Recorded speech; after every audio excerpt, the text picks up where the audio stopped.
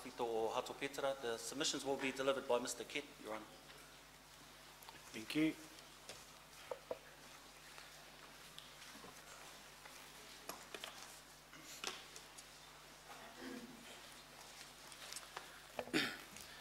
May it please the Tribunal, Mr. Newson, Mr. Rawiri and Tauira pass their thanks on to the Tribunal for consideration of their claim. The 1385 claim concerns in essence the loss of grant lands. The loss of these lands was facilitated by Crown legislation and policy. Hato Petera College, which sits on land in Takapuna, initially part of an endowment from the Crown to the Catholic Church, is struggling today. Its finances are all over the place. The buildings are dilapidated. The role is struggling. It's very much looking like closure is impending. And it's a case of what could have been for this school had the Crown not allowed the land that was originally endowed to the church for the support and maintenance of the school and its predecessors and the support of Māori education. The Crown allowed that land to be alienated and, more importantly, allowed the proceeds of those alienations to be utilised for purposes other than those set out in the original grant. The purposes in the original grant were to support and maintain, in our submission, primarily Māori education, and to support and maintain the education facilities related to the grant land.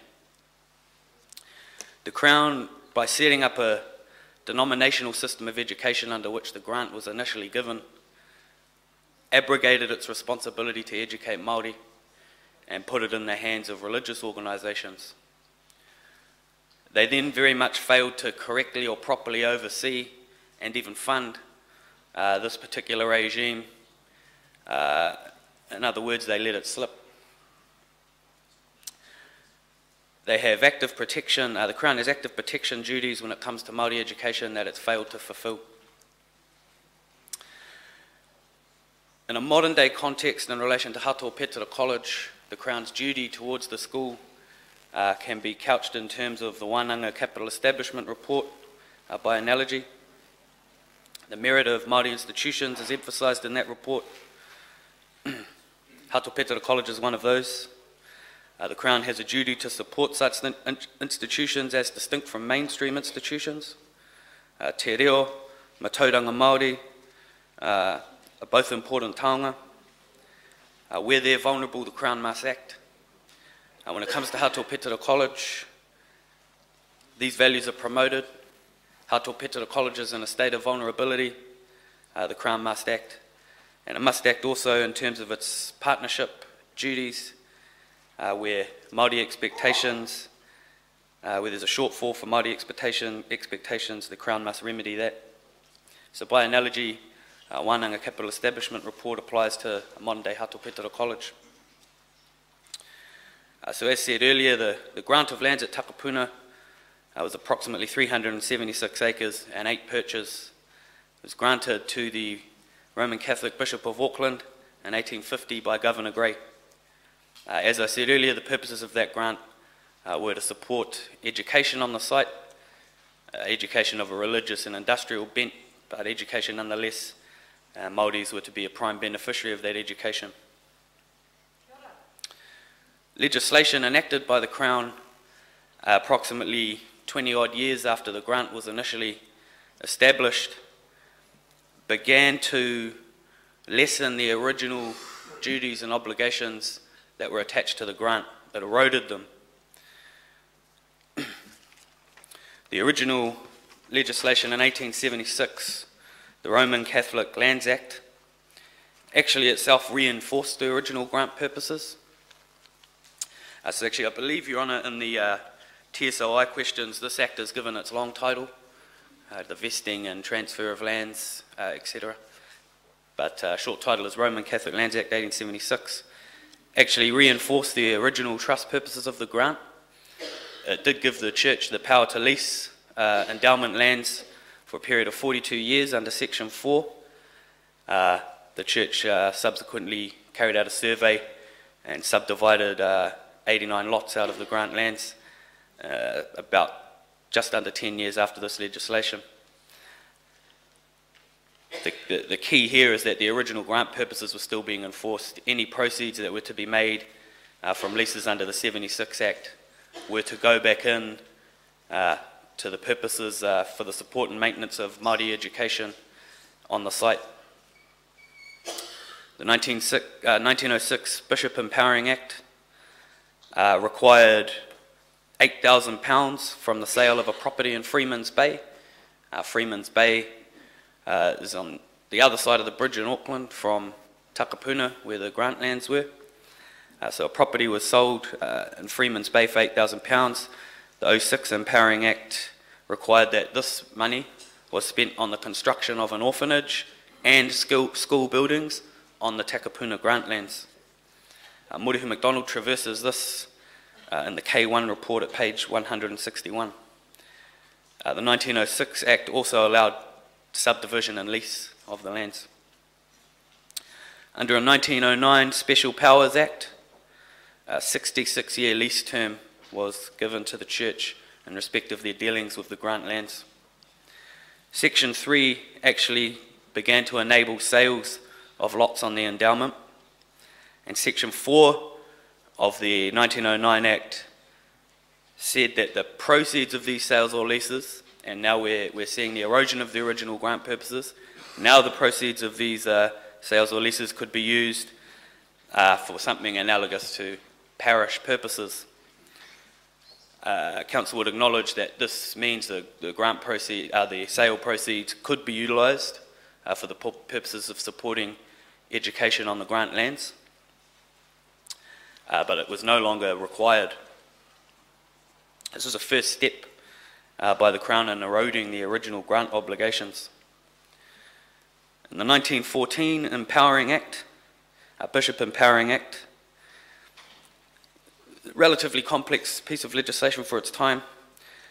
Section 1 stated that it shall be lawful to build a boys' school on the grant lands with religious instruction, somewhat still within the language of the ordinance and the original grant.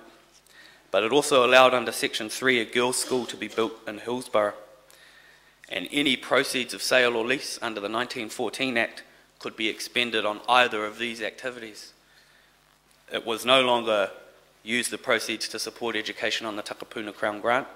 It was use the proceeds to possibly support education on the Takapuna Crown Grant, or possibly support education in a area in a Hillsborough, another part of Auckland. A 99-year lease power was also given under Section 6, and Section 13 allowed the bishop to lay off roads.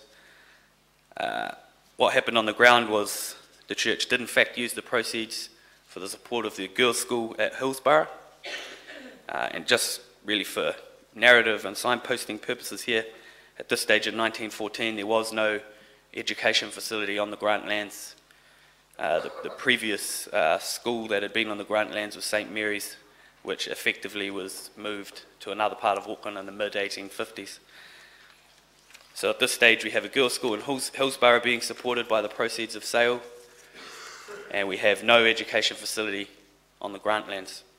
We do, however, have St Joseph's Orphanage, which is what the buildings of St Mary's were being used for.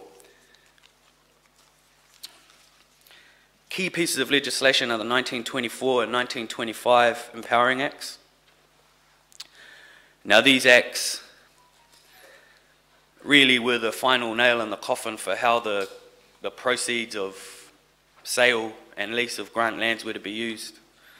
What these acts effectively did was indemnify the church from any legal risk when it came to the use of these proceeds.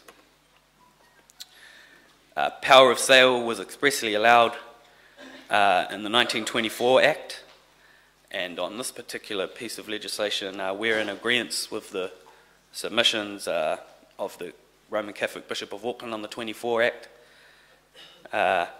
Count South, or the Roman Catholic Bishop, also submitted that the 24 Act reinstated sale. 1925 Act allowed the proceeds of those sales to be used for all Catholic schools within the parish of Auckland. As it was again on the ground at this stage, other schools benefited, there was still no education facility for Māori, or at all, on the Takapuna Crown Grant lands. By way of this legislation, a number of land sales took place. As I noted earlier, the original grant was just over 376 acres. 5 periods of land sales began soon after the 25 Act had been passed. In 1927 to 35, approximately 84 acres were sold to private purchasers. And in fact, 24 acres were taken under public works legislation for the Oniwa Domain. A second period of sale took place in 1941. This amounted to around 10 acres. 56 acres of land were sold for around £7,500. Ostensibly, the land was initially alienated for defence purposes by the Crown. When compensation was sought by the Bishop and another private proprietor of those lands, the Crown in fact instead offered purchase as opposed to alienation for defence purposes. It's a rather complex transaction that MacDonald does traverse in his K1 report. Part of the transaction was Bishop Liston at the time made sale to the Crown conditional upon an exchange of land for the Marist brothers associated with the Catholic Church to have some land in Glen Innes. This was approved. All up 56 acres were alienated.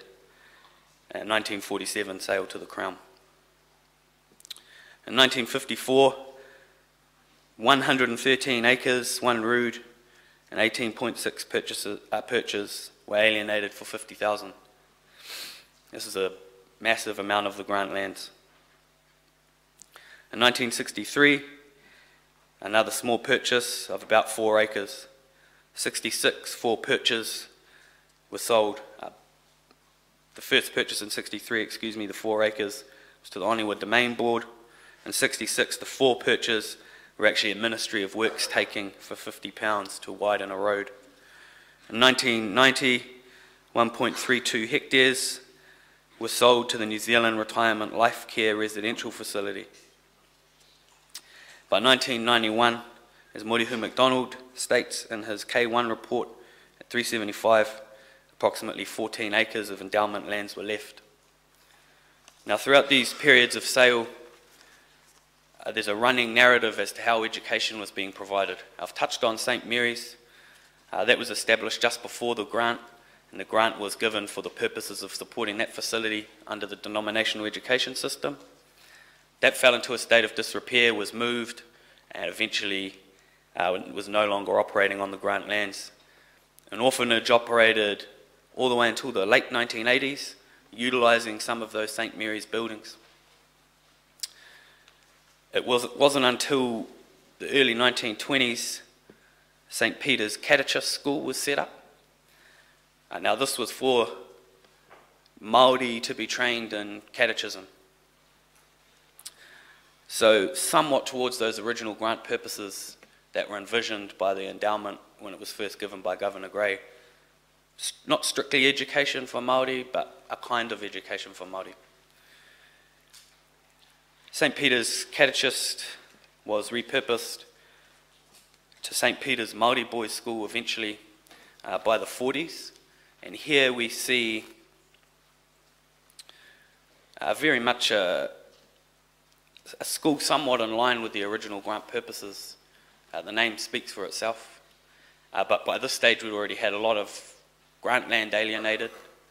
So the support for that school was already less than what it would have been had the Crown grant lands either A, remained in the ownership of the bishop under the grant, or B, had the proceeds of sale been utilised towards its maintenance.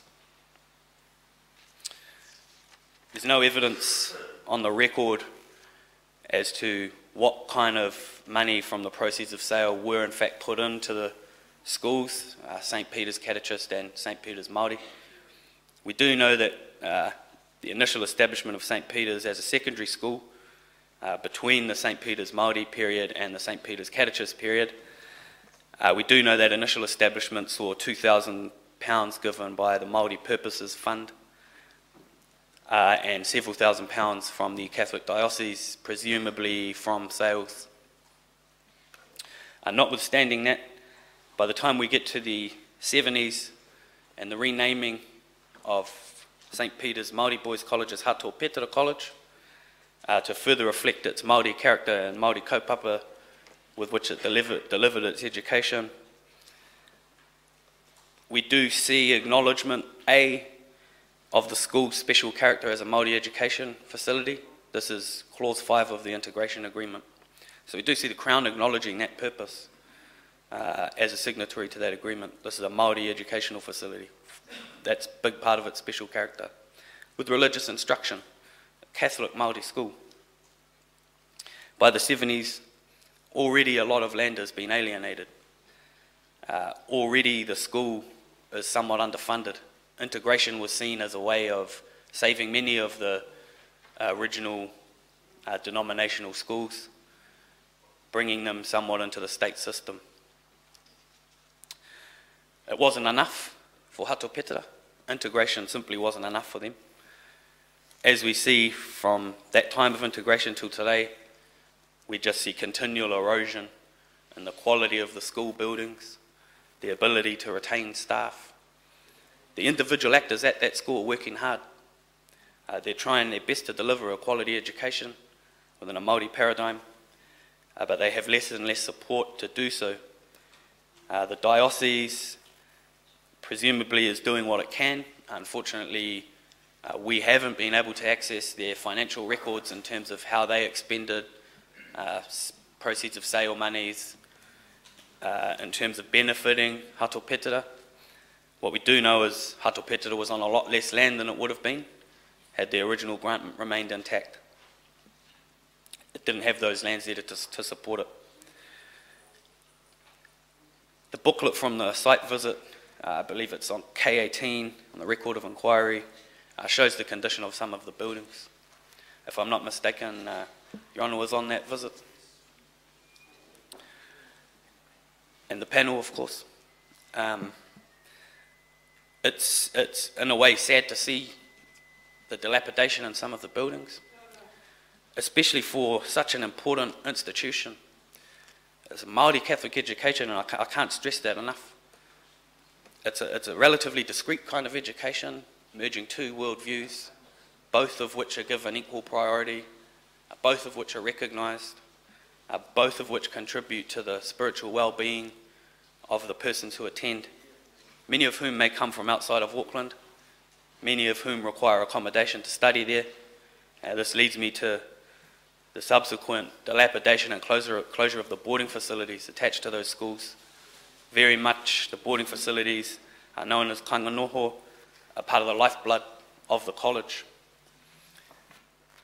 Those facilities coming into a state of disrepair, despite attempts by members of Ngā Tauira to help with their maintenance, just their own mahi in the summer breaks, trying to fix them up. Excuse me.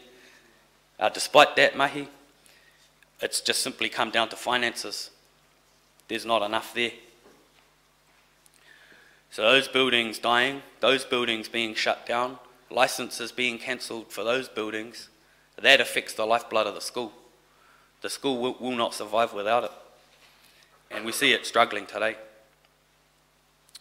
As I said at the beginning of this submission, it's very much what could have been for this school. You can see other schools around Auckland that have either kept maybe smaller endowments but kept them intact. They're doing great.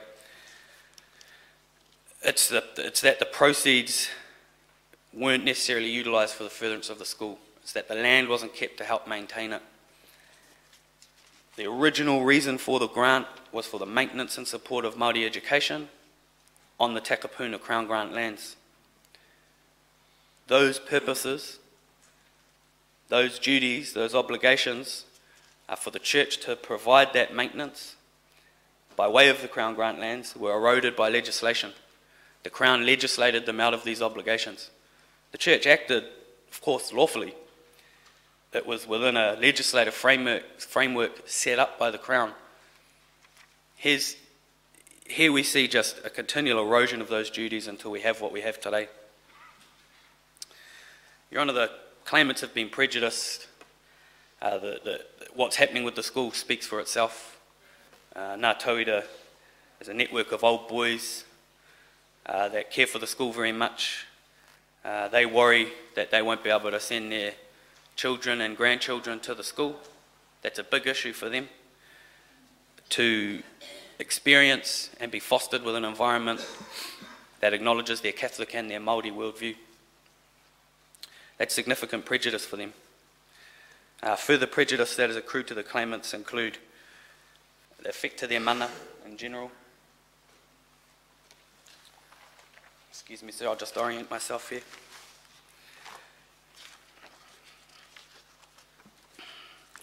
As I said, Ngā Tauira is affected in not being able to know the school will still exist for their children and grandchildren. All Catholic Māori are prejudiced in not having this option available to them, or potentially not having it available to them. There's still hope that the school can survive, but it's going to struggle under the current circumstances. So that potential has been lost to anyone who may have wished to utilise it. The original intended beneficiaries of the grant, Māori, Catholic Māori, they've been left by the wayside. I'll move to relief, sir, if I can. First of all, a finding that the claim is well-founded, and the finding that under the Crown Grant, the Church was unable to sell Crown Grant lands, and then a further finding that the Crown facilitated the loss of grant lands by way of legislation that enabled the Church to sell those lands and to utilise those proceeds for purposes other than that originally intended by the grant. A finding that as a result of the loss of grant lands and a loss of the proceeds of those grant lands, Hato Petera and its boarding facility face financial hardship. Finding that as a result of the loss of the grant lands, Hato Petera College and the boarding facility will close, may close, and the claimants will be prejudiced as a result. Furthermore, a recommendation from the tribunal that the Crown formally and publicly apologise to the claimants for allowing for the demise of Hato Petera College through its enablement of the sale of the grant lands, its lack of oversight, it's left things unchecked there. A recommendation from the tribunal that the Crown fund the establishment of a boarding facility on or near the college to support the boarding of future students and to help revitalise the school. A recommendation from the tribunal that the Crown fund the development of new buildings and related infrastructure at Hato Petera College. And the last submission on relief, the signalling by the claimants about the possibility of a remedies hearing, a resumption of Crown Grant lands upon which AUT stand can be looked at by the tribunal. If the tribunal has no questions, that completes Council's submissions. Kia ora, Mr. Kidd. Kia ora. On page 13, you characterise the Bishop's interpretation of the grant made, the endowment grant made by Governor Gray as black letter law. Can you explain what you mean by characterising it in this way in the context of the Crown Grant and why you're critical of that approach? Yes, I can, Doctor. So the Bishop is very much in line with the Crown and really just looking at the ordinance that underpinned the denominational system, reading its black letter, and that's its purpose. The black letter is something akin to for the education of children of both races in religious instruction, etc. Now, the strange thing about the submission in that respect is that both races still obviously considers Māori, so at worst they're a beneficiary of the original Crown Grant, which uses ordinance language. On the other hand, we submit that I guess for want of a better term, the matrix of facts behind the denominational system being set up by the 47 Ordinance and the Crown grant suggests that in fact its primary purpose and focus was what was called at the time native education. We have several items of evidence in support of that. Morihu MacDonald reproduces correspondence between Bishop Pompelia and Governor Gray in and around the time of the grant, and I'm paraphrasing here, but something to the effect of, thanks for the grant, we'll use it for those purposes of native education that we've been discussing. So that is in MacDonald's report there. If you'd like a specific reference to where that particular correspondence is reproduced, I can give that to you. So that's at page 62 of the MacDonald report, K1. Furthermore, the historical research of Barrington also suggests the denominational system and the grants given under it were primarily directed towards native education. Now, the both races language in many respects is political language. There's often settler pushback. You're just helping out Māori. Why not the Irish or the English or the Scottish? So both races' language could be seen as potentially quite political language. We argue background facts, background circumstances, native Grey's intentions, as evidenced by correspondence. There's a significant amount of that correspondence on the public record in AJHR reports, in the diocesan archives. Even Fitzroy's ordinance, which preceded Grey's ordinance, was clearly directed at native education. So the reason that we do traverse that in the submissions is that we just want to distinguish these two points of view. The ordinance and the grant can either be looked at and read just on the face of them, which Māori has become a beneficiary of the grant. Our interpretation is that a wider view, a contextual view, suggests that Māori were intended to be the primary beneficiaries of the grant in terms of education. A small distinction, but one that we think is important to make. And in that sense, you can go right back to the beginnings of the Crown decision, right from 1840, that Māori education would be delivered not by the Crown, but through the churches, the three churches at that time. Yeah, the writing had been on the wall about this system of education for a while, and it was about civilising and assimilating, and they felt that the quote-unquote moral teachings that the religious organisations could provide will go a good way towards that civilising project. And you're suggesting that in treaty terms it's important that the language of the grant not be read as black letter law? We submit that it should be read within its context, the historical context at the time, which, as he pointed out, goes back to very much around the time of 1840, all the way through to the establishment of the ordinance and the granting of lands to religious organisations. We think that's a far more appropriate way to interpret these grants, and specifically this grant as it relates to the Takapuna lands. Thank you. You've also suggested that the effect of the legislation allowing grant lands to be sold had been, as you put it, forgotten by the Crown at best and deliberately undermined at worst. Now, in either case, what does that tell us about the Crown's discharge of its treaty duties? In either case, they've failed to discharge their duties in respect to active protection and respect to good faith. Council doesn't want to suggest whether it's somewhat of a negligent oversight or whether it's a deliberate part of the plan. I wouldn't be comfortable going into that particular conversation without significant support to draw a conclusion. I think it sits somewhere along that spectrum. That would be how I'd answer that question, Doctor, if that satisfies you. Thank you very much. We have no further questions. Thank you for your submissions on the claim for the Hato Petra School. Tēnā. My thanks to the panel. Your Honour, that concludes our presentation this morning. The closing submissions that Tamaki Legal were scheduled to present, sir. That's that lot. We seek leave to withdraw at this point, Your Honour. Leave is granted. Just before you withdraw, can I thank you, Mr. Naden, for your written submissions and your team. Thank you and your team for the presentation of those. They have been very helpful.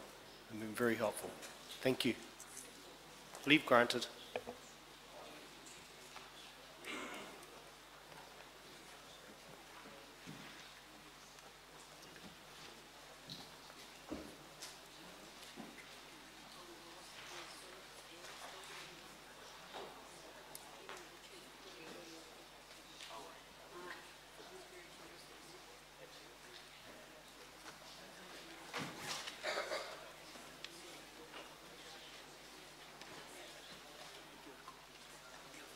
Kia ora, team.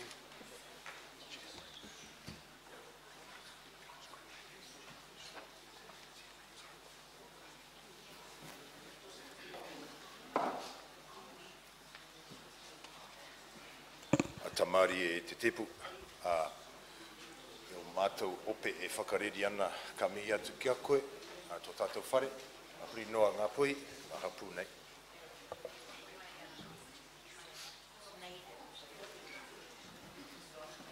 Tawhaki, just so for the next three presentations, we are looking at 3.3.269, that's Y 1842. Ai, tika ana. Then we move to Y 1678, 3.3.281. And then Y 985, 3.3.294. 294. And we'll look to complete all of that by 12:40. Tēnā koe te kai whakawā.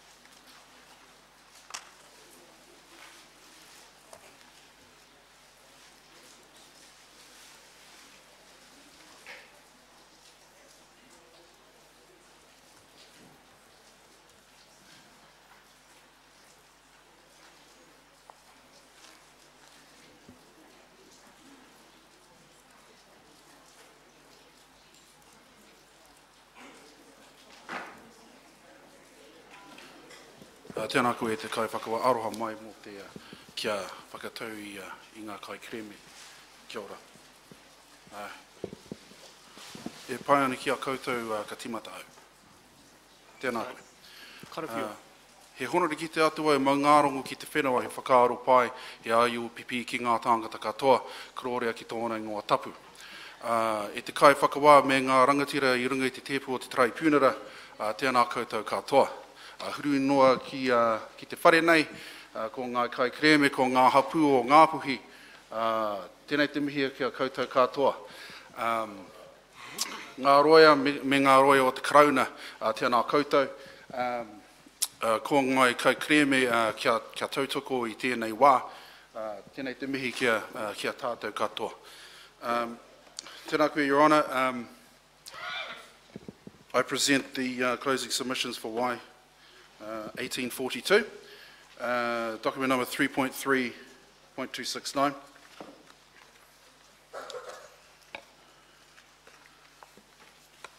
I'm just going to jump straight into it, Your Honour. Kia ora.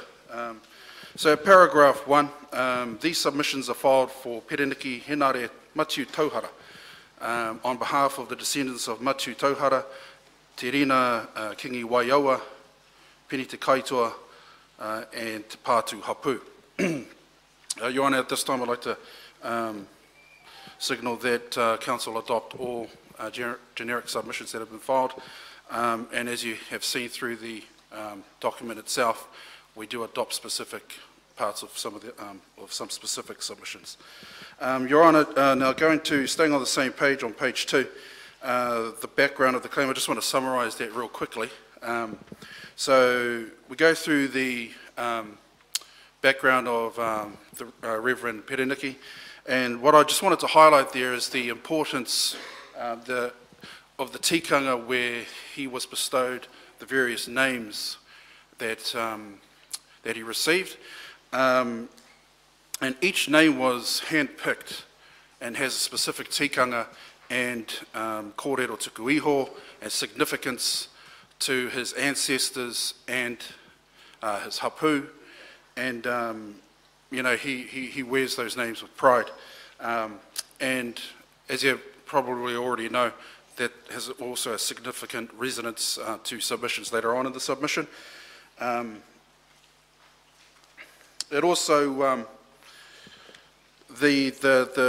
some of the names that he's been given also maintains that the various whānau connections and whakapapa that he has to different tribes and different whānau.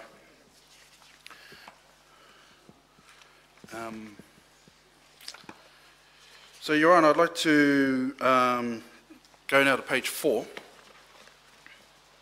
where we talk about the Crown duties, and paragraph 13. It is Council's submission that the application of the principles are dubious due to the fact they were conceived and developed from within a Pākehā sphere of legal discourse in Westminster-style judicial and political process, all under the presumption that ultimate authority over Māori rested with the Crown. So, Your Honour, I just wanted to briefly delve into the principles here and our position on that. And a lot of this has come about because of the Stage 1 finding. That cession didn't occur from Māori to the Crown at the signing of the treaty.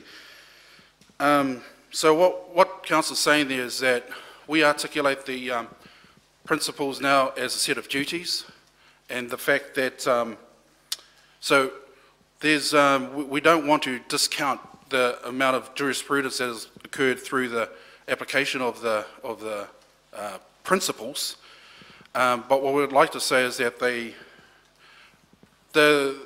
what I want to highlight is that the principles have continued to evolve. I mean, there's even been addition of new principles such as reciprocity, etc. And all we're saying is that we've reached a new stage of that evolvement and that metamorphosis. Now, whether because of the finding, the Stage 1 finding, whether the principles should be done away with, that might occur. I don't know. But what I want to say here is that we will... Don't we as a tribunal have a legislative problem in that our Act requires us to judge against the principles and breaches of the principles? Oh, absolutely. This is going to be a very complex process.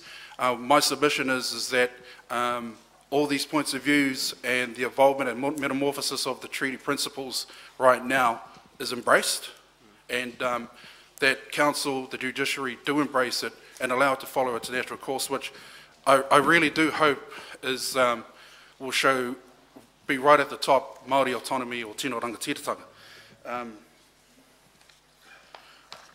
So I'd like to turn now to paragraph 15.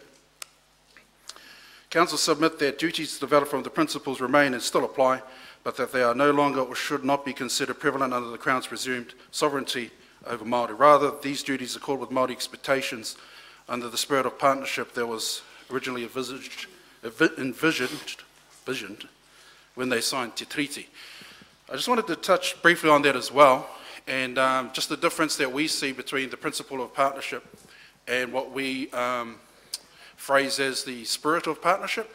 And it is consistent with the findings in the Stage 1 report in that Māori rangatira, Te Raki rangatira, when they signed Te Treaty, saw partnership, that they were agreeing to a partnership then, rather than it being articulated as a principle later on.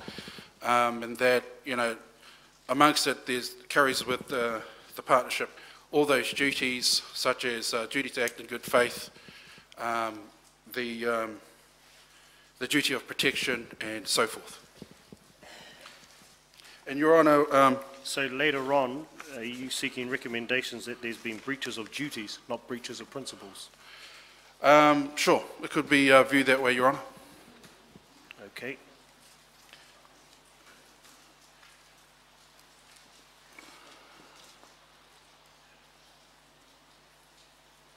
Your Honour, I'd like to skip now to page 7, in paragraph 28. Yes. Te Raki Māori rangatira had already asserted their tino rangatiratanga mana motu hake prior to Te Tiriti through the signing of He Whakaputanga in 1835. I just wanted to comment here that, and this is consistent with the evidence of Reverend Tauhara, that the He Whakaputanga was an assertion then of the tino rangatiratanga of Te Raki Māori, and that their signing of the treaty was just a follow-through from that. Now, I'm aware of the Carpenter report and some of the analogies made in that report, where most of the, well, I guess a lot of the findings in there is that the He Whakaputanga was politically driven, and that there were a lot of... So, Mr. Lambert, what's your point here? Because I thought that we've actually considered that in the stage 1 report. Yes, and I will you relate wanting that us to back to the hapu, reconsider Your it? Honour. I will relate that back to the hapu in a few seconds, Your Honour. I just wanted to say that in terms of Te Pātū, I don't know whether they even considered those kinds of political machinations, but all I want to know is that from their perspective, it doesn't matter what was going on behind the scenes. What matters is why they asserted their tino rangatiratanga through He Whakaputanga. Kia ora, and that was, you see in paragraph 31, I do refer to the stage 1 report again, Your Honour, in support of that.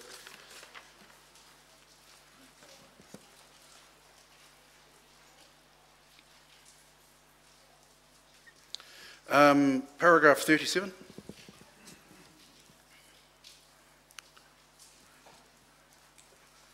Te Pātū retain the right to exercise their own tino rangatiratanga over their lands, tikanga and resources, and at no point did they cede this right to the Crown.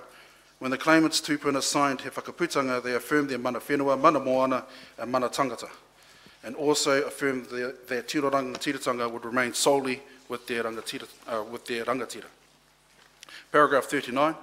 The duty on the Crown to actively protect Te Pātū tino rangatiratanga is paramount. This protection is not merely a simple acknowledgement of tribal autonomy and self-management, but includes a requirement that the Crown actively protect and support Te Pātū with the utmost good faith in the exercise of their rangatiratanga.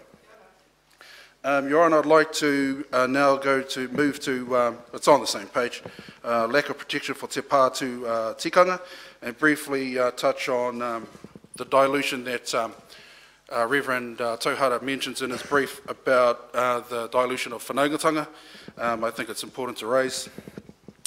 All throughout the inquiry, we've seen evidence where Crown actions or inactions has led to the degradation of tikanga, and one important tikanga that Reverend Tauhara brings up is the tikanga of whanaungatanga, and how because of the dilution of that important tikanga to his whānau and hapu, that, well, I guess to take a step back is how important it is to Te Pātū, and that it fosters and keeps the whakapapa together. And indeed, Dr. Manukau Henare did mention it as one of the 3 main principles or guiding principles that govern the way in which whakapapa works in Ngāpuhi society. And through the acts of the Crown, the hapu have seen a real degradation of that. And Council submits that the Crown breached its duty to actively protect. Your Honour, I'd like to now move to, on the same page 11, ko te waiho i ngā ingoa tūpuna, and this is a follow-on from my introduction in terms of Reverend Tauhara receiving the various tūpuna names. And just want to summarise it briefly in that a lot of the ancestral names were changed to Christian names by the missionaries. And the claimant does refer to this as a stripping of their identity. One thing I would like to mention now, though, is a real dichotomy that's happening within the evidence for my client, and that is that Reverend Tauhara is trying to balance two worlds. So he's a reverend, he's got obligations which he embraces for his Christian beliefs and so on, yet he's also presented evidence on the negative impacts that missionaries had on Te Raki Māori and Te Pātū. But I think what is definitely clear is he doesn't hold back in terms of his statements about how missionary actions and how they influence negatively in terms of breaking down whanaungatanga, breaking down Māori identity. So I just wanted to highlight that there, and that you know, it must be very difficult for someone that is proud of both heritages. I think we can see, though, that it is possible to walk that line, where you can, and he's a prime example of that, where he upholds his tikanga and is very proud of his hapūtanga, but he also balances well his Christian obligations and his obligations and responsibilities as a reverend. I think one of the other things I'd like to comment on that is that the Crown had a duty to ensure that the missionaries at the time didn't completely try to strip away and break away tikanga Māori here in Te Raki o Te Paparahi for Ngāti Te Pātū, and they failed in providing that adequate protection. I'd just like to read paragraph 51. The intentions of the missionary movement within Northland was to assimilate and colonise, and changing Te Pātū ancestral names essentially stripped them of their identity and whakapapa. Paragraph 54.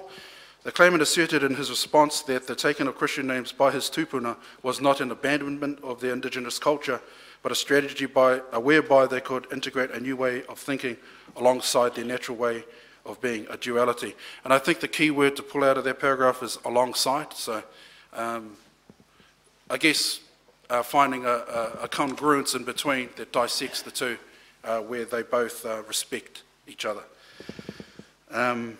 Paragraph 55, council submit that the taking of Christian names by Te Pātū was in no way an acquiescence, but instead an attempt to accept Christian values whilst maintaining their Te Pātū identity and tikanga.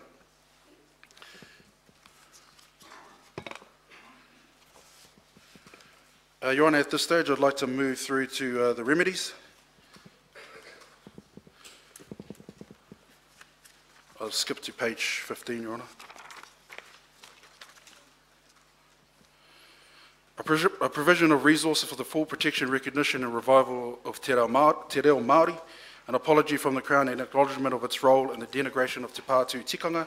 Sorry, can I just hold you there, Mr. Lambert? When you talk about recognition of Te Reo Māori, what are you contemplating there? Your Honour, that's... I mean, Māori's been recognised as an official language, so what other recognition are you thinking of? That would be a step-by-step process.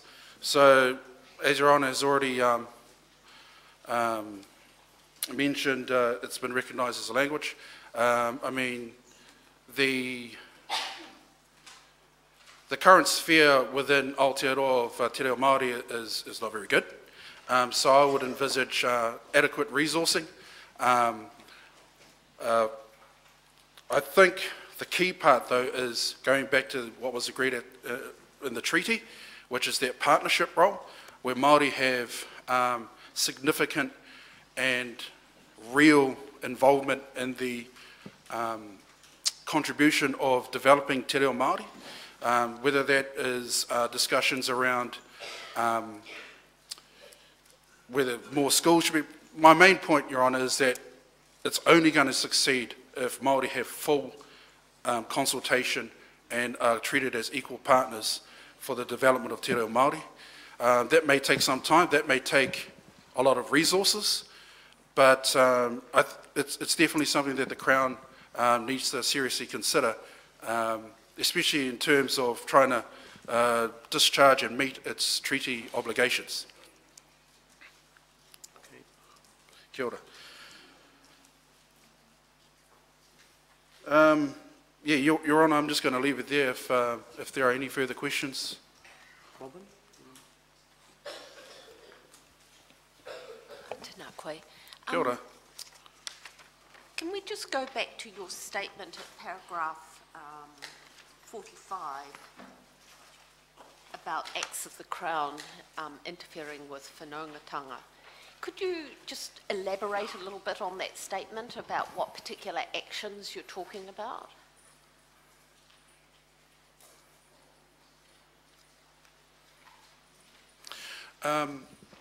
It's really hard to point to a specific action, but what I can say is that just in terms of the lack of respect for tikanga Māori, you'll find that a lot of the legislation is always to the detriment of Māori and doesn't really consider tikanga Māori.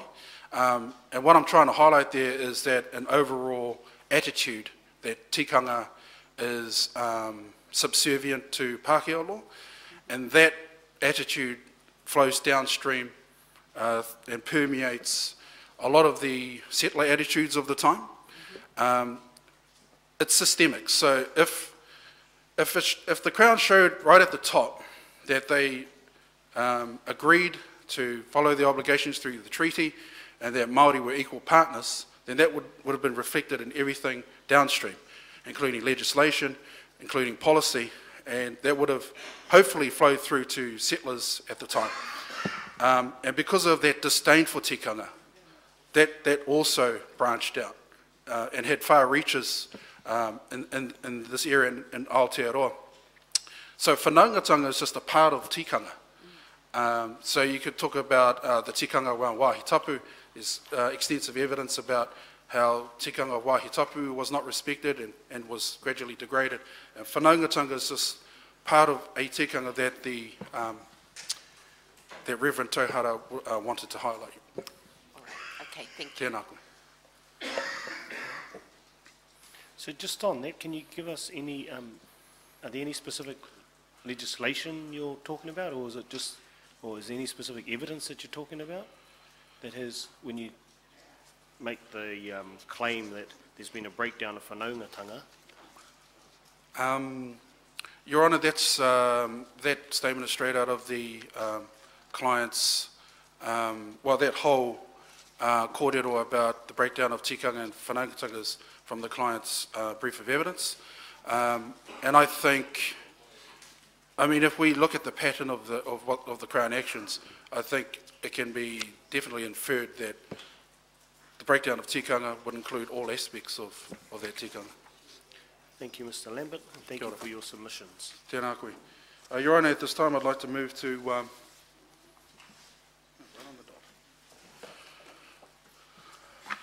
document 3.3.281, and it's for WISE 1678. Kia ora. Tēnā koe. Your Honour, I don't plan on spending too much time on this submission, Your Honour.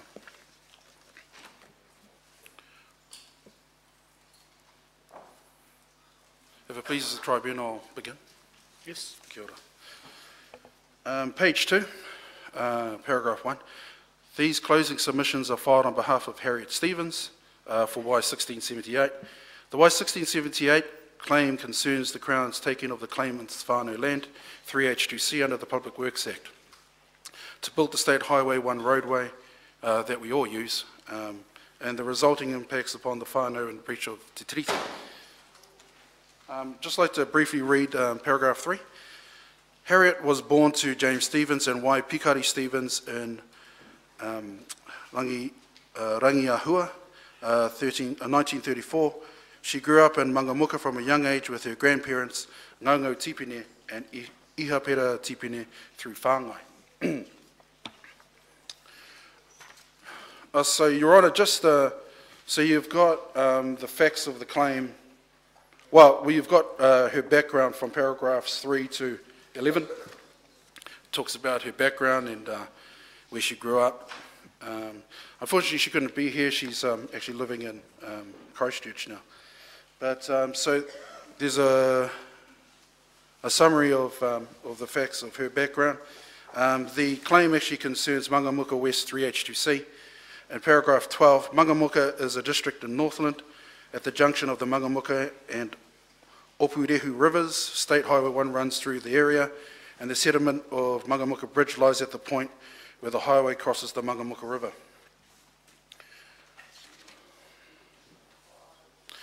So, Mangamuka West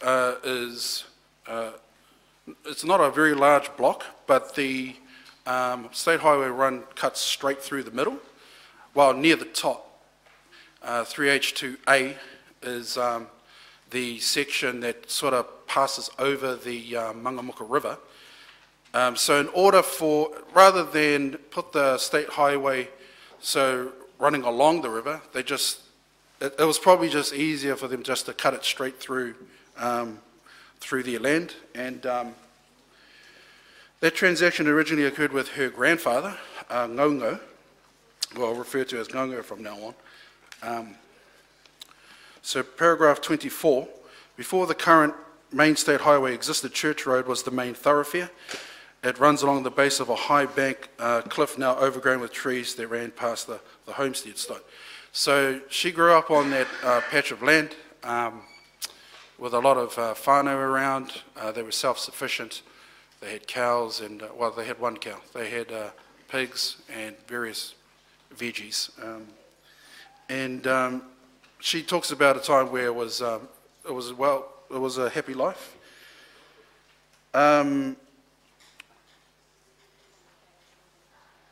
Yeah, and the current state highway just dissects right through the land. Now, the reports that we rely on is the McBurney report in terms of public works and the stage 1 report. We accept a few generic submissions on public works as well and various others. I won't go through the treaty principles as I've already traversed that in the previous claim, Your Honour, but I would like to read verbatim the Crown duties in relation to public works takings that's taken directly out of Mr. Hockley's submissions. That's on page 9. Paragraph 43, well, I'll go to 43.1 and continue from there. Create legislation which recognise and respect the Te Raki Māori Tino Rangatiratanga, consult with Māori on the development of public works legislation, afford the same protections to Māori expressly preserved in Te Raki as to European or general lands, minimise Māori taken for public Māori land taken for public works, engage with Māori about the land which they propose to take for public works, properly compensate Māori for the land which the Crown acquired for public works, return lands no longer required for the purpose of which they had been taken, and oversee the systems in place for public works takings, such as the utilisation of public works legislation by local authorities to ensure they were compliant with their treaty obligations. Skipping to paragraph 44, Council's contention is that public works legislation was characterised by unilateral decision-making and lack of consultation or engagement. Paragraph 45, it was Crown policy that targeted Māori land as a cheap option to acquire land for public utility purposes, including the expansion of the state highway road system. Paragraph 46, Crown policy relied on the poor quality and confused state of legislation to allow the taking of Māori land. And paragraph 47, this is the legislative regime that Ngaungau had to contend with. So, Your Honour, what I wanted to mostly highlight there is that Ngaungau was already at a disadvantage when it came to the negotiations, or however you want to put it, the discussions with the Crown in terms of whether he wanted to allow them to have that have the road cut through his land. So he's already at a disadvantage, and our submission is that they probably were going to do it anyway, because it looks like if you look at the way that it cuts through the land, it's probably going to cost too much money to go around it. There was Church Road that was already there. I don't know if they considered to place it through there, but then it would make it run along the river, and I'm not too sure if that was even considered. We couldn't find any evidence on that. So I just wanted to highlight that this is the oppressive legislative regime that Ngongo would have had to deal with at the time.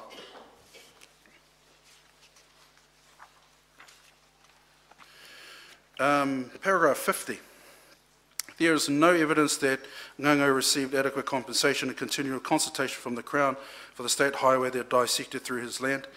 Your Honour, all we could find, well, firstly I'll say that Whai Harriet was very young at the time, so her recollection is a little blurry, but also the fact that the only evidence we could find of any compensation, which we've attached to exhibit as an exhibit to V11C, was a memorial where it outlined that he was to receive £10 in 1960. For how much land? Well, essentially what it does, it dissects that land. So the, well, it's actually outlined in the facts, Your Honour, the size of the block in the facts. But rather than go through that again, it just, even if you work it out today, I don't know how to work it out, inflation or whatever, but it's probably not going to be much. And hardly speak cries of active protection or any of the duties under Te Tiriti. Yeah, so that's what I'd like to highlight there. Your Honour, I'd like to skip to the summary now and read 53 and 54. For Whai Harriet, public works legislation enabled the Crown to cut through her whenua and create a thoroughfare through her land that continues to cause discord within her whānau. It violated her mana and her tino rangatiratanga, and that also of her whānau. That mamai is still felt by Whai Harriet and her whānau today. This has left her frustrated and heartbroken due to the fact that since the taking of their land, her whenua has become the source of intra-whānau conflict. The compulsory taking of now a very tiny remainder of their whenua tupuna has increased pressure on the whānau. Whai Harriet said in her evidence, how is it that someone can just come to our land, cut it up, and then put a road through it? The partitioning of the land has also caused much confusion and conflict in my whānau.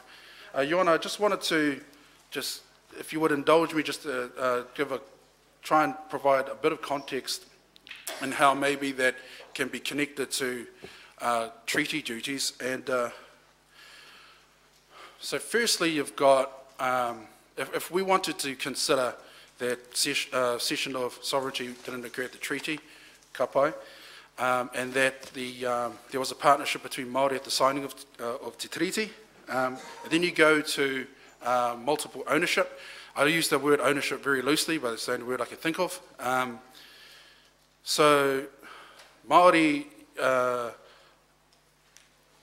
mana whenua rights to land through whakapapa, ahi kā, tuku whenua, and things like that, which is a tikanga of Te Ao Māori. And then what you have is essentially a whole change of that entire model and paradigm where families, and we see this through litigation in the Māori Land Court all the time, where families are forced to quantify and fight over little bits of shares. So what I'm saying is that it's a total disconnect from the tikanga Māori way of ownership or having mana whenua to land. And then these families are forced to accept and work within a Pākehā structure and model of apportioning land shares to each other, so they're fighting over 0.003 shares or whatever, and that seems to be the cause of a lot of conflict amongst Māori whānau. And you know, what I'd envisioned envision is perhaps what the rangatira, when they first signed Te Tiriti, first thought of, and that is that of equal partnership. So where you can have the Pākehā system, and then you can have the Māori system. Tuku whenua, tikanga, ruled by tikanga, tino rangatiratanga, and they can operate side by side. Your Honour, those are my submissions, if there are no questions. Thank you, Mr. Lambert. I think Dr. Anderson is, Dr. Parsonson has a question. Kia ora. Yeah. Kia ora, Mr. Lambert. Now, I apologise if I've actually missed something in your evidence, but in paragraph 21, you cite a memorandum from the Commissioner of Works to the Registrar of the District Māori Land Court, is it? Proposing a notice of intention to take land be issued to Māori landowners. That's correct. And the Commissioner asked the Registrar to advise quickly if there were any objections to the notice and to give names and addresses of principal owners on whom notices should be served. Was it possible to find any reply from the Registrar in response to that request? I don't believe we did, but one thing I would like to know is that something that was mentioned by, I think it was my learned colleague, Mr. Gilling, when he was asked the question about, actually I can't even remember what it was about, but I just remember what he said. He was talking about the fact that a lot of the notice, the capture of the notices wasn't far-reaching enough, and that a lot of Māori wouldn't even see that stuff. So it's quite possible that the various notices, even in gazetting, that it might not have reached the relevant parties. In terms of your question, we did not find anything around that. Yes, and so we don't know if Mr. Tupeni ever received notice, in fact, that there was an intention of taking his land. Pardon me, sorry. That's all right. We don't know if, in fact, following from that request among the bureaucrats, whether notice was, in fact, served on Mr. Tupeni about the intention to take his land. No, we don't. Thank you. That's kia ora. Thank you, Mr. Lambert. Tēnā koe te kawhakawa e te traipūnera ngā hopu o ngā buhi. Tēnei te mihi ki a tātou. Kia ora. Kia ora. I now call my learned colleague, Mr. Tofi. We'll start now and we'll continue after lunch, Mr. Tofi. Thank you, sir. Document 3.3.294. 294, sir, yes. Whakapai e tātou I te koraha, he huarahi mo I hoa. Whakatika e te tito hea, he ara nui mo tō tātou ariki, ti hei mauri ora. Tō tahi rā kā tuku mihi ki tō tātou kaihanga. Nāna nei tātou pupuri tia tonu tia, I ona ringa kaha, ona ringa atawhai. Nā reira, e pā, e te tama, te wairua tapu, tēnā koutou. Ki te mana take, no kōnei. Arā, ko te parawhau, ko ngā tikahu o Torongare, me ngā taniwha, me ngā hapu kai tangata o tēnei tai whenua. Arā, ko whangarei tēnā koutou.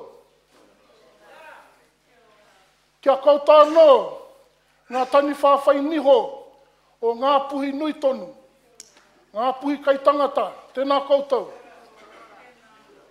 Ko tā mātou kia koutou, kia kaha, kia māia, kia manawa nui. Mā te atua koutou, ka toe manaki e tieki. Kia koutou, e te tepu, tēnā koutou, e te kaiwhakawā, e ngā mārei kura, e te pāpā. Ka tū koutou, hei koro wai mō mātou. Nā reira, ko tēnei te mihi, mai o hā te mihi aroha kia koutou.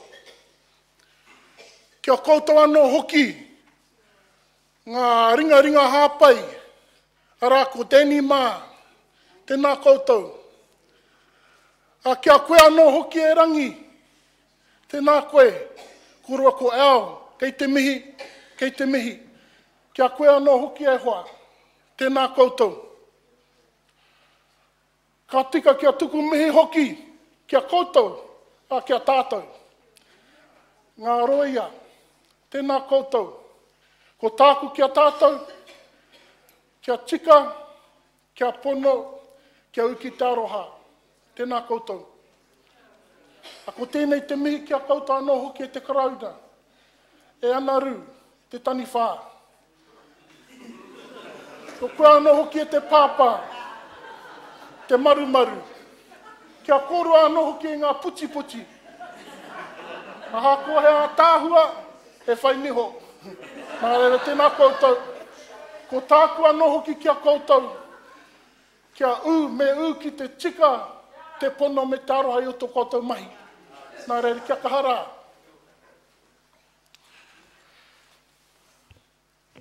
A ko tēnei taku mihi aroha, kia koutou, ngā kaikurene.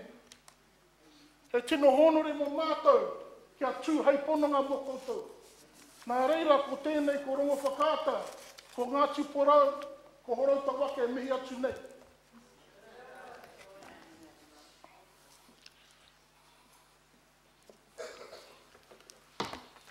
And we're ready for lunch. Tēnā koe, Mr. Tofi. And we'll continue with your submissions after lunch. Yes, sir. Thank you.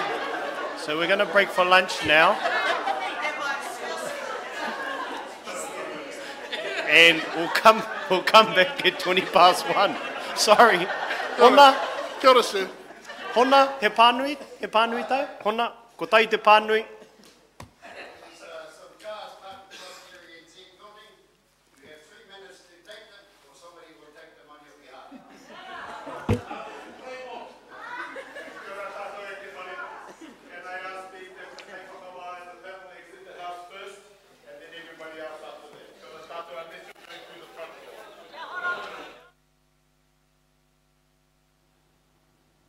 Ai tēnei te mi kona kia koutou te whānau, a ka runga koutou ka whakatā rātu mō tēnei ngā wahanga. Ngā mihi anō kia koutou hakarunga mai na ki tēnei taonga tātou mai te marae nei ko Tiringa Prawa Whāngarei.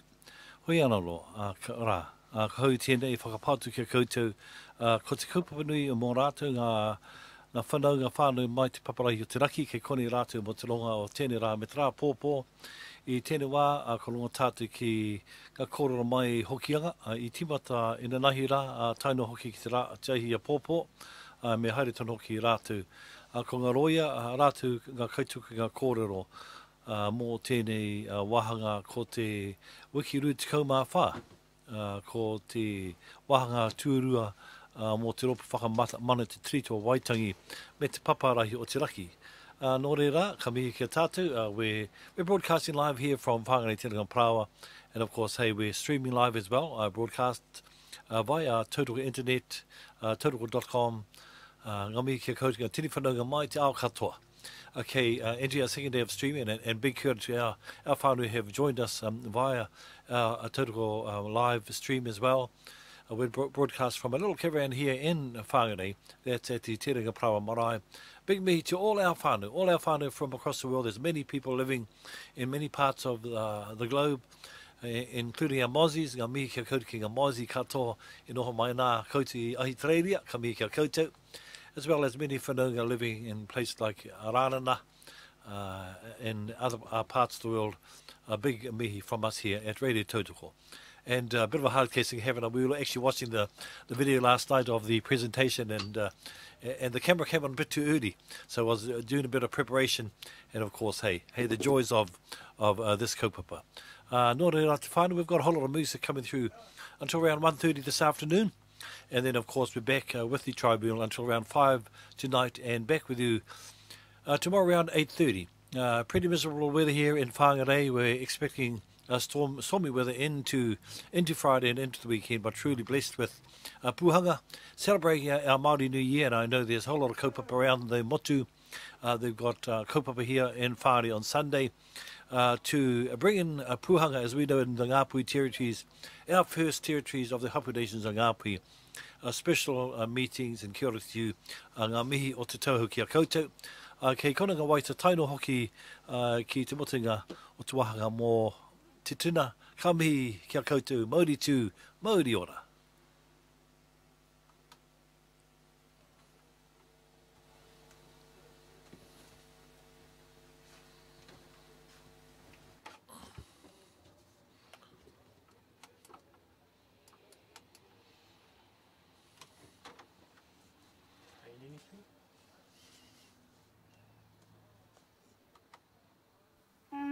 Ko maunga tani whā te maunga, ko manga muka te marae ngā puhi, te whare hokianga te moana ngā puhi, nui tonu te iwi e ngā reo, e ngā mana e ngā kāranga, ranga maha nau mai, haere mai.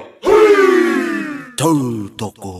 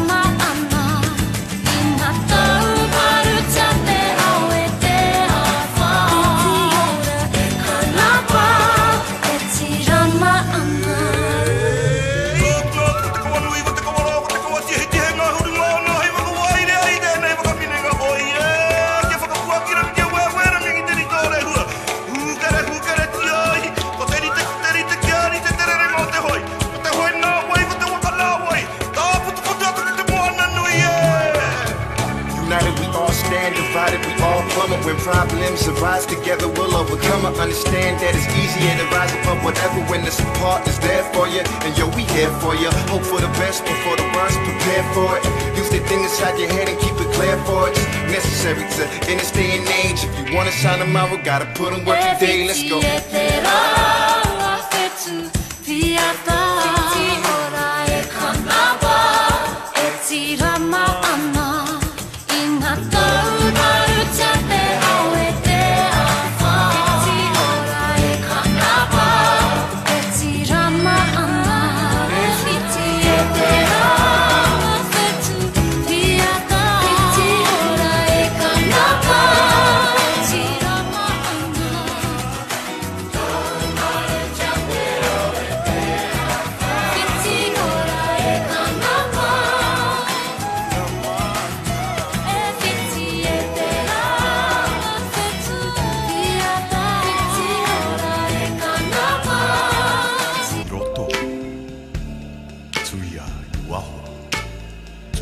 te herenga tangata. Ka rongo te pō, ka rongo te ao. Haumi e, hui e, tā iki e.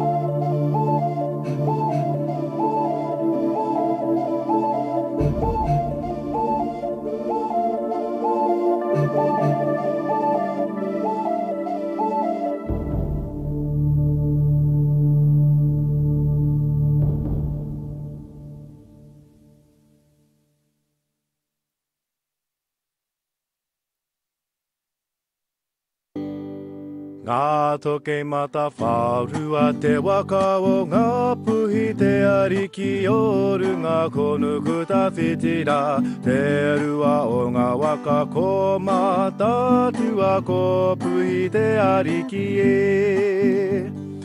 Ko puhi te ariki e. Rahiri te tupuna e tu mai ne tana whakatauki e puke puke ana I waiho I whiria te paiaka o te riri te kawa o rahiri e. Te kawa o rahiri e. Ue one rā nāna I hari mai te wahine a whakakiwa no roto wai kato e noho nei rā. Ngā puhi tani wharau ngā uri o reitu e. Ngā uri o reitu e. Wai miri rangira te kuini o ngā puhi e takoto mai rā I roto hoki a ngā nāna I kauhora ki runga toke rau e rima ngā iwi e. E rima ngā iwi e. Ngā puhi te rarawa e tu mai ne ko ngā ti whātua ke runga tamaki ka uri whakararo ko ngā ti kahunui me te au pōuri e. Me te au pōuri e. Kei hoki angara, kei tau marere ngā puna wai ora o ngā tūpuna ka mimiti tētahi katoto tētahi ka huri whakarua e. Ka huri whakarua e. Hina maru te tūpuna ngati hine te hapu tōna whakatai. He puke puke rau, kei tau marere here here I te riri terere I tiria e. Terere I tiria e. Ko kawiti hone heke ko aka nene I haina tia e te tiri tia wai tangi ka haina ngā puhi putano I ona rohe ka huri whakarunga e. Ka huri whakarunga e. E kia mai ne kua ngaro ngā puhi waiho kia takoto he tiko ki waka nui he tuturu whare nui ko puhi tani wharau ngā puhi ko whaora ngā puhi ko whaora haere mai e te iwi ki rungo waitangi ko ne tātau whakanui tahi ai e te tai toke rau pōwhiri tiara ngā iwi o te motu e. Ngā iwi o te motu e.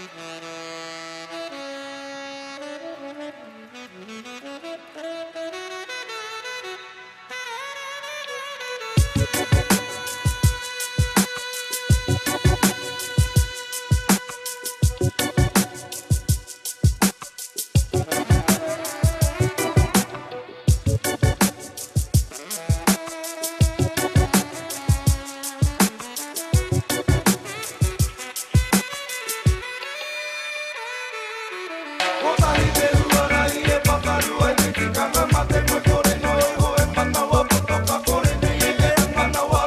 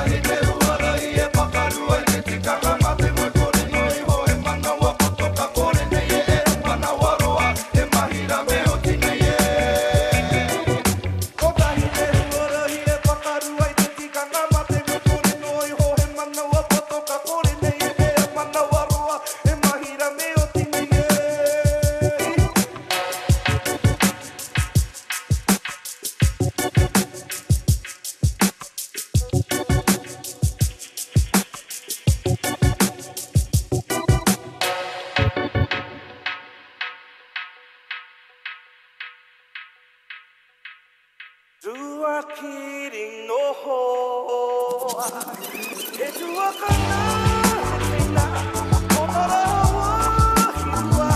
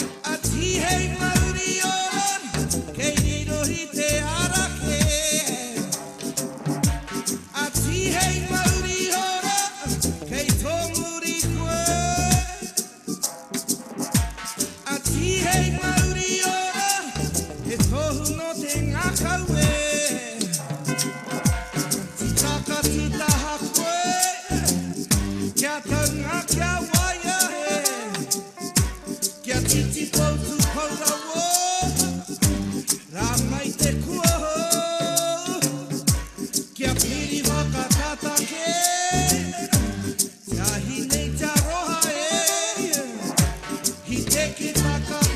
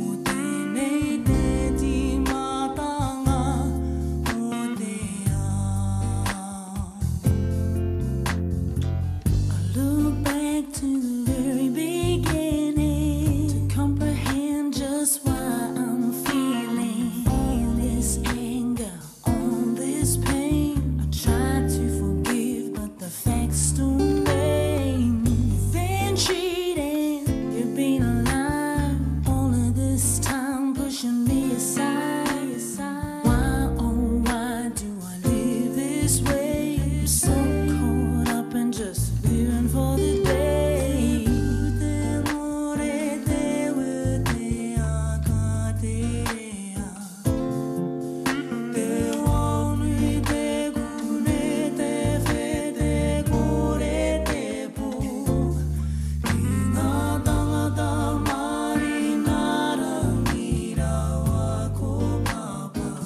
Ask the tribunal. The claimant is a lady who lives and breathes tikanga. She lives and breathes aroha. The other claimants for the Y985 claim are the late Himiona Tuoro, who is Mrs. Solomon's late brother, and also Graham Preble Jr., who is a nephew. The claimant's claim is on behalf of all of their hokianga whakapapa. These include Ngāti Pākau, Te Honi Honi, Te Hutai, Ngai Tū, Te Mahudehude, Ngai Te Rangi, Te Roroa ki Waimamaku, Ngāti Pou ki Waimamaku. Also Te Tāu, who council understands is not from Te Hokianga at the moment, but as the closing submissions unfold here, you'll see how Te Tāu fit into the picture. I just want to draw the attention of the tribunal to paragraph 3, where the evidence that has been adduced by Nani Miriama is written down there. I also just wanted to make note of 2 other times in which Nani gave evidence. That was at Hearing Week 8 at Moria Marae in April 2014. That's 4.1.13. And Hearing Week 20, Tau Te Ihihi Marae in Kohu Kohu. That was in August of 2016. And that's document number 4.1.25. So in respect of these closing submissions, we adopt all of the generic closing submissions that were filed in full, unless we expressly exclude them. Of particular relevance to this, these closing submissions are the socio-economic generic closing submissions. At paragraph 5, the Y985 claim focuses on the following issues. A, the claimant's tupuna did not cede sovereignty. B, the Crown racially oppressed Māori in breach of the principle of equity. C, the Crown dismissed and undermined tikanga Māori in breach of the principle of active protection. And D, the Crown continued to ignore the claimant, Reverend Miriama's plea for the retention of her house. Sir, I'd like to focus in on issue 4, if I may, regarding Mrs. Solomon's house. Before I do, I'll just quickly summarise paragraphs 6 through 16, which deal with tino rangatiratanga. So in a nutshell, Nani Miriama's tupuna held mana motu hake under their tikanga, over their lands, affairs and peoples for a millennia before Europeans came to Aotearoa.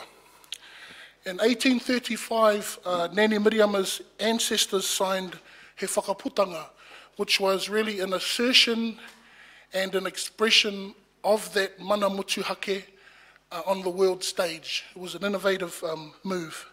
5 years later, in 1840, Nan's tupuna signed Te Tiriti, and this learned tribunal found at stage 1 that in doing so, they did not cede their sovereignty. We affirm those findings, sir.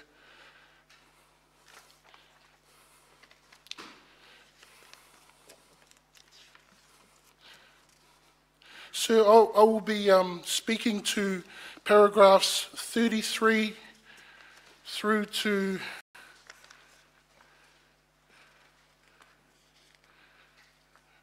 through to 39.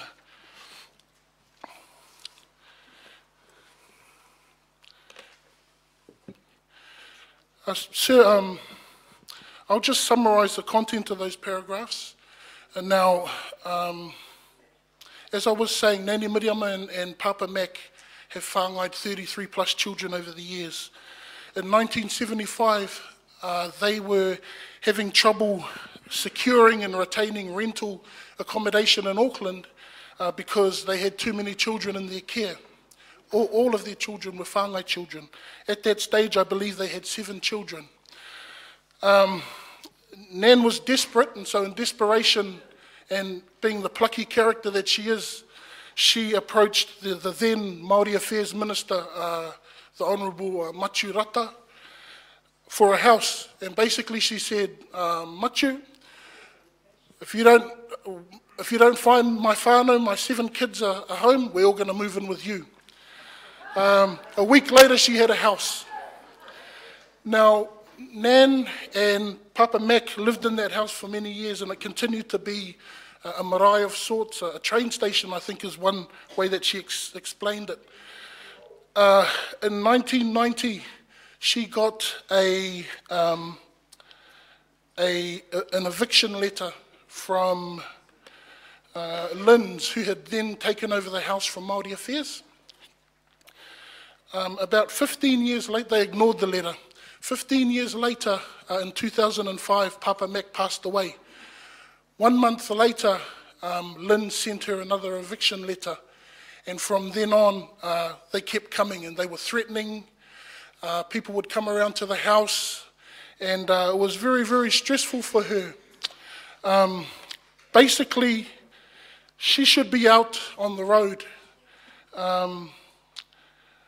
But nobody has the guts to turn an 82-year-old lady out into the street, and that's the only thing that's saving her at the moment. Sir, we understand that Nani Miriama's claim for her house is in Mount Roskill, which is outside of the boundaries of the inquiry district. But there are no other avenues for her to take, sir.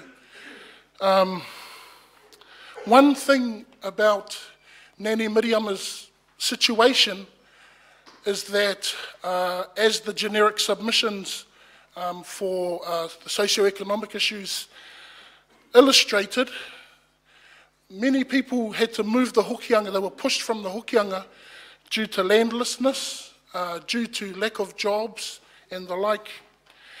And so it's our contention, council submit that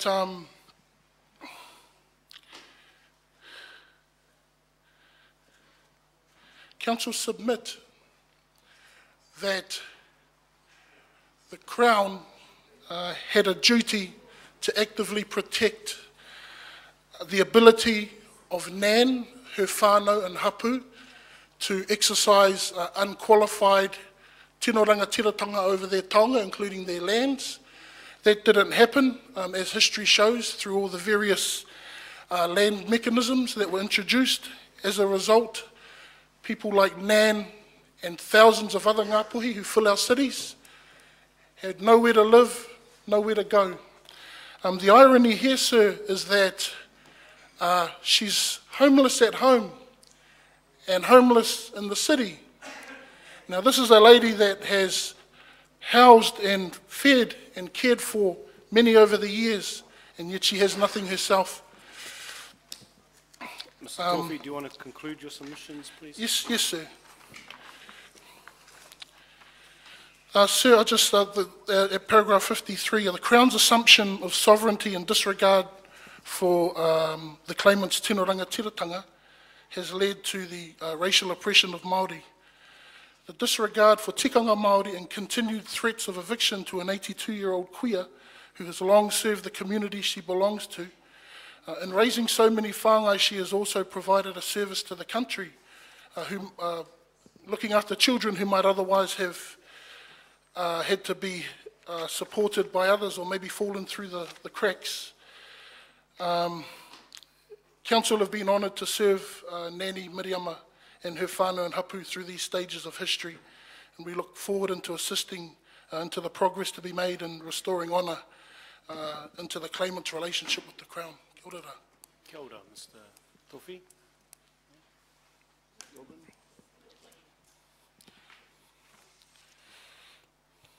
Tēnā koe, Mr. Toki. Just one quick question. Yes. Do you think attitudes to whanga in social service provisions is improving? Because, you know, people are a bit more knowledgeable now about, you know, how Māori society operates. So is there more sympathetic air now than back in the 80s? Or is it... Kia ora, Doctor. Anecdotal evidence suggests yes, but I'm sceptical with all Mum. I wouldn't be able to tell you conclusively without looking into those facts. All right. Okay, thank you. Thank you. Thank you, Mr. Tofi. Thank you, sir. Thank you, Mr. Solomon. Kia ora.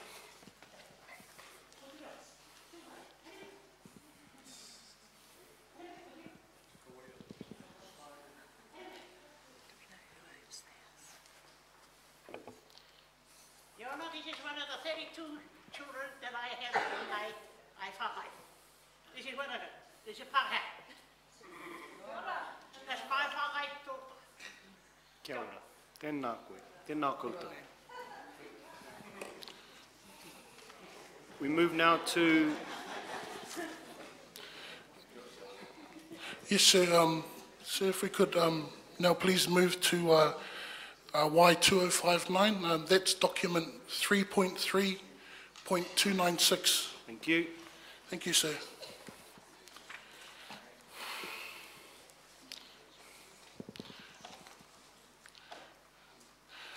Sir, just by way of laying a foundation, there's two things that I want to say about Ngāti Toro.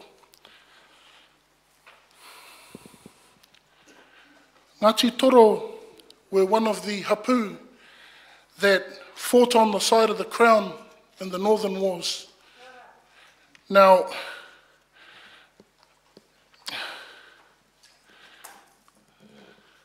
when they did so as an expression of their own tino rangatiratanga, and also to uphold the tapu of Te Tiriti. Your Honour, what I'm saying is that Ngāti Toro have been an honourable treaty partner to the Crown. They have committed sons and daughters and blood to the treaty relationship. Sir, the Crown have, with respect, been almost entirely dishonourable in their dealings with Ngāti Toro. And these closing submissions will illustrate that as we work through the claim issues. These submissions are filed on behalf of the late Mrs. Amelia Broderick and Mr. Thomas Harris for and on behalf of Ngāti Toro Hapu. The original Y2059 claim was brought by the late Mrs. Broderick, and Mrs. Broderick sadly passed away in 2013. In 2016, Mr. Thomas Harris was endorsed by his Ngāti Toro whanaunga as the successor named claimant for Y2059. I just want to point out that Papa Thomas didn't seek out to be the named claimant. He basically was left holding the baby, for want of a better term. So I just acknowledge Papa Thomas and his whānau.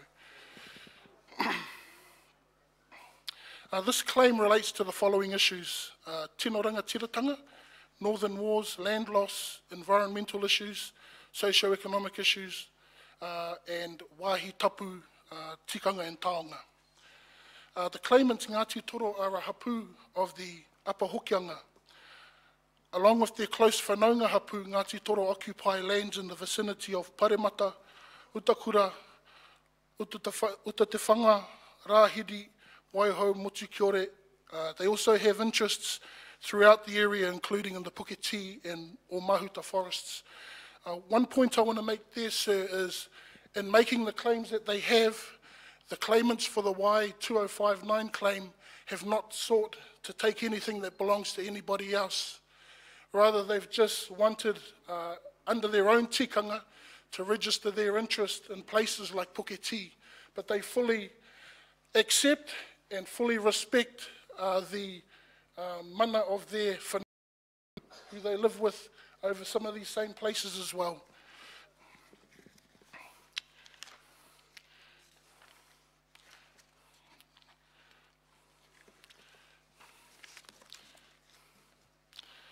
I'm reading from paragraph 18, well, summarising. At paragraph 18, Sir, there's a list of all of the evidence that was adduced, and I just quickly want to acknowledge those that that did give evidence from their own whānau that was tapu to them. So you can see there that Auntie Moitu Eruera of Rahiri put in 2 briefs of evidence to support the claim. Papa Thomas Harris also put in evidence. And if we remember, during week 18, Ngāti Toro hosted the tribunal at Mātai Taumarae, Utakura. There was also further evidence adduced by Nani Ringa Nikora and also Linda and Ambrosia, Linda Pikari and Ambrosia Crum, who put forward some amazing detailed evidence, and also Nani Nancy Waretini put in some evidence to do with socio-economic issues.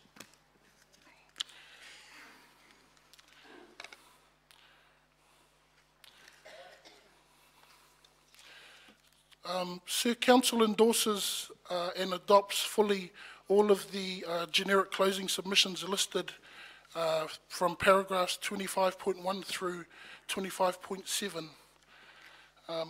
We'll now move to paragraph 27.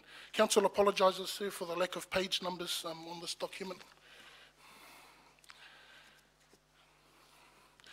So again, just by way of summary, in 1835, Ngāti Toro signed he whakaputanga. Again, it was an affirmation and an expression of their pre-existing, continuing mana motuhake and tino rangatiratanga over their lands and affairs on the world stage. It is said by Ngāpuhi that the he whakaputanga is the parent and Te Tiriti is the child. 5 years later, Ngāti Toro signed Te Tiriti. Again, in doing so, they did not cede their sovereignty. Sir, I just want to direct the tribunal to paragraphs 34 through 36. I just wanted to speak to that for a second. Now, prior to the treaty being signed, certain assurances were given by the Crown via the missionary. I'm sorry, his name eludes me at the moment. A Wesleyan missionary. And amongst these assurances were that, well, because at the time the Hokianga Rangatira were dubious about signing, they feared that they would be like the Aboriginals in Australia, they would be enslaved, that they would lose their lands and their mana. To reassure them that that wouldn't happen and to induce them to sign the treaty, the assurances given to them by the Crown were that the Crown did not want to take their land, but only wanted the authority to enforce law and order over their own Pākehā settlers. The Crown said that Māori land would never be forcibly taken, and the Crown promised to act with truth and justice. History shows that this did not happen, regretfully.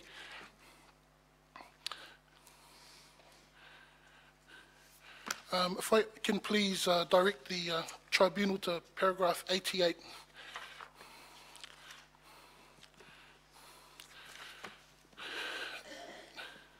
Now, paragraph 88 is the beginning of the section in the generic, in the specific submissions here that deals with land alienation and the various ways that it happened for Ngāti Toro. Sir, I just want to skip over all of the preliminary stuff, and I really just want to focus on paragraph 92. Now, from paragraph 92 to 104, these submissions deal with the Māori Affairs Development Scheme. Now, I just want to acknowledge here, whānau, that you know, the history of treaty breaches is not just stuff that lives in a dusty book somewhere. Real people were involved, real emotions, real relationships, and so I just want to put out that there before I continue with the greatest respect. As discussed, the duty of active protection arises from Article 2 of Te Tiriti 93. The Crown have a duty to actively protect the ability of Māori to keep lands in their hands.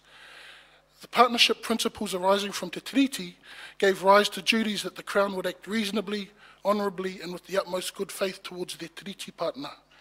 The operation of the Māori Land Development Scheme meant that once someone was accepted as a farmer under the development provisions, all meaningful farm management decisions were made by the district farm supervisor. The liability arising from acceptance of any development funding locked the Māori farmer into a system where he had little control over his own farm. The tribunal will recall that Papa Thomas Harris farmed the land surrounding Mātaitaua Marae, Utakura. Again, that's where we had the Week 18 hearings. Papa Thomas adduced evidence for Ngāti Toro of his time farming under the scheme in the 60s and 70s. My mother came to Auckland to see me. She asked me if I would move back to Utakura to take over Utakura 3B, the farm, following Uncle's passing. She was concerned to keep the land in our whānau. She had contributed shares for the farm. My mum was a real whenua person. She loved our land. Because of this, I agreed to move back. Papa Thomas had a good job at the time and a young family of 5. They were living in the city. But as a good son, any good son would, he felt the pull to move back home for his mum and for their land. Papa Thomas's time on the land was characterised by difficulties working under the Crown's Māori Affairs appointed Pākehā farm managers and crippling debt which had been on the land since well before he went onto it. And I quote at paragraph 99, "After Uncle Walter passed away, I took over the land. I inherited the debt already on it. I also had ongoing trouble dealing with the Pākehā farm manager who was overseeing me. I do not wish to speak ill of the dead, but it was very difficult dealing with him." Paragraph 100, "Decisions about expenditure and how to run the farm were made by the farm manager in spite of Papa Thomas's wishes. At times he and the farm would still be left with the debt, however." And I quote, "I was given onerous work plans to put in place on the farm, and decisions were made over the farm sometimes against my wishes. On more than one occasion, the farm manager had 3 truckloads of manure spread onto unfenced paddocks without my consent. This was added onto the farm account. Fear of foreclosure, the constant fight to pay off debt, and ongoing trouble with the Māori Affairs Development Team all led to very hard times." Papa Thomas was in a particularly vulnerable position. He did not want to lose his whānau land, but the ongoing difficulties he had dealing with the farm managers, the crippling debt associated with the farm, and the need to provide for his young family all took their toll. I did feel at times I was being set up by the farm manager to fail. This was a time of extreme stress for my family and I. I eventually walked off the land. Papa Thomas was not the only man in his family to succumb to the pressures of farming under the scheme. And I quote at 102, "In 1973, my cousin came onto the land to farm it. He eventually walked off the land also. Papa Thomas walked off the land. His uncle walked off the same land in 1958, as did his cousin just mentioned. In addition to his uncle who had passed away before he came onto the land, 4 families walked onto the land, 4 families walked off the land. 2 families, including mine, broke apart. The Māori land development schemes took a personal toll on me and other Ngāti Toro. Control over our land was taken out of our hands. The government's Māori land development schemes caused pain for at least 3 generations of Ngāti Toro who were doing their best to retain their whenua tupuna, their ancestral lands, within the constraints of the schemes. The government failed to recognise and safeguard our tino rangatiratanga, mana whenua, mana tupuna over the lands. Article 2 of Te Tiriti guaranteed to Ngāti Toro their whenua and taonga. The development schemes deprive them of their tino rangatiratanga over their taonga and caused untold stress and pressure. The development schemes were paternalistic, and the ability of the farm managers to run up debt was not reasonable nor consistent with the partnership principle of mutual benefit or good faith. Prejudice accrued to the Māori landowners. Sir, in the interests of time, I might just skip well forward. Oh, okay, we've got a bit of time. Are there any questions, sir? Or? No, not with that. I think that's quite clear, the issues that arise there for your clients in terms of the schemes, and they're not too different to the issues that others have put forward as to how the development schemes worked or actually didn't work for them. No, haere tonu. If I can please direct the tribunal's attention to paragraph 118. So, moving on to environmental issues? Yes, sorry, moving on to environmental issues. I'll just speak to most of this section of the brief, but I will read out some quotes so that the voice of the tangata whenua can be heard.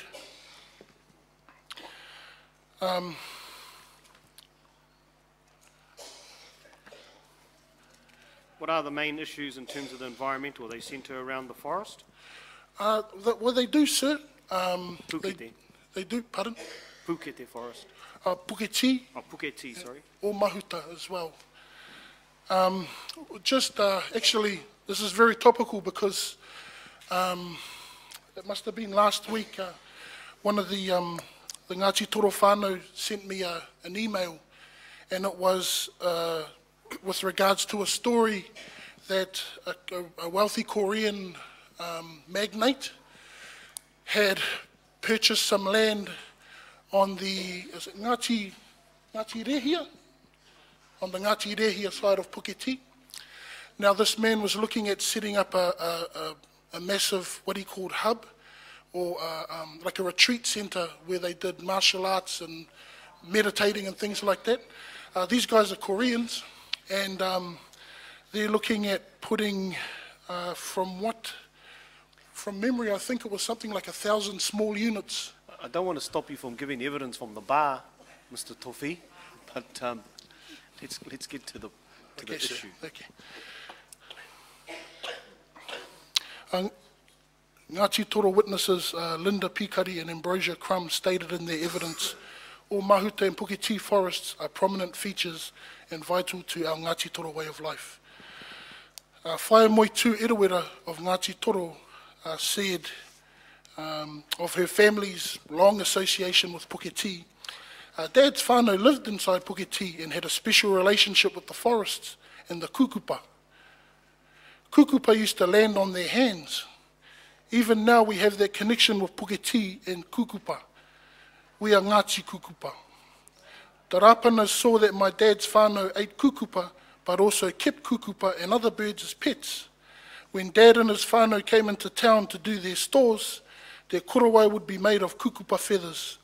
This is how they came to be called Ngāti kukupa. My dad was at home in the bush. He and his family knew it like Queen Street. When the old people wanted kukupa for hui, they would get my dad to get them. He knew how to catch them in the traditional Māori way using a snare. Through the years, Dad stopped taking kukupa out of the bush as he was concerned about their numbers. I was a baby when I had some. We had it with kumara, peru and panikeke. Puketi forest is still utilised as a kāpatakai, a food cupboard by Ngāti Toro and also their whanaunga hapu. They hunt and gather rongoa and forest food such as tāwhara there. Puketi was also a source of materials for building.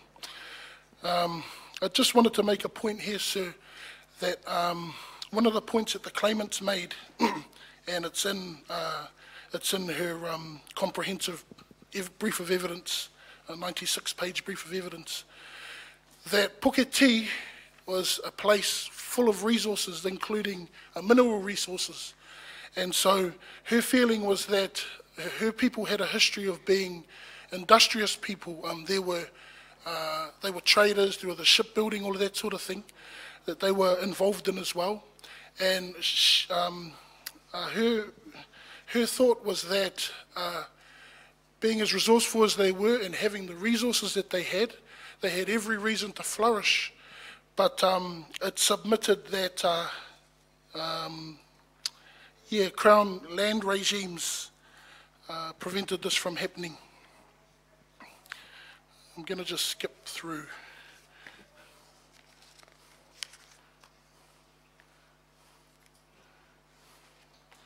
Excuse me, sir, while I orient myself.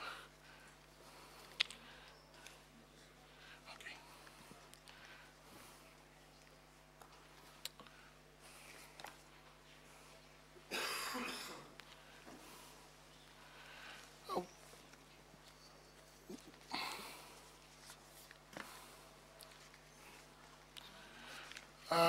At paragraph 127, although Ngāti Toro and their whanaunga hapu are the tangata whenua and Kaitieki and Puketi and all Mahuta forests, the Crown have wrongfully imposed their de facto authority over these places since 1840. This is not what Ngāti Toro and their whanaunga hapu envisaged when they signed Te Tiriti. They expected to retain tino rangatiratanga over their lands, villages and taonga. They expected that the Crown would act with justice and truth. Council submits that the Crown has managed and continues to manage Puketi and o Mahuta in a way that is not sufficiently regarded or protected Ngāti Toro tikanga, including their mana motuhake, tino rangatiratanga and kaitiekitanga in respect to these forests. Furthermore, Crown management of Puketi o Mahuta has resulted in 167 years of environmental degradation and harm. Sir, we'll go down to paragraph 132, which deals with rivers and waterways. We don't require you to read the word for word, Mr. Tofi. You can just speak to it. Okay. Tell us what it's about. Now, in the evidence of Auntie Moitu, she identifies the rivers that are significant to Ngāti Toro and also their whanaunga hapu in the area. In her evidence, she also talks about some of the issues that concern them to do with these places. One of those being, just as I've said, is just the loss of mana and the loss of tino rangatiratanga over those places. An example she gave was one day a truck turned up to the river just in front of her house and started filling itself up. This is when her father was still alive, so this is many years ago. Her dad approached the Pākehā driver and said, "Oh, what are you doing?" And he said, "Oh, I'm just getting some water to sell it to the people over at Utakura," because this was over the Rahiri side. And he just basically told him, "No, you're not going to sell water to my whanaunga over there. This is them too." So that's just another example of the degradation of their own mana over there, their own resources, their own taonga. Now, from paragraph 147, these closing submissions deal with socio-economic issues. And again, I think I did a general sort of adoption of a whole bunch of socio-economic generic closings at the beginning, but the socio-economic generic closings filed by Learned Counsel Mr. Hunt and co. Are relevant to this section of the closings.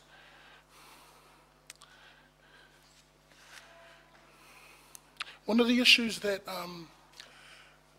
that people who choose to be ahika or end up being ahika, that is remaining on their ancestral lands, faces is challenges with healthcare. This was seen in the evidence of Nani Ringa Nikora. I had a stroke in about 2005. My husband Waka called the doctor in Kaikohe to see if they could arrange an ambulance. However, they said no, as the ambulance was too busy. So they told him that he would have to drive me. Lucky we had a car. Some people in the area don't have vehicles. Along the way, I had multiple strokes and ended up staying in Kawakawa for the night. From there, I went to Whangarei Hospital. From this experience, I felt that Rahiri has poor access to basic healthcare services such as ambulances.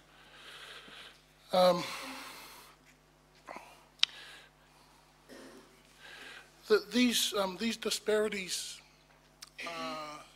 in the provision of healthcare also apply in apply to other socio-economic measures as well, sir. Council remembers, and these are the words of Nani Nancy Waretini.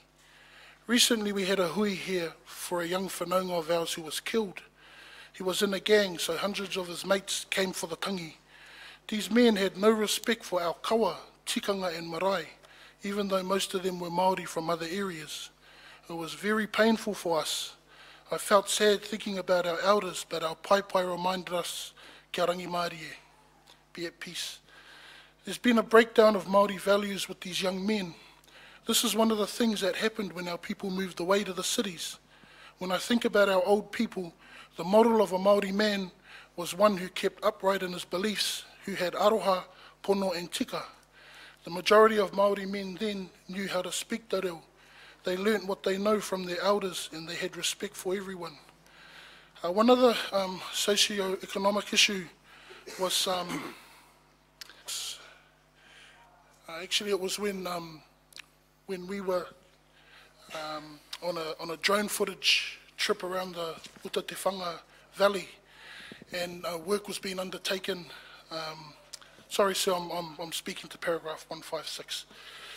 Work was being undertaken on the National Cycleway, and you know, it occurred to the local people that that's work that the locals could have easily done, the people that live in the area and should, but no, they didn't. So in terms of remedies, from paragraph 158, the claimants for Y2059 seek the following: a finding of facts in their favour, now, sir, at 160, I have an admission of wrong and an unreserved Crown apology, but actually the whānau advised this morning they don't want an apology, they just want their land and their taonga back. Paragraph 161, a statement that the tribunal reiterate its stage 1 findings that Ngāpuhi did not cede sovereignty. 162, a recommendation that the government acknowledge and respond to the stage 1 findings as an integral part of the overall Y1040 settlement. A recommendation that all government acts, policies, practices that do not actively protect the tino rangatiratanga of the claimants over their lands, affairs and taonga, or adhere to the principles of Te Tiriti, be amended, replaced or otherwise made Te Tiriti compliant. A recommendation that the claimants' wāhi tapu are to be protected. Actually, I just want to add one point about wāhi tapu here, sir. Within the lands of Ngāti Toro and their whanaunga hapu are landlocked burial places and urupa, and it's a point of pain for them.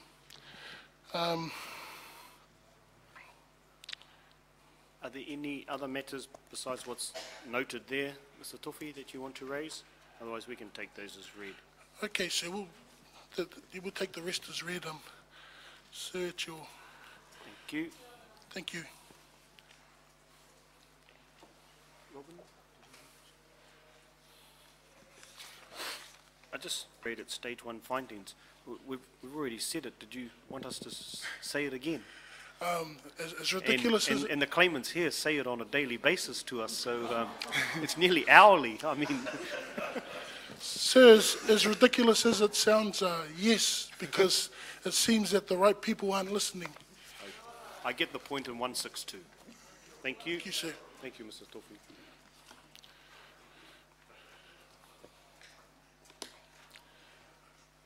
If there are no questions from the bench, council will proceed to the Y1525 claim. Yes, that's 3.3.306. Yes, sir.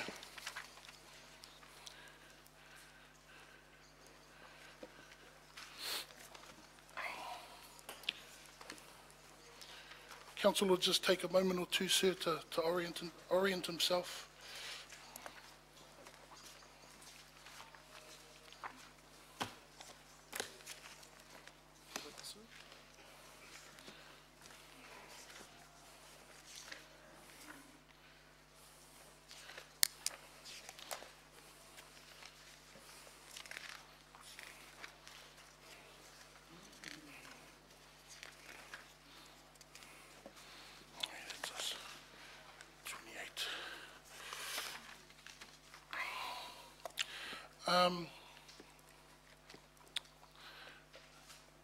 I'll read the first sort of 2 paragraphs, sir, and then I'll just summarise the rest of the introductory section, and then I'll just get straight into the main issue in this matter, sir. From paragraph 1, these closing submissions are made on behalf of the named claimant for Y1525, Mr. Peter London, the London whānau, and Ngai Tūpoto Hapu. Ngai Tūpoto is a hapu of the Northern Hokianga. Their ancestral lands are situated in and around Motukaraka, Te Huahua, Tapuai, Dr. Patu Hohepa. They came to be very influential and principal ancestors of both the North and South Hokianga. The influence and mana of Tūpoto are seen even in the land, as some of us will know, when Hokianga and Ngāpuhi orators stand to speak, sometimes they speak about Te Whitiki o Tūpoto, or Tūpoto's girdle, Tūpoto's belt. And that's an honorific name that they use to describe the mountains and the peaks and the hills that are connected with all of the various hapu that whakapapa back to Tūpoto. A deep and ancient connection with their lands, the source of their mana through Tūpoto, going all the way up to down to Papatuanuku and Io. And 2 of these witnesses here today, I think I saw Nani Ipu, the good-looking one over there, and also Papa Anania Wikaira of Te Hukutu, who I believe is a little bit unwell. I pray he gets over it. Yeah. So,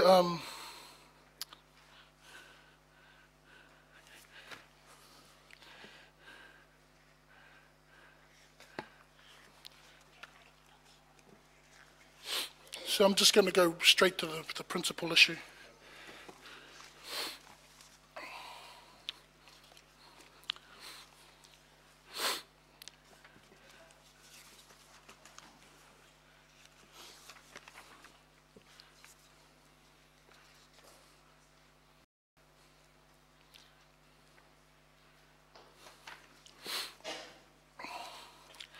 So the cornerstone of this claim is the tikanga of whāngai.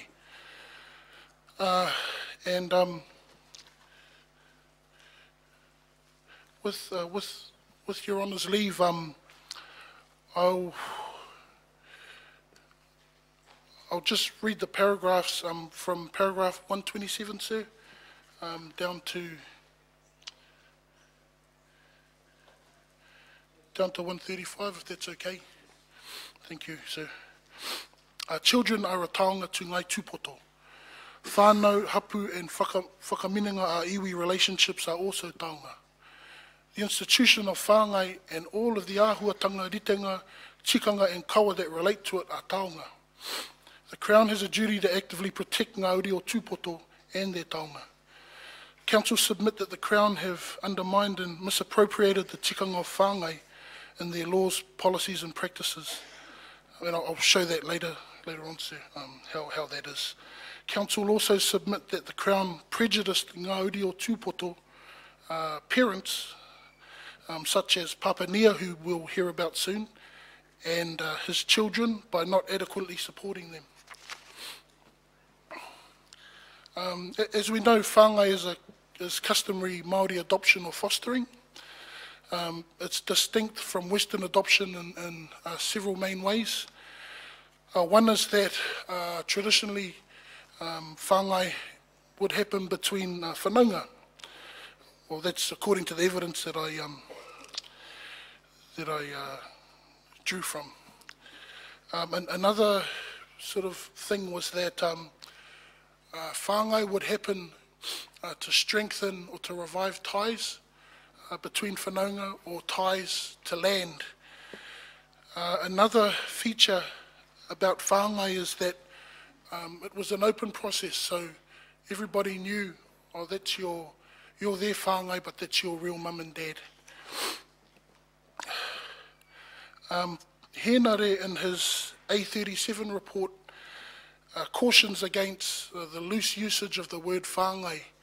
He argues that actually the word whāngai is used loosely to describe, I think he identified about 4 different types of fostering and adoption arrangements that each had different ramifications in terms of land settlement or not, and the like. In summary, yeah, again, just as I was saying before, no, actually, no, I don't need to summarise. I'll just take the tribunal to paragraph 137 under the heading Whāngai today. You know, whāngai continues to be practiced today throughout Te Ao Māori and amongst Te Raki Māori, as we saw with Nene Miriama. Mr. London, the named claimant, and Papa Nia gave powerful evidence to their experiences of whāngai from various perspectives. As a whāngai child in Mr. London, Peter London's case, and also as a whāngai parent in Papa Nia's case. The circumstances of Mr. London's whāngai, they accord with the kind of traditional ways of thinking about whāngai. So, and I quote, I was born on the 2nd of May 1958 at Green Lane Hospital, Auckland, to Hera London, daughter of Marina and Hare London. My grandmother Marina was Te Reo Tai from Paorenga. My grandfather Hare was Ngai Tūpoto from Motukaraka. My mother was single at the time of my birth. My grandmother's first cousin, Katarina Waipauri, was visiting Auckland when she noticed that my natural mother was pregnant. Katarina said to my grandmother, I want that child. My grandmother said, oh, she's not pregnant. Katarina said, yes, she is, because she could tell even though no one else could. My grandmother agreed to Katarina's request, and 10 days after I was born, Katarina, my mum, came to Auckland and took me back to Herekino to live with her and Hemi Rapira, my dad. At paragraph 141, Mr. London's whāngai parents were of the generation of his grandparents, and they wanted a baby to cherish. And I quote, Mum and Dad were in their 60s when they adopted me. They had one daughter, Ngārui Rui Brown, who was Mum's natural daughter but not Dad's. They also adopted my mother's sister, Cecilia, or Bubbles as we called her. Bubbles stayed with Mum and Dad until she turned 21, then moved back to Auckland to seek work. Being whāngai gave rise to unique intergenerational relationships not uncommon in Māori whānau. Mum and Dad wanted another child after Bubbles left, which is how I came to be their whāngai. Growing up, I considered Rui and Bubbles to be my sisters, even though they were aunties and 20 plus years older than me. We were very close. They've both passed on now. Whāngai was a positive experience in the life of Mr. London. 40 plus years after the passing of his mum and dad, his recollections still resonate with aroha and mamai at their passing. My years with mum and dad were so precious. I was so loved and cherished. Actually, spoilt is the word. If I wanted a bike, I got a bike. If I wanted a TV, they bought a TV. They're the best people I've ever known, and it still hurts this far down the track. I never had a chance to give them the respect they deserved, and I regret that they never met my kids. They were awesome. I didn't know what I had at the time. I was just a spoiled little kid. Papa Nia's evidence of whāngai spoke of his experience as a whāngai father to 30-plus children over the years. Contrary to the type of whāngai relationship illustrated in Mr. London's example, Papa Nia's conception or sense of whāngai was a little bit different.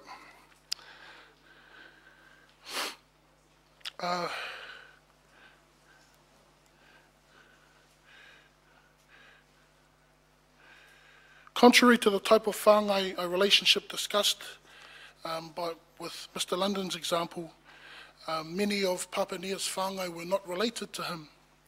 Furthermore, the length of time that Papa Nia looked after each child varied.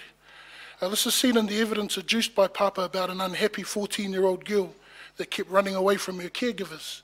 He was called in to help, and she stayed with him in his whānau for a few months. And I quote at 146, 12 years later, I'd forgotten about this girl. I went to a tangi at Opononi at Kokohuia. I saw this pretty girl with blonde hair and blue eyes, and I walked around to hariru the people there. I got to her and she grabbed me, and I said, I will never forget what you did for me. I was still thinking, who's this? I did my mihi, but there was nobody to sing my song, as I can't sing. Next minute I felt someone's arm loop through my arm, and I turned around, and it was that blonde girl. She sang my song for me. Oh, it was beautiful. And she sat down still holding on to me. She wouldn't let go. And she stood up still holding my hand, and she said, you fellas don't know who this fella is or who I am. This man saved me. He's my dad. Then she said her name. Wow. I stood up and I just put my arms around her. I couldn't stop it. I started to cry. I just clicked who she was. She became a doctor in Australia, that one. She wasn't with us for long. That's why I forgot about her. She told everyone. He picked me up at 1 o'clock in the morning on the beach under the boat shed. I think I must have had her for 3 or 4 months, just a short time. She never came back this way till that time. Papa Nia's philosophy towards each child was the same, regardless of time spent with him or whether they were whanaunga or not. And I quote at 147, if I whāngai a kid, they become my child. I'm not just a caregiver, it's holistic. I take them in as my son or daughter. I know it's a hard concept for some people to understand. People say to me, oh, is that girl you brought up? I'll say, oh, that's my daughter. Some whāngai came to Papa after painful experiences.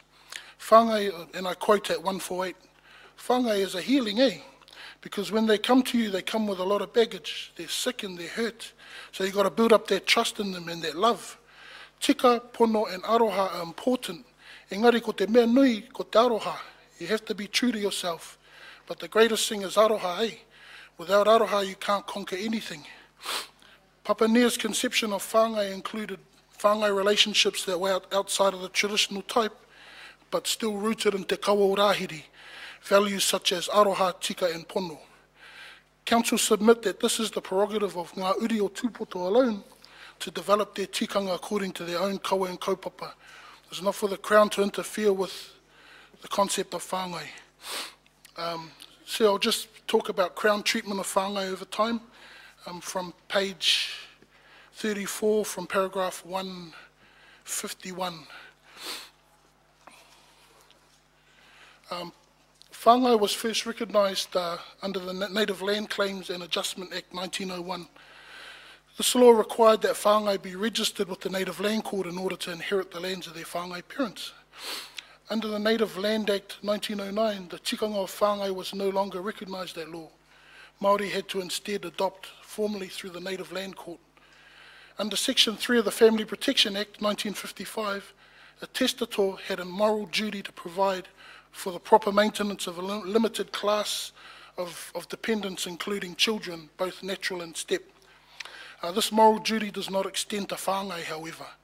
The courts being mindful that in other classes, that the other classes were creations of Parliament, and they declined to extend coverage to whāngai when the matter arose in litigation. Now, just to be fair, it doesn't include adopted children as well. So, but the point is it doesn't include whāngai, that law. Pursuant to the Adoption Act 1955, the act of whāngai under tikanga Māori was prohibited, and secrecy became a mandatory feature of adoption. This being the opposite of whāngai under tikanga, where all parties knew each other. Council submit that this list illustrates ways the law has dealt with tikanga whāngai in various ways, but that mostly the driver behind action has been Crown imperatives, agendas or Pākehā values rather than te raki Māori o ngai tūpoto tikanga, tino rangatiratanga or aspirations. Council submit that this is a usurpation of ngai tūpoto tino rangatiratanga over their taonga and a breach of te tiriti. Council submit that in addition to Crown misappropriation and marginalisation of ngai tūpoto tikanga and aspirations relating to whāngai, Crown actions have prejudiced ngā uri o tūpoto. This is seen in the evidence of Papania. And I quote at paragraph 156, "We didn't get the support we needed to whāngai the kids. Finances were a thing that I struggled with. Mainly we survived on what we had. I knew how to make a meal on nothing and my kids could bake. The government didn't really recognise that whāngai Māori way of doing things. You had to adopt the child, then they would think about giving you support. In social welfare eyes, if you've got kids that aren't yours, the parents should be helping financially. If they're not going to be helping financially, you should just give them back." That's what they told me. Still, however, Papania refused to compromise on tikanga. Now, Council submits that Papania's unwillingness to compromise on taking kids on under the values of aroha, tika and pono was an exercise of his mana motuhake and his tino rangatiratanga, albeit without the support of the Crown. Tūhoi leader, Mr. Tamati Kruger, in the Urewera inquiry said, "Tikanga is an expression of mana motuhake and is central to maintaining one's own liberty." I didn't, and I quote Papania at 159, "I didn't give any kickbacks, I suffered. I went quite a few times to get money and got turned away. My kids needed to go on trips, they needed clothes, it got really hard. Then I got sick, I couldn't build or lift or anything." Okay. Just in conclusion, sir, the claimants for the Y25 claim seek the following: a finding of fact.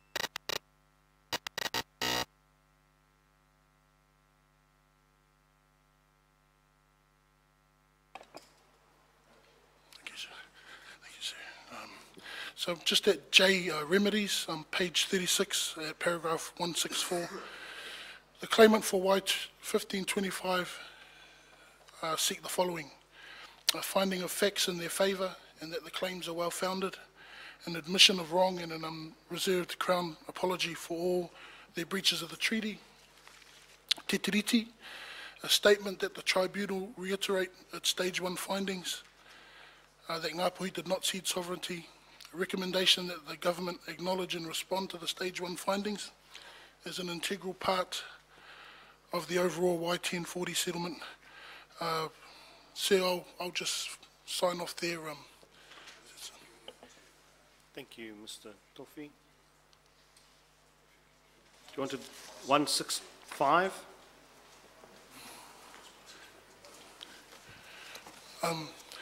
Sir, my Leonard seniors instructed me to just to read out 164.12.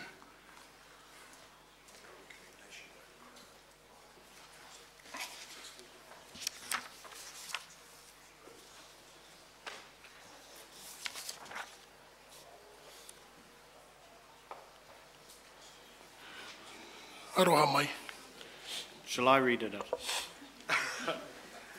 The recommendation that the Crown and its laws, policies and practices must actively protect, support and nurture the institution of tikanga o whāngai, and in doing this they must be led by the tikanga and the needs of the whānau, hapu and iwi, and that this must be properly resourced. Tēnā koe. Tēnā koutou. Any questions, Anne?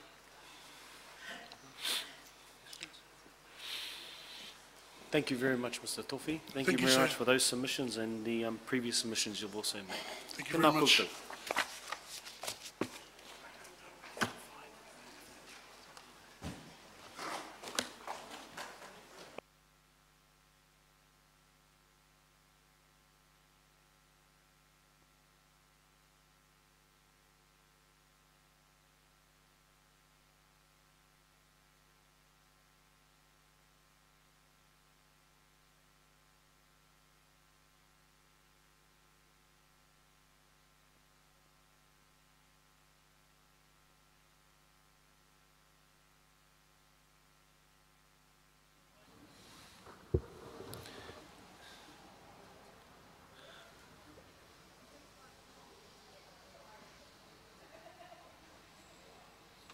Tēnā tātou ki te whānu, koronga koutou ki te reo mai te roi, ka I tuku mai he kōrero ai pāna ki ngā kai kreme, rātou no te hokianga, rātou e pāna ki ngā tamaraki me te kaupapa o te pāna whāngai tamariki, koronga koutou ki ngā tangi mai rātou e pāna ki tīna, tēnei tikanga o ngā mātou tupuna noki, ka miha noki ki a rātou.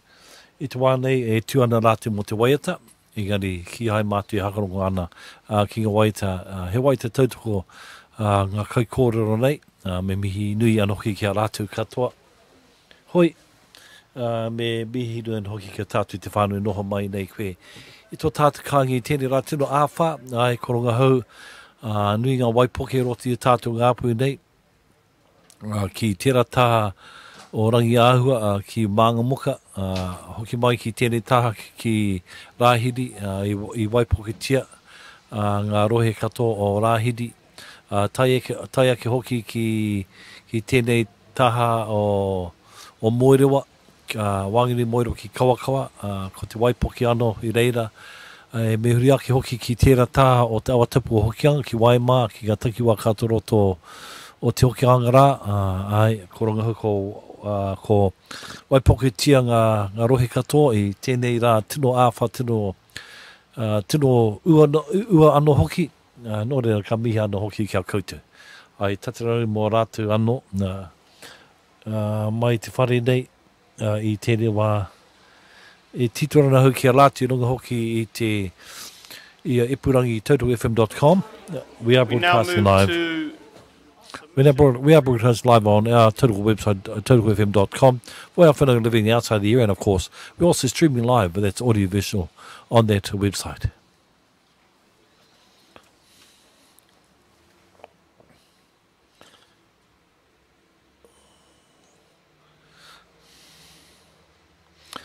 I tata ana mātou mō te roia, ai ka haere rātou I tēnei wā.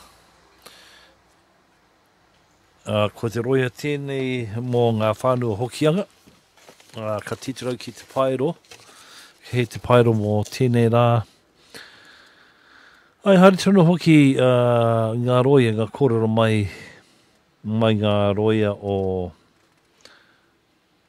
Whiaki Chambers. I tēnei wā tonu, korongo tātou kia rātou mā, kei hea rā. Konga Kreme, 1842-1678, 1465. So these are the closing submissions for Y1465. It's a claim brought by Mr. Peter Tashkoff on behalf of the descendants of Pehi Makihuna, and it concerns Waima E15. What I'll do, first of all, sir, is I'll briefly take you through the facts of this claim before I dive into the submissions. Now, in 1942, the Waima South Block was brought into existence through consolidation, and Waima E15, which was a 121 hectare block, was created and placed into the ownership of three people: Takawhiti Taiapa, Winirangi Thatcher, who is the named claimant's grandmother, and Tuamahi Pāti, all descendants of Pehi Makihuna. Now, on the 20th of April 1971, Waima E15 was transferred from Māori title to general title without the claimant's knowledge under the Māori Affairs Amendment Act 1967. The local government then began rating this land, also without the owner's knowledge. And at this point, I'd just like to pay special tribute to the evidence of Ms. Claire Morgan. She spoke about her part in stopping the alienation of this land, and she's here with us today. In 2006, she had found a notice in the Northland News concerning the proposed sale of Waima'i 15 due to rates arrears. After several meetings with descendants of owners, it was decided that the $50,000 that was owing for the land would be paid by one of the owner's descendants. He was going to mortgage his home. The named claimant, Mr. Tashkov, decided that to avoid the situation of his cousin mortgaging his home, he would make the payment. And after that was done, the land was transferred back to Māori freehold land. Now, the specific details will be discussed as we go through these submissions. So the evidence we're looking at today is from Mr. Tashkov himself, as well as Ms. Morgan. We'll look first at the compulsory Europeanisation of Māori land. This was the genesis of this provision in the Māori Affairs Amendment Act 1967 was a result of the recommendations from the Hun Commission as well as the Pritchard-Wakefield Commission. Now, Hun was asked to arrive at an accounting of the Māori assets and find a way of using them for the good of Māori people. He had a wide range of recommendations, which were based primarily on his belief that all Māori land should be brought into production. He was confident in his belief that ancestral land would become increasingly irrelevant to Māori as they began moving into urban areas.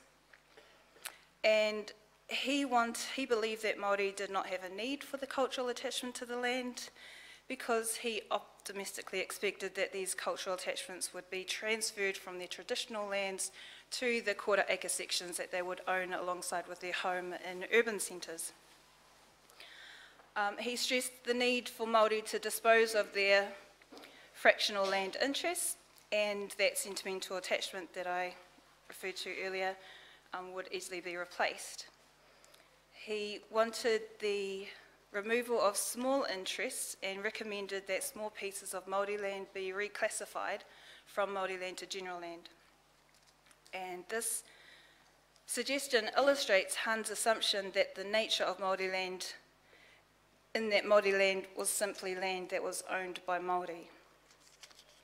The Pritchard-Wakefield report followed along those lines as well. They were asked to define the measures required to overcome the difficulties which were inherent in the Māori titling system and how they were going to improve Māori title and utilisation. With reference to the 1465 submissions, the Pritchard-Wakefield Commission recommended that landowners recommended that the declaration of Māori land to European land, and that several clauses within the existing legislation already allowed this to happen, but that was upon the application of the owners.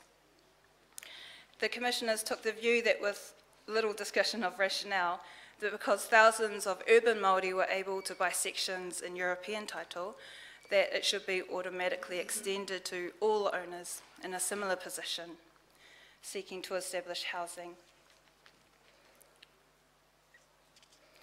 Now, during the inquiry, the committee acknowledged that there were contrary views, but they actually went out of their way to marginalise it.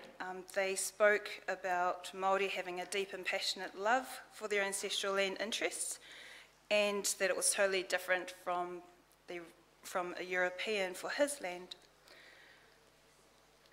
When their report was released in 1966, it had massive opposition from the Māori Council, from Professor Kāwharu, and from many others. And although they had had 46 meetings throughout the country, it was hard to see how they managed to get any Māori support for the recommendations they were making. I do mention in my closing submissions the Central North Island Tribunal's opinion of this recommendation of the Pritchard-Wakefield report. And they say that it seems clear that he approached the committee's hearings with his own clear agenda rather than with a series of options for people to consider. Now, I say at paragraph 100 that the Commission conducted a consultation process, but they didn't conduct meaningful consultation. They had a preset agenda, and they were pushing that on the hui that they were attending. But it is also what the claimants say is that consultation, even well done, is insufficient in this case. The Crown, in wanting to regulate Māori land, is required under Te Tiriti not merely to consult, but to petition to gain consent from the authoritative body, which is Māori, over their land. That would have led to a more treaty-compliant Māori land policy. So from the recommendations of those two commissions, we have the Māori Affairs Amendment Act 1967, and it followed the assimilation and urbanisation ideals of the committees. The Māori Affairs Amendment Act 1967, Part 1, allows for the compulsory Europeanisation of Māori land. When the bill was introduced, there was massive opposition from the New Zealand Māori Council, from submissions from all sorts of iwi throughout the country, from even the Haroita 3 Māori Committee within this Rohe. That part of the Act allows for the transfer of Māori land owned by less than 4 owners, no more than 4 owners, to be transferred to general title.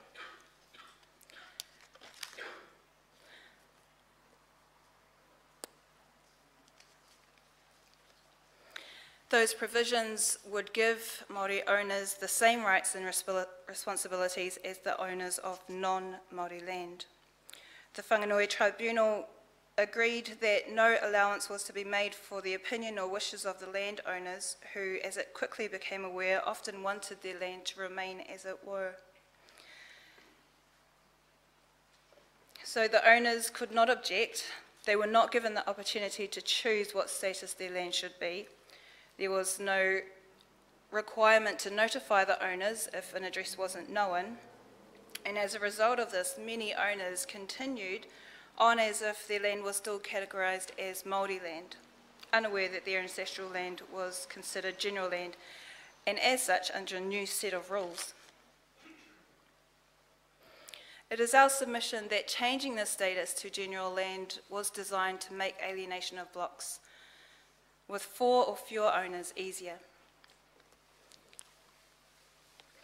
So that land no longer had the protections available to Māori land. It could be sold, leased, mortgaged without reference to the Māori Land Court or its supervision. Safeguards were removed from it, so it could be allowed to be sold for rates arrears, and it was able to be liable for debt.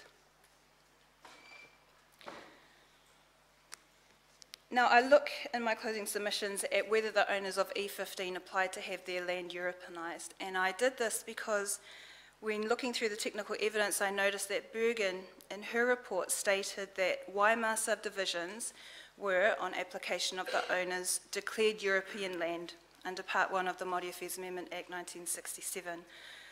As mentioned above, Part 1 allowed for the transfer of Māori land to general title by the Māori Land Court Registrar. What actually happened is that they were required to look at all the Māori land with 4 fewer owners, and based on records from the Māori Land Court and the Māori trustee, they were able to determine whether this land would be eligible for that transfer. It did not need to be applied for by the owners. Bergen's evidence conflicts with the evidence that's received from the tangata whenua. The named claimant talks about it being unilaterally transferred. Ms. Morgan herself says that when she contacted the whānau after finding the notice, that they were unaware as to how the land had changed from Māori land. Even the memorial schedule and the record sheets state that it had been declared under Part 1. There's no mention of an application at all. Also in conflict with Bergen's statement that Waima subdivisions were on application of the owners transferred, there's also evidence presented by the local issues research reporters that they too found no evidence of applications being made by the owners to have it transferred, that it was done without their knowledge. And I look at the Whangaroa report done by Horsley, Kukahoia by Clarkson, Craig Inn's report on Mangataraere, the Motato land block, and Jane Luton's block on the Mimitu Ruare report. I then look at, so it's Council's submission that Bergen's wide and repeated claims in her research narratives about applications being made by the owners to have it transferred to European land is not in line with the evidence that's produced by the claimants. In the closings, I then look at the extent of Europeanisation to Paparahi Taraki, and I did that because I just wanted to know how widespread it was. There was evidence from Tangata Whenua and of course from these local research reports that it was done. I looked through Bergen's reports, Bergen's narratives, and out of the 898 blocks created by the Land Court, my conclusions were that it suggests that land that wasn't sold or had more than 5 owners or wasn't already subject to consolidations or hadn't been made a reservation was transferred to Māori, to general land from Māori land. The consequences of that were huge. What happened is that it made it easier for owners to sell their land rather than to hold it when it was made general land.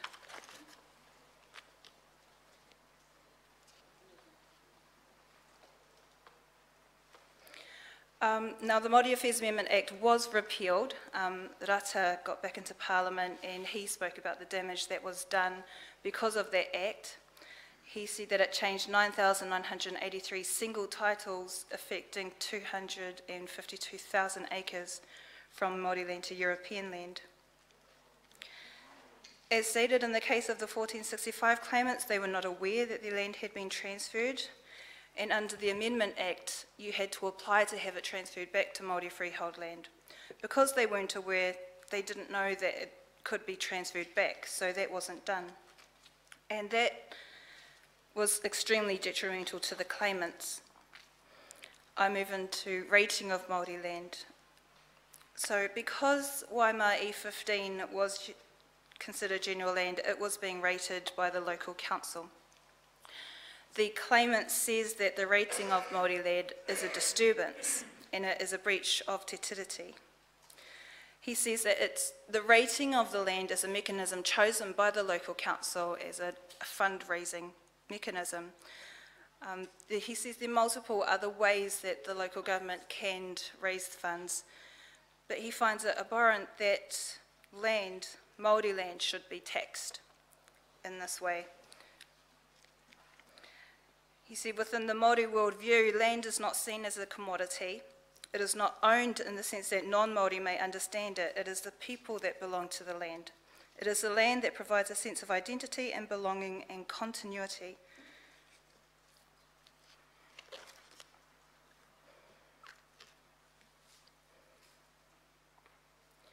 So because the land was transferred to European land, it had lost the protections that Māori land have. It didn't need the Māori Land Court to confirm any changes such as leases and sales. And many of the owners were unaware that their land had now been excluded from those protections. So when this land began to be rated without the owner's knowledge, those rate arrears added up. And what happened was that the local government, because they were adding up, they put a notice in the Northern News just to notify everyone that that land was going to be sold. Now this was in 2008. What stands out about this claim is that it's quite contemporary. It's something that happened these days, and that's one thing that Ms. Morgan says in her evidence, is that she's heard about these kind of things happening to to her grandparents in their time losing land due to rates arrears, but it never really happened these days. And what happens, because it was transferred to European land, it wasn't considered Māori land. Although the claimants and Māori in general would still consider that ancestral land, it was given the label European land, so it had no protections. So when Ms Morgan had found that notice, she contacted her whānau. You know, she recognised Waima'i 15, and she started letting everyone know there were hui with the local government and other people. They sought extra time to pay the amount with the local council. They said that Mr Birch had to provide $50,000 to his lawyer in a trust account. When trying to seek means to pay the debt, they had to seek approval from the local council to utilise the land, which they refused.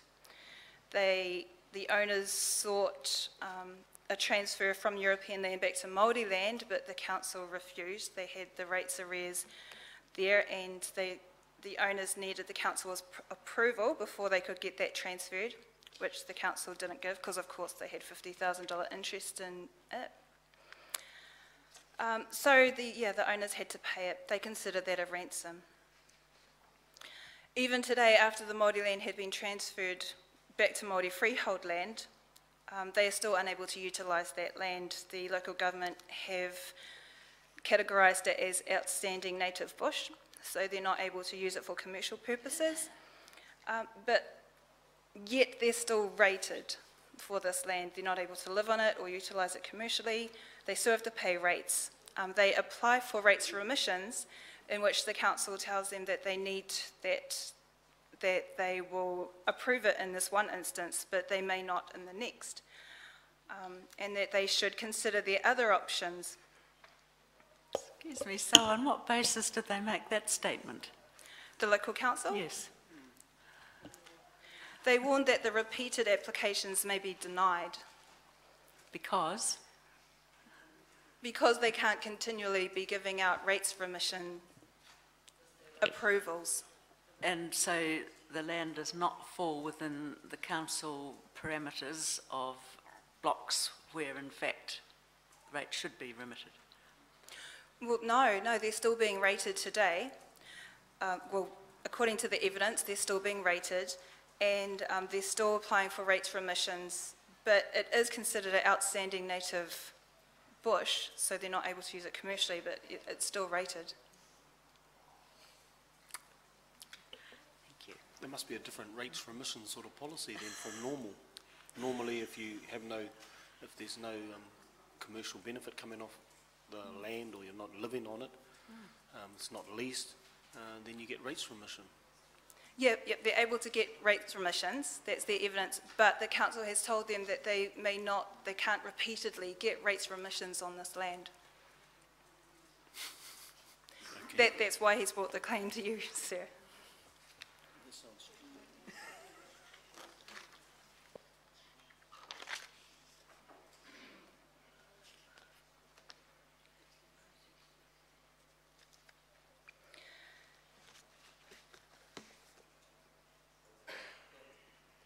So the claimants also say that although Waima'i 15, the sale of Waima'i 15 didn't eventuate, the ability of their ancestral land to come so close to being lost due to Crown and local government action is inexcusable. If Ms Morgan had not seen that notice, if she had not taken action and gone to see the owners, if Trevor was unable to get a mortgage on his home, or Mr Tashkoff unable to come up with that money to pay the local council, then it could have been lost. And I also wanted to stress that as well, sir. Claimants in this inquiry have spoken about the attachment and connection they have with their land. And in this instance, we have someone who, because of their attachment with the land, there's no option but to pay the money. If he hadn't paid the money, they would have lost the land, and that wouldn't have been an option. So he had to do it, and that's a lot of money for the claimant to give up.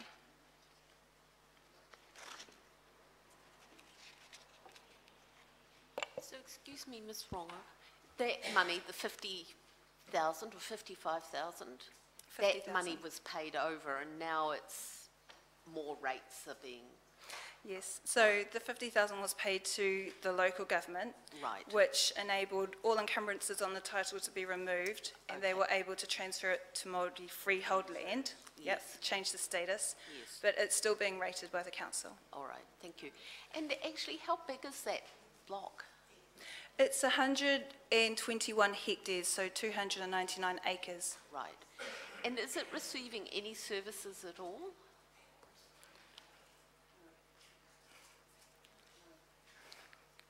But evidence from behind me is no. But no, if on page 10, I have a map which was taken from Ms. Morgan's evidence that she presented, and it shows Waimā E15. It's covered in forestry and some bush, but it doesn't have services. Right. So it's not actually able to be sold really at all, is it? Well, no, but I it's- mean, they don't want to sell it, but if you can't utilise it, who's going to buy it? Good question. All right. All right, well, thank you for clarifying that. Just being aware of the time, Ms. Longo, do you want to? 10 minutes, should I just take us through to the break? Just joking.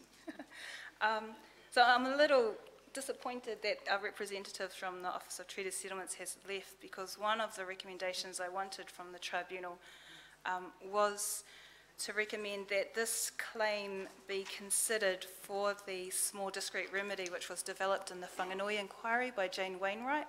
I think this would fit perfectly within that. It's uncomplicated, it's quite clear what's happened. It was foreseeable that this sort of situation would occur based on the Māori Affairs Amendment Act and the rating of local government. And it's the submission of the claimants that this sort of claim would be inappropriate to be settled at an iwi-wide level. It just affected the whānau of Pehi Makihuna, and it's their wish to have their claim dealt with on a one-on-one basis with the Crown.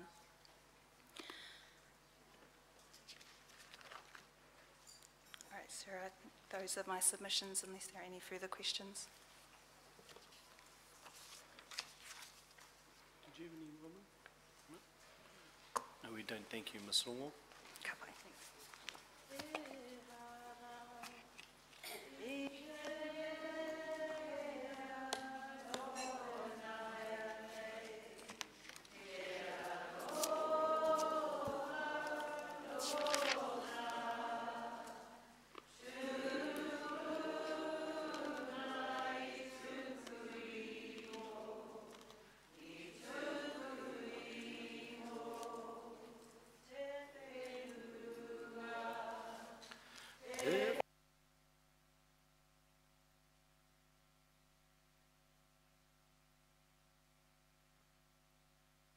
Tēnā tātou katoa ka rongo kouti ki te waita mai ngā whānau hokianga i tū rātu mua hoki tāro aro o te ropu whakamana i te triti o waitangi ki tuku he waita. E hara te mea no nai nei te aroha no nā tūpuna tuku iho. Ko te whenua hei oranga mo te iwi no nā tūpuna. He waita pairo tū tautoko ngā kora mai rātu Dr. Gilling and is it Miss Patterson? And while you're making your way up here, I've been trying to figure out why we're behind on the timetable. And I've just figured it out, Mr. Hockley, because the sessions are 100 minutes each, and you've allocated 110 minutes. 110 minutes doesn't fit into 100 somehow. It was the approach Hokianga wanted to take, sir. It's the approach Hokianga would like to take. But, so, I mean, we'll complete everything on here today. We will, sir, because of the way things have been shuffled around. There's actually plenty of time, despite the slippage. Yeah, we'll just carry on sitting for the extra 20 minutes, I think it is, in order to make sure everyone gets their time. Kia ora, sir. Tēnā koe, sir. I'm here under slightly false pretences. The korowai, which very splendid, relate to our next presentation, but given the time frame that we have, and in order to restore Mr. Hockley's honour, I suggest, sir, that we jump to the Y2492124 presentation, which is document 240, because I'll only take a couple of minutes with that, and that should see us through to afternoon tea, and then Ms. Patterson will take over, and all will be revealed one way or another at that point. So Y2492124 claims by the late Rimmer Edwards and his son James and his granddaughter Tangiwai Puhipi. Sir, I'd like to, as we have of course in the past, once again acknowledge Matua Rimmer and the huge contribution he made to the first half of this hearing process, and the great loss that he was. Just to say, I'm also sorry that neither James nor Tangiwai could be here today. They are both elsewhere due to work commitments. So this is a very quick presentation, passing over most of the written material, you'll be pleased to know. The first paragraphs up to paragraph 65, in fact, discuss matters about the two claims, Te Tiriti, the principles of Te Tiriti, the impact of the stage 1 findings. We've rehearsed those a number of times over, and in any case, most of that is not what is directly before you at the moment, but since we put them in the written submission, sir, because there wasn't the time or place to have remedies and so on relating to the claims in the stage 1 report. So if I may, sir, take you quickly right over, as I said, to paragraph 65.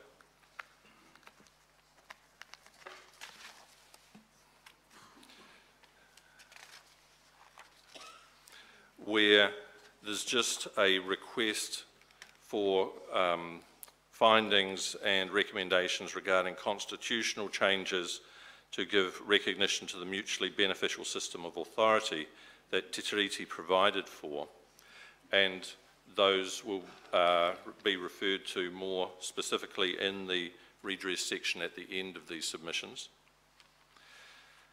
Paragraphs 66 to 68 refer to a tuku whenua at Oruariki, and it's the evidence of the claimant, sir, that such a condition and partitioning of land demonstrates the claimant's ancestors had not ceded sovereignty to the Crown and continued to manage whenua on their terms and within the terms of Te Tiriti, under which their whenua and their rangatiratanga were both guaranteed.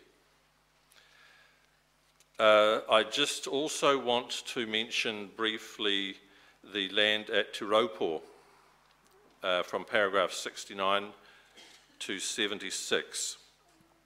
That's land, sir, at Rawene. I forget whether you saw it on the site visit there. Basically, sir, it is where sewerage ponds were set up, and there was detailed evidence by Ms. Dallas Williams about the current situation. And our clients are very supportive of Ms. Williams' detailed evidence on that subject. But their further concern is to take you to the reason why that was not just problematic or offensive even in respect of the sewerage works themselves and all of the matters that Ms. Williams raised, but to take it back to the fact that this was particularly sacred land, that this was the land of the prophet Papahurihia, and then the connection to Aperahama Taonui, and I've mentioned those in paragraph 70, 71, and Also, the claimant's evidence that Te Raupo was used as a tauranga waka and provided easy access to the water. It continued to have an additional significance through the 19th century. Te Raupo was the first place where hauhaurongo, or peace gatherings, took place. They were the way in which the various Turaki hapu mitigated continued bloodshed between them and ensured peace for generations to come. So it has a very great significance for that sort of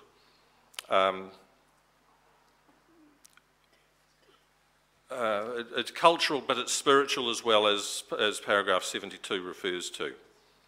And karakia have occurred from time to time to continually affirm the connection of Te Whare Wānanga o Te Ngākahi or Ngāpui on this whenua.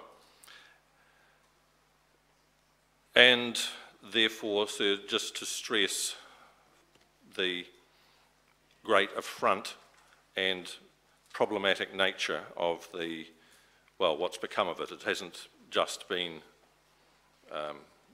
been subject to suburban development or anything. It's actually sewerage ponds.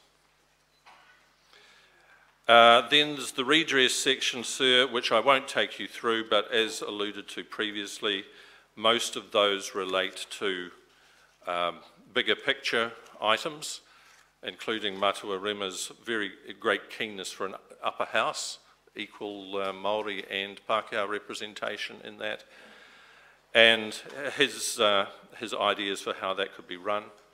I'll leave you, sir, with that. If you have any questions on that, unfortunately I don't have anyone to get instructions from.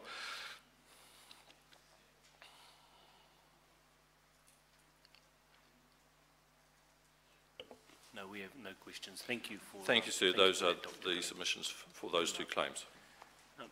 Kei te rere tonu ngā mihi ki a rima. Ko ia tētahi o ngā pau o enei whakapiringa o tātou. Nō reira. Kia ora. Moi mai rā, haere atu rā. That takes us to the afternoon break. Hona, any kōrero? No? Oh. We're back at 3:20 and we're back on schedule. Thank you, Dr. Gilling.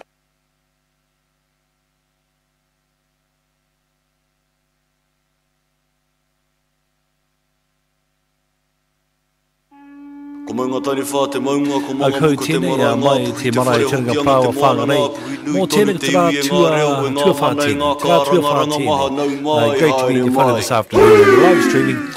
First time for Radio Total FM, so hey, welcome to our new live stream. And hey, bit of a hard case thing happened yesterday.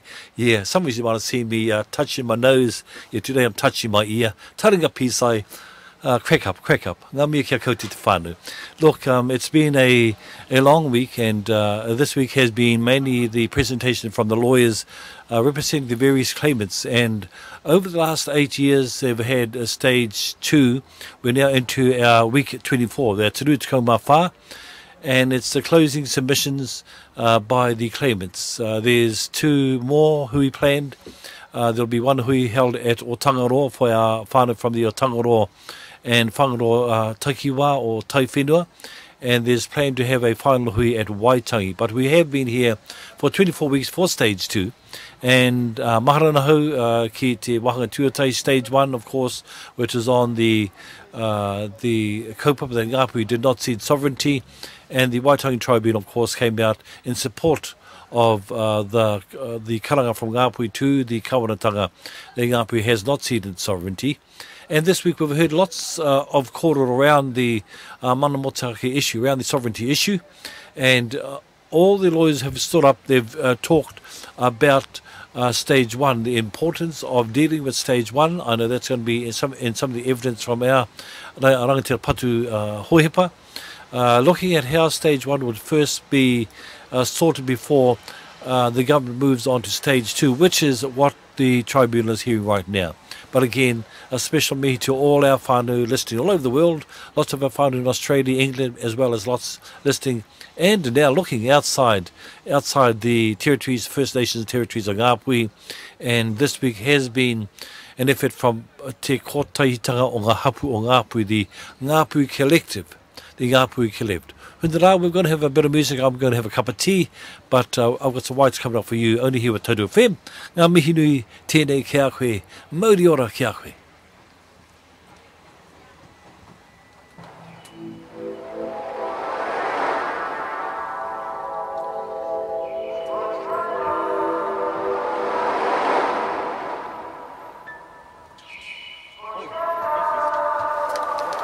Yeah, you would what? It's a music implement. Yeah. But what we can't do here, eh? The music.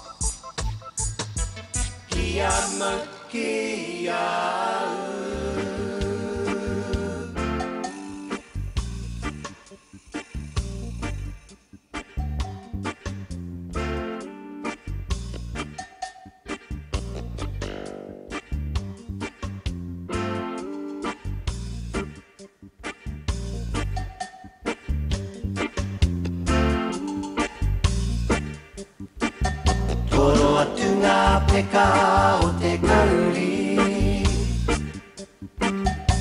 Ka puta tai he kakano I te ao nei. Ka fia fia papatua nuku. Ka tupu ake ki runga ki te rangi. Ka tūtika te tinana o te kauri. Kei hohonu ngā putake aro iho. I te whenua ki ama ki au.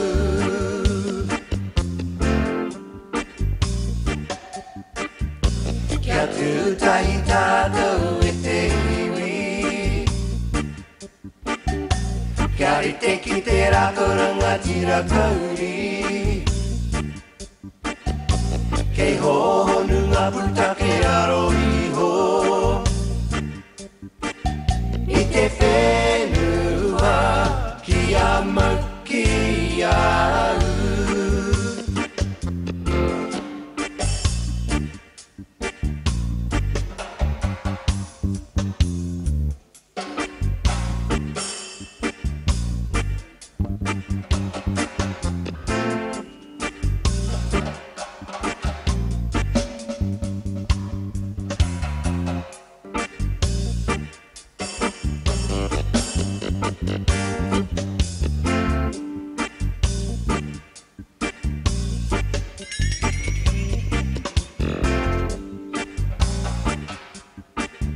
Toro atu ngā peka o te kauri. Ka puta he kakano I te ao nei. Ka fia fia papatua nuku.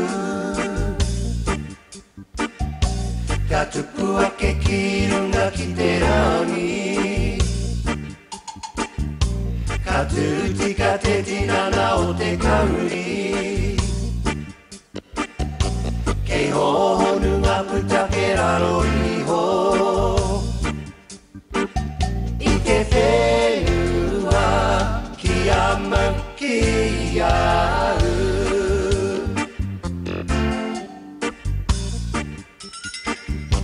Kia tūtahi tātou e te iwi. Kia rite ki te rakoranga tira kauri. Kei hohonu ngā putake raro iho. I te whenua ki ama ki au. Ki ama ki au.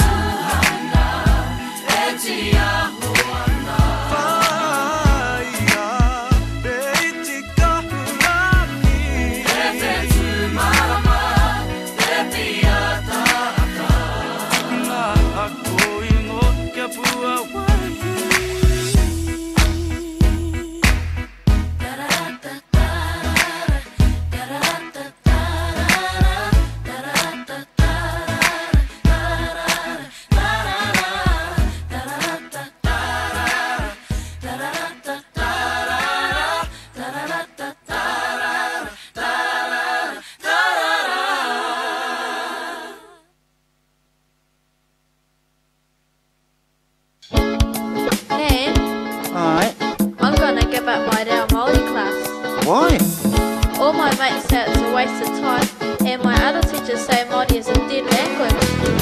Well, I don't think so, Hannah. And I want to get a good job and they use English in all those places, and it's hard to do my homework and stuff because none of my mates take it. And I suppose they park you? Yeah. Well, when you get up in the morning and you look in the mirror, it ain't no Pākehā looking back at you, just another Māori. Now, e noho moko, I need to say something to you. Pepe hea taku haere, runga I te huarahi, e whai I taku taonga ko te reo Māori. Me rapu ke mihia, te name pupuri, I ngā kōrero wharo mo te taiohi. Ai atu te reo Māori, kei te kaha, kei te kaha.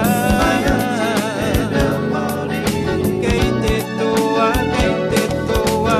Ai atu te reo Māori, koe nā ka ki te rata oranga, oranga.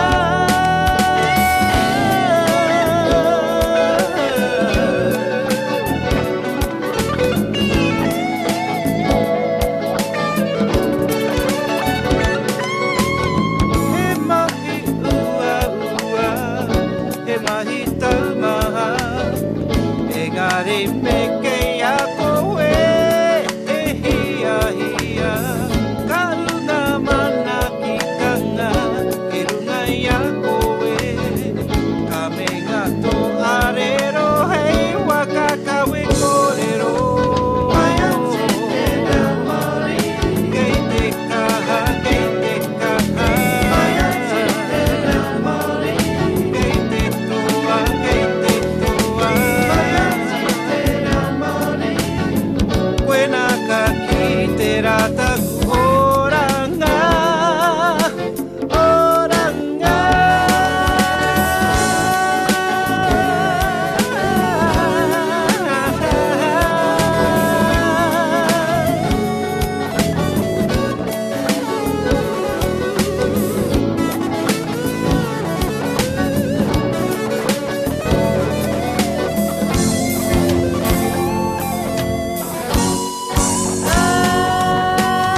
Ngā kupuku arongo, I e rataringa, e oho oho mapihi maure a toku reo. Maria hei koro wai, moto tinana, hei kura pauna mu moto wairua, e te tau. Kei te ahua marama ki o kōrero. Kei te kaha, kei te kaha. Te whakamātua kui, mata kui pia. Kei te toa, kei te toa. Ka kataina rai a whiua. Kei te kaha, kei te kaha. Mea rātau he wao e nōku.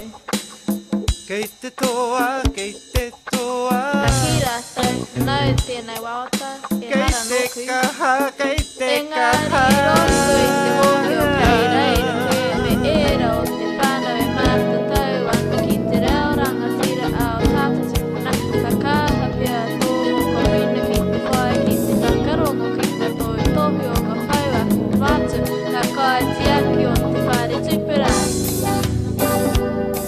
Kei runga tōku mana, nō reira tamariki mahiri no ki ngā mātua. Koe rongi ai ngā whina rea roto ia koutou, tō whānau, tō hapu, tō iwi, kia tuku atu te tonga. Nā te mea he tuku iho, maraira tuku atu. Kia piki te kāra, te ora, ngā manaki tama, ki runga, kia koutou katoa. Mauri ora. Ka rongo koe ki te kaha ana. Ai. Ka pai, kia kaha koe ki te whai. Ai, kia ora ne, mo tō awhina, choice. Choice, a koe cheer ana.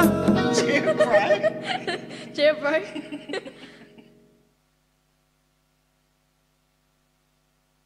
Ko maunga tani whā te maunga, ko manga muka te marae ngā puhi, te whare hokianga te moana ngā puhi, nui tonu te iwi e ngā reo, e ngā mana e ngā kāranga, ranga maha nau mai, haere mai.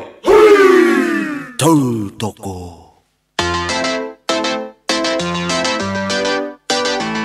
Ka wakarira, ka tūau ka mihi Ki ngā pōtiki o te rua mano tini Māuri, ngā puhi nui tonu o te nota Atu wakana o te pawarenga Ka heke ki ngā ti whātua Tamaki wahine rau ki ngā paua manga tāwhiri Haura ki whakawhiti ki tauranga Ki ngā pāpaka o ranga taua Mai tihi rau ki ngā tātua Ki te manuka tūtahi Ati awa papatapu o rongo mai haranui Te arawa whakariki Hatu patu o te kahukura Tūwhare toa ki te puku o te ika Atua te toa taupi Pai karanga tai nui He piko he tali wharau kawa wai kato Mania poto manga toa toa taranaki Matua te tapu Kura o te rongo pai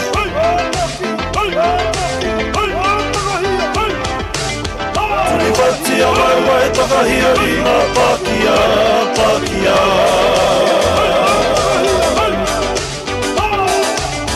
Ka mihi ki te tai rāwhiti Nuku tai neme hā he kurangi Āpā nui, titi o kura Kahuhunu te tangata O tangatea ure haia poa kai whenua Te moana toi, moana o rau kawa Tai o pautini, mahu e ki ka mōrehu o te waka a Māui Hoki mai ki te whanganui a tara Piki kōnuri atu nā te awa o whanganui Mai te kāhi mauna ki Tangaroa Toi mai ngā waka Turiwati a wai wai takahia i ngā Pākia, Pākia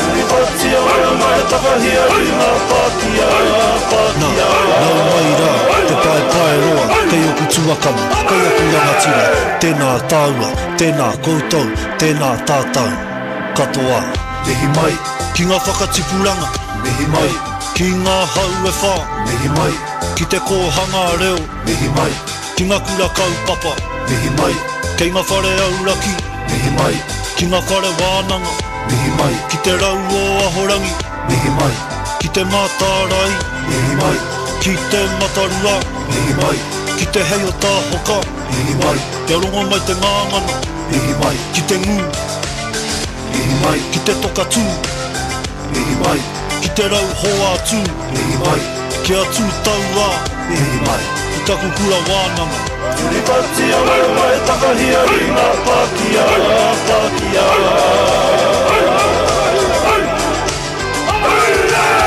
Turiwati a wai wai takahia i ngā Pākia, Pākia Tūlau ka mihi Ki ngā pōtiki o te rua mano tini Māuri, ngā puhi nui tonu o te nota Atu wakana o te pawarenga Ka heke ki ngā ti whātua Tamaki wahine rau ki ngā paua manga tāwhiri Haura ki whakawhiti ki tauranga Ki ngā pāpaka o ranga taua Turiwati a wai wai takahia i ngā Pākia, Pākia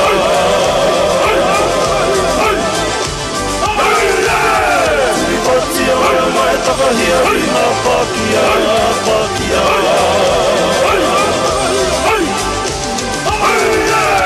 Turiwati a wai wai takahia i ngā Pākia, Pākia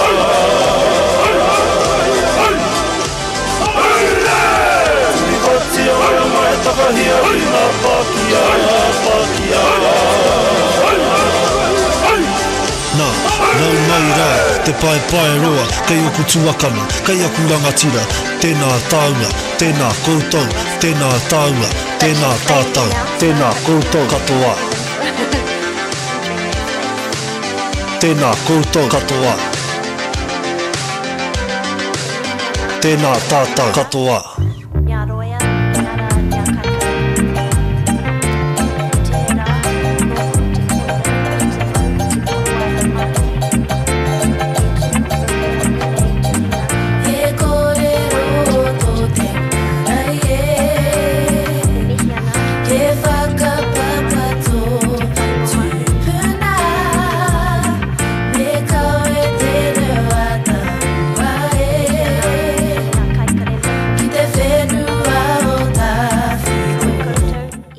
Kareme ki tēnei wā, nā reira, e mihi ana mō te manua nui.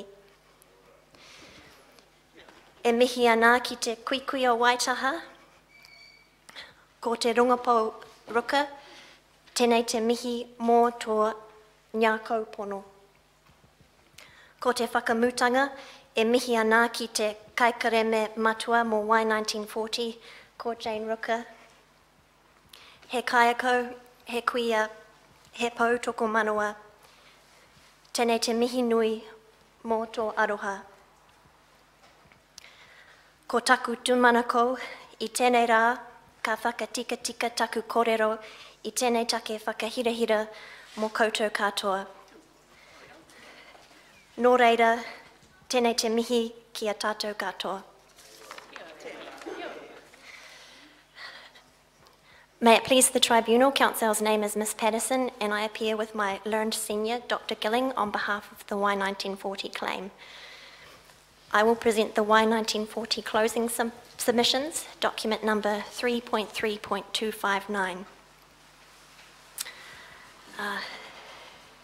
In light of the Tribunal's directions and the time pressures on the Tribunal, I propose to provide a short summary of the claim in 10 minutes, with the remaining 15 minutes or so for Tribunal questions, and then the claimants would like the last 5 minutes to make a short presentation.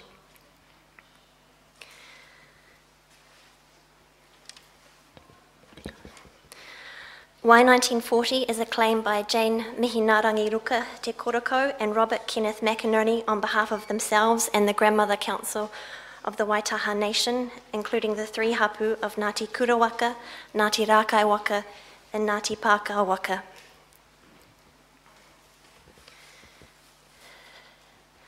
The Y 1940 claim is a claim about sovereignty and identity. It is a claim that says the Waitaha people once knew who they were, knew who each other were, and enjoyed a strong sense of tūranga waiwai throughout Aotearoa. That is not the case today. The claimants say it is the Crown who is responsible for this dismantling, disconnection, and ultimately damage to Waitaha identity and sovereignty. So what did the Crown do? The Crown assumed authority over all of Aotearoa and implemented a governance regime which had no place for Waitaha, despite its promises of partnership under Te Tiriti. And this is covered at paragraphs 13 to 47 of my submissions. The Crown suppressed Waitaha mātauranga, their histories, their stories, and their rongoa, largely by lack of acknowledgement that these concepts even existed for Waitaha. This is covered in paragraphs 48 to 69 of the submissions. The Crown enacted legislation that determined someone's Māoriness, blocked access to whakapapa records, and has failed to support the claimants to keep their culture and traditions alive. And this is covered in paragraphs 70 to 84 of the submissions. Like many other Te Raki Māori, the claimants lost their rights to land under the Native Land Court regime, land development schemes, and public works legislation. And this is covered in paragraphs 85 to 184 of the submissions. The claimants say the Crown has allowed the pollution of northern waterways, one of Waitaha's most treasured taonga, symbolised in their name, Waitaha or water bearer. This is covered in paragraphs 185 to 202. The Crown's legislation, policies and practices in native schools, Council submit, amounted to a ban of speaking te reo, which contributed to the loss of Waitaha identity. This is covered in paragraphs 203 to 220. Finally, the Crown has enacted health and housing legislation, policies and practices that have maintained or worsened the disparity in socio-economic outcomes between Māori and non-Māori, and this is covered in paragraphs 221 to 252 of the submissions. Council submit that these actions or lack of action by the Crown should be found by the Tribunal to be breaches of Te Tiriti. In a few of these cases, such as the implementation of the Tohunga Suppression Act 1907, or the practices regarding reo in schools, the breach is deliberate and clearly contradictory to Māori interests. However, in the majority of these cases, the Crown has simply carried on as if Waitaha did not exist. To use the words of one of the claimants today, she feels that the Crown has simply sat on and squashed Waitaha. Council submit that this is a blatant breach of the principle of partnership, which requires equal say between the partners over how their lands and resources should be managed. The prejudice this has caused the claimants is described at paragraphs 253 to 268 of the submissions. Council submit it can be largely summed up in the fact that Waitaha no longer exercise the self-determination and control they once did over their way of life. I can also say that in meeting members of the Waitaha claimant group, I was struck by how keenly they feel these wrongs and how that sorrow endures even today. The findings sought by the claimants are listed at paragraphs 269 to 289. While Council endorsed many of the findings sought by the generic closing submissions, I would respectfully like to draw the Tribunal's attention to the findings sought specifically in relation to Waitaha. These are at paragraph 270 relating to identity of Waitaha, at paragraph 280 regarding the Rangihamama development scheme, and at 284 in relation to the taking of Whirinaki 5K6B for a native school. Finally, the remedies sought by the claimants are listed at paragraphs 290 to 301. Again, there are particular remedies sought in relation to Waitaha identity, paragraph 292, and the return of specific blocks of land at paragraph 293. I would like to conclude these submissions by quoting from Ms. Jane Rooker in her final words to the Crown in Hearing Week 20. Our next generations will approach the rangatahi of the Crown to negotiate. We don't look to you as enemies. We look to you as treaty partners. And we expect you to look at our rangatahi in the same way. Kia mau te aroha o Rongomarairoa, tēnā koutou. Tēnā koe, Ms. Patterson. Tēnā koe. And following you, also have questions. He Papa?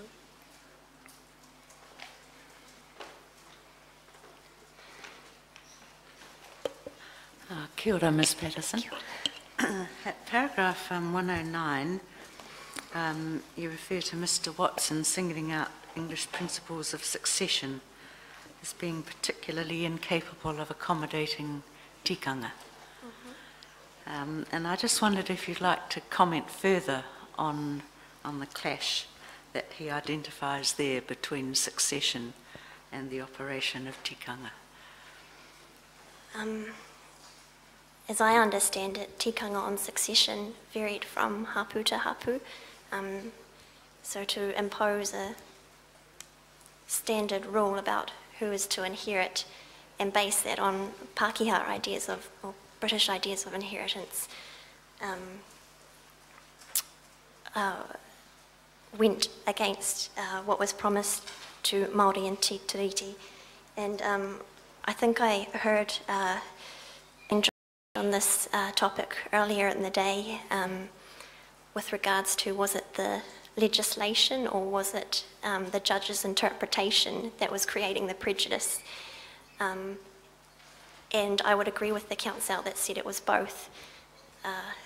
The legislation enabled judges to impose their interpretation of how succession should work. And then that jurisprudence became embedded into the common law. So,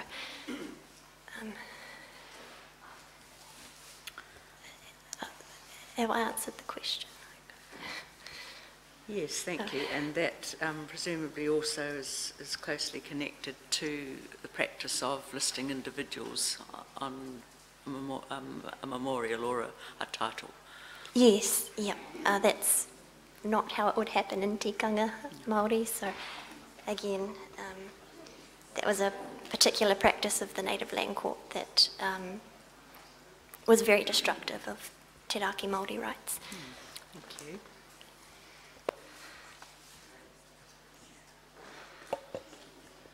Tēnā koe, Ms. Patterson.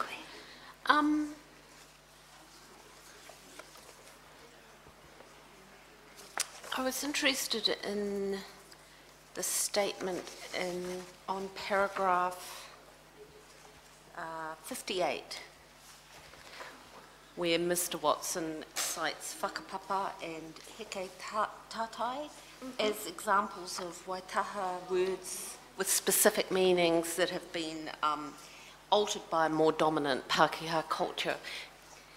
Can you explain that a bit more to us?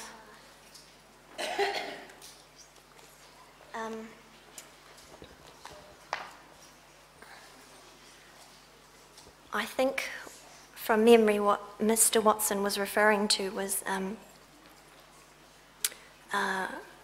Pākehā translations of these words are created that don't quite capture all the subtleties that they have in the Māori language, and then these become embedded in mainstream culture, and that's what he believes has happened in these two cases. So Waitaha don't have a specific meaning that's different from... Oh, sorry.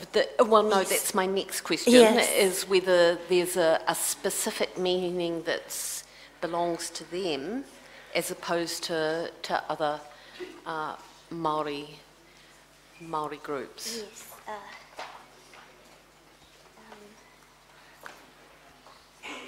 I believe Mr. Watson does talk about that in his brief of evidence. Right. Would you like me to find that reference, or perhaps I can answer that in writing? Yes, that'd be good. Thank you. And I have a question about rongoa. Yes. It's that, you know, actually your claimants and a number of others have talked about how the Crown has suppressed that, and generally it's the example that's brought up as the Tohanga Suppression Act. And I'm just wondering whether there are other ways in which the Crown has suppressed that aspect of Māori tikanga that you're aware of. Yes.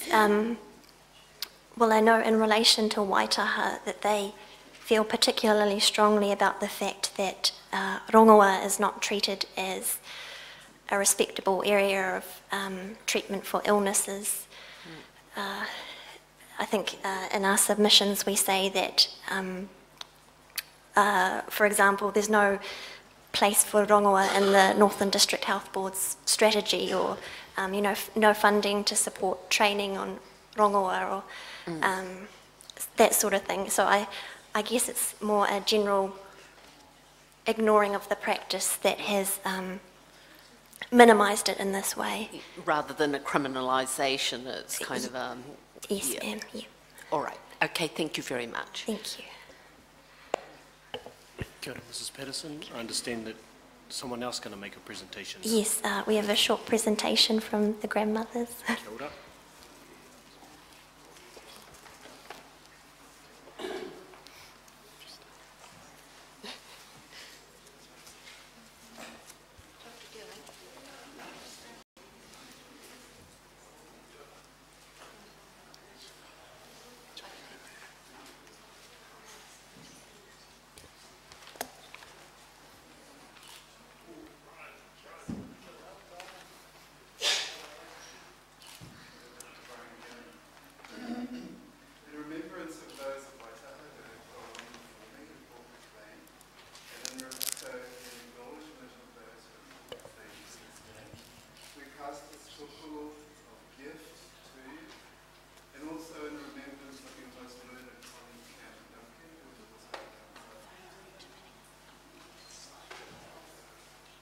Koutou.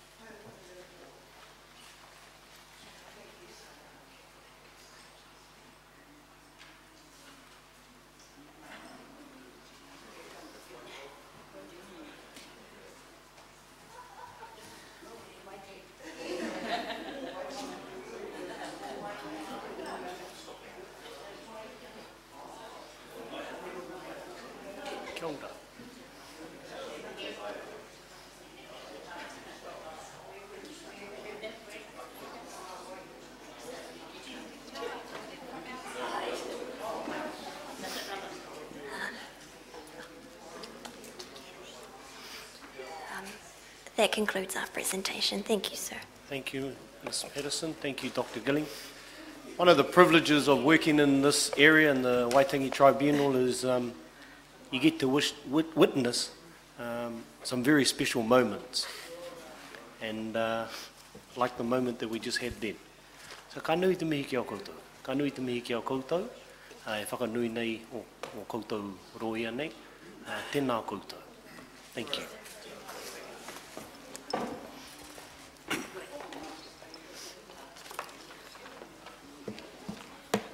Hona's going to just move on the taumata. He's just going to move to the side for you, Dr. Gilling.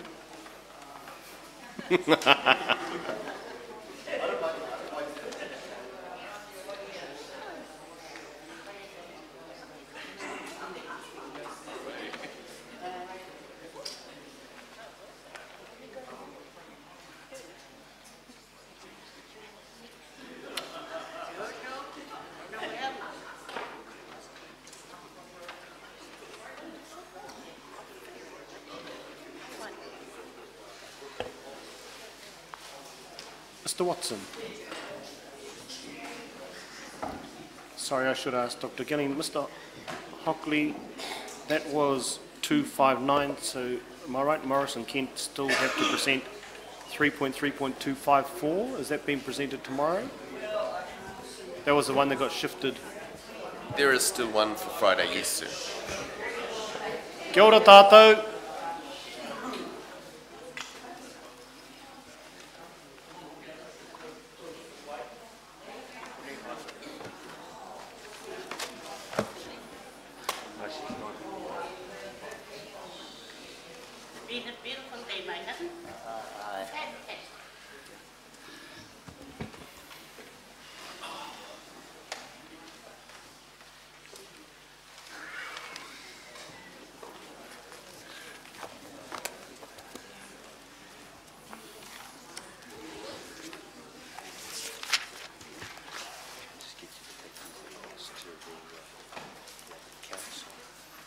Mr. Watkins? Yes.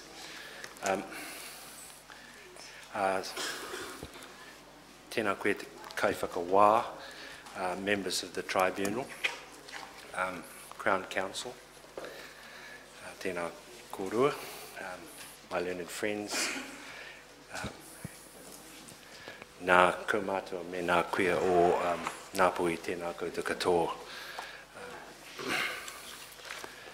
Sir, I'm presenting evidence from the closing submission for Y1538. The document number is 3.3.303. Now, sir, a brief housekeeping matter.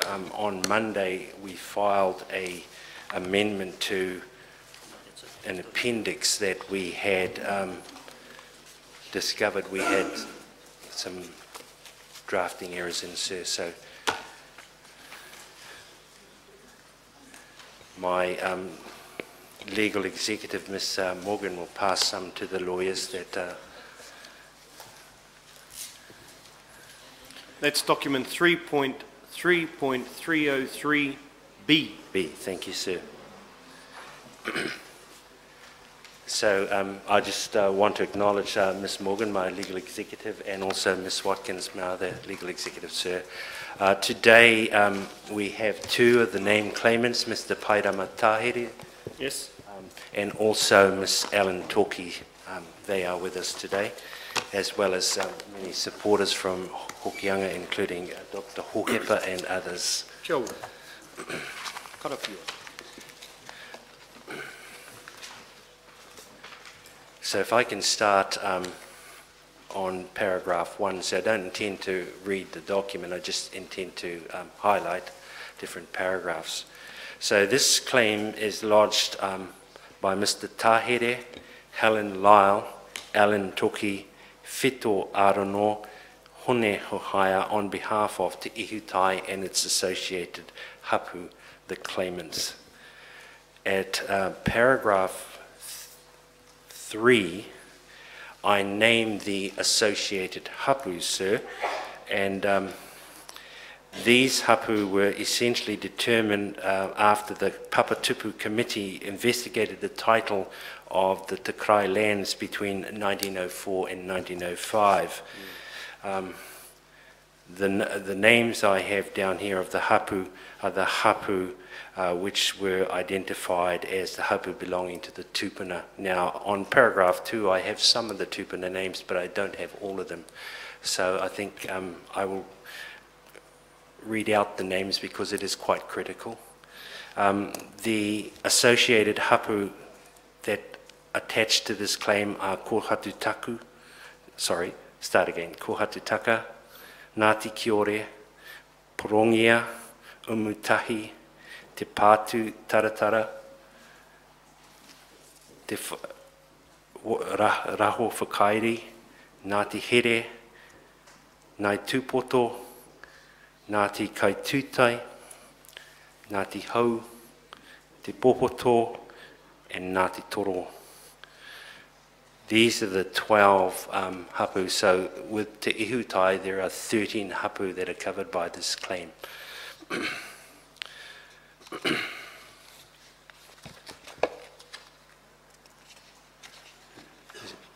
So in terms of the Appendix A, I don't intend to go over that unless the tribunal has some questions afterwards. I think it's self-explaining, and there's sufficient information in the draft, in the closing submission for that to suffice, sir.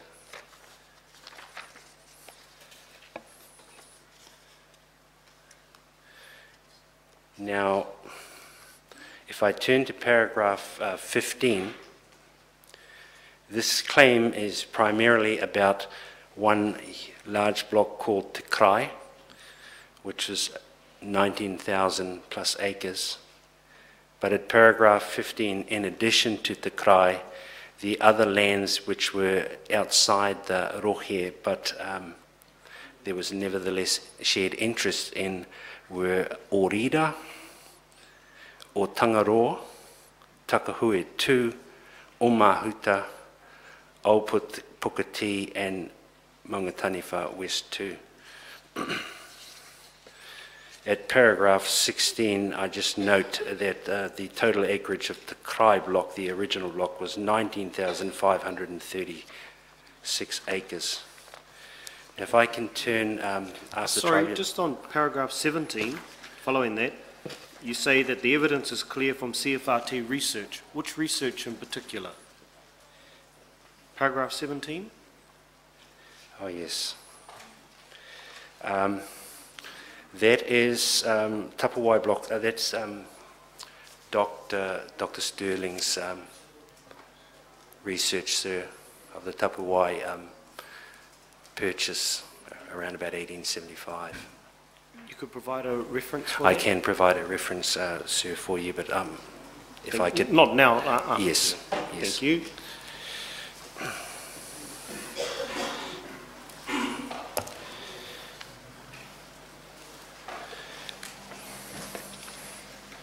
If I can turn you to paragraph 22, I outline at paragraph 22 the basic claim against the Crown.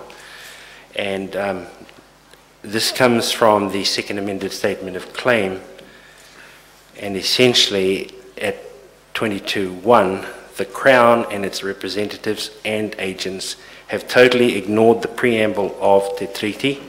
They have repeatedly breached the articles of the treaty and the principles of the treaty, and those acts or omissions have damaged Te Ihutai and its associated hapu, and as a consequence, they are entitled to redress. Just read 22.2.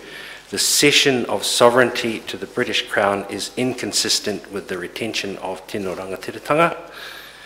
And the third element, that the British Crown's right to claim by proclamation absolute sovereignty over all of New Zealand based on willing cession of sovereignty over all of New Zealand on 12 May 1840 did not reflect what was agreed to by the rangatira who signed Now, essentially, so I won't really talk about number 3 because the tribunal stage 1 findings is adopted, and I think that's essentially covered there. In terms of the principles of the treaty, we are not saying that the principles should be put aside. We recognise, and the claimants recognise, that it's the principles of the treaty that is essentially the yardstick for the tribunal to determine the actions of the Crown in terms of how it has interacted with Māori. So we're acknowledging that the principles have been developed over a long period of time. They should remain and in time be expanded on, one would think.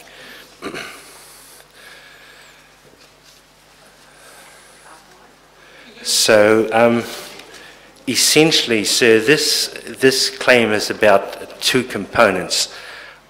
The main part of the claim is about the loss of land, and the second part of the claim is about the loss of the capacity of the hapu to exercise its tino rangatiratanga.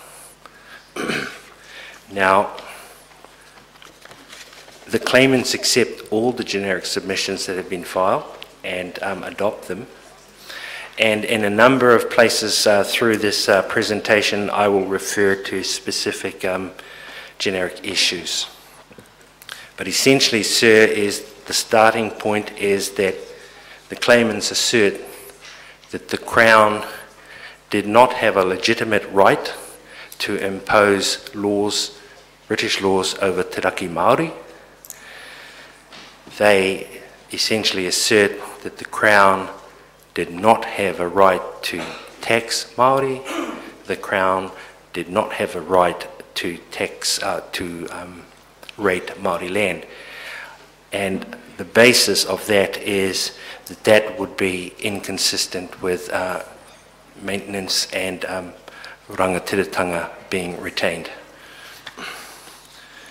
So if I turn now to the land loss component of the claim, at paragraph 26, we essentially say that Te Ihutai, over a period of time, essentially lost all of their lands that they had interest in. This is both the lands in Te Krai block and also the lands in the neighbouring areas which they shared interests in. And I'm discussing the loss of the lands in terms of 4 components, and if I can turn the tribunal now to paragraph 28, the first one that I will talk about is the pre-treaty transactions very briefly. Now in the Y1538 claim, there were 14 transactions, not 15, that are recognised as pre-treaty transactions. 4 of those transactions occurred in Kuhukuhu, and those transactions have been dealt with in the closing submission of 1543, Mr. Peter Clark's closing submissions. We document those in that one there. There were 9 old land claims in the Orida area, which is just across the river and adjacent to Te Mata. So if you're travelling north from Koukou, you go through Pikipadia, across the river is the Orida area. And so Orida was probably in the order of 13,500 to 14,000 acres of land. That traditionally has been known by the people that live in Orida as Orida ki, Te Ihutai ki Orida. So it is part of the Te Ihutai whānau, but there is a certain amount of autonomy that the Orida people who reside there have themselves. I don't want to go through the details of the old land claims, but what I would like to say about the Orida old land claims is that paragraph 41, the claimant evidence is that none of these Orida pre-treaty land transactions were ever seen by the rangatira involved as absolute alienations of hapu land. In fact, the council submits that the settlers themselves may very well have understood these transactions were not absolute alienations. And at the bottom of the page, still on page 11, but at the bottom of paragraph 41, I refer to Sterling and Towers' quote, where they said Māori were inviting Pākehā settlers to live amongst them. Those settlers were well aware they were living under Māori law. They were well aware that they were not making permanent land purchases, and that was particularly so in those transactions that were done before the British indicated that New Zealand would become a colony. At paragraph 4, I refer to the Muri Whenua report of 1997 with particular reference to pre-treaty transactions, and a note that the tribunal said in that report, we find that the pre-treaty transactions did not affect and could not effect binding sales, and that the parties were not of sufficient common mind for valid contracts to have formed.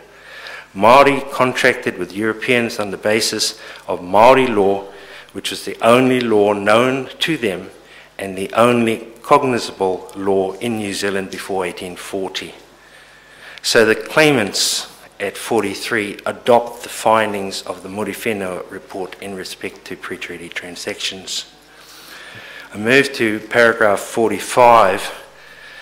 Makareta Tito, in her evidence, now she is a queer from Ōrida. She was brought up in Ōrida, and she comes off the Pāngari tūpuna, and she said in her evidence, my tūpuna did not intend to sell the land. There is no tikanga for land sales. The concept was unknown at the time. I've also read the generic submissions for issue 2 that was produced by Thornton and Lyle, that firm, and presented by Ms. Thornton, and I adopt her submissions in full. Essentially, if we turn to paragraph 48, what she suggests is that all those pre-treaty transactions were examples of tuku whenua transactions, and the claimants have read her generic submissions and absolutely agree with her. She's correct. In her presentation, she also referred to Judge Manning.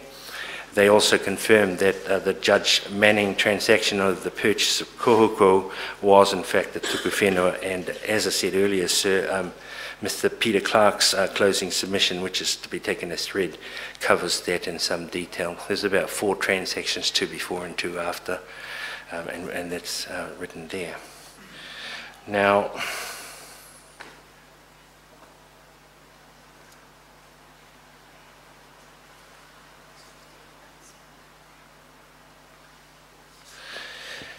of the Ōrida transactions, the one transaction that stands out for council, and unfortunately we were only able to spend 2 days in the archives in Wellington checking these claims, is the Reverend William White and the Francis White, the brothers' old land claim. I think it was 519.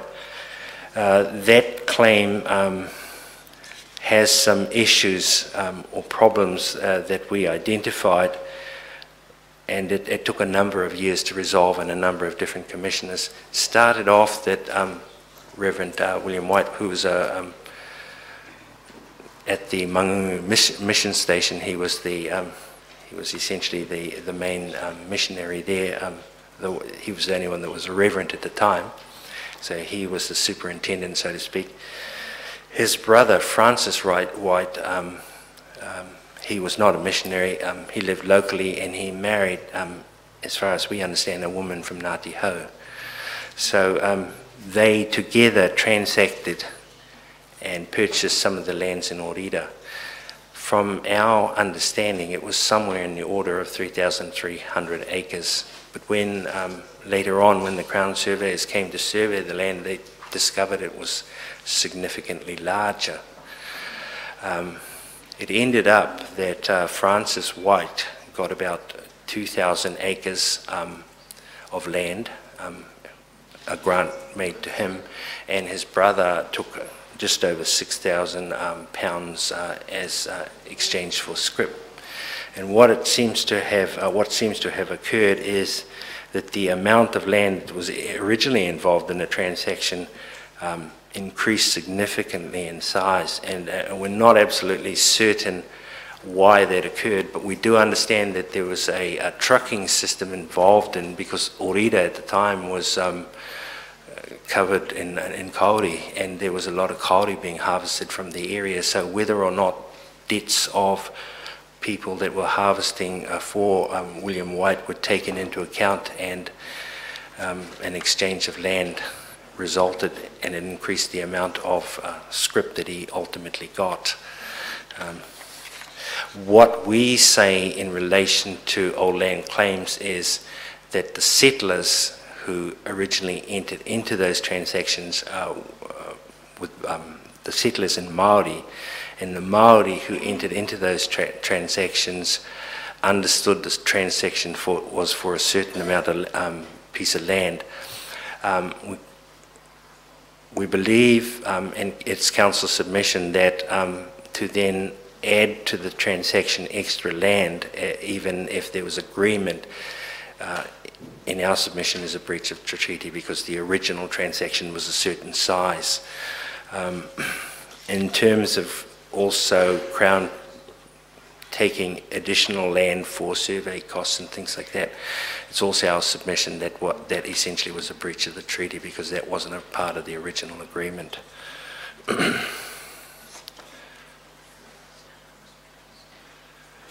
Now,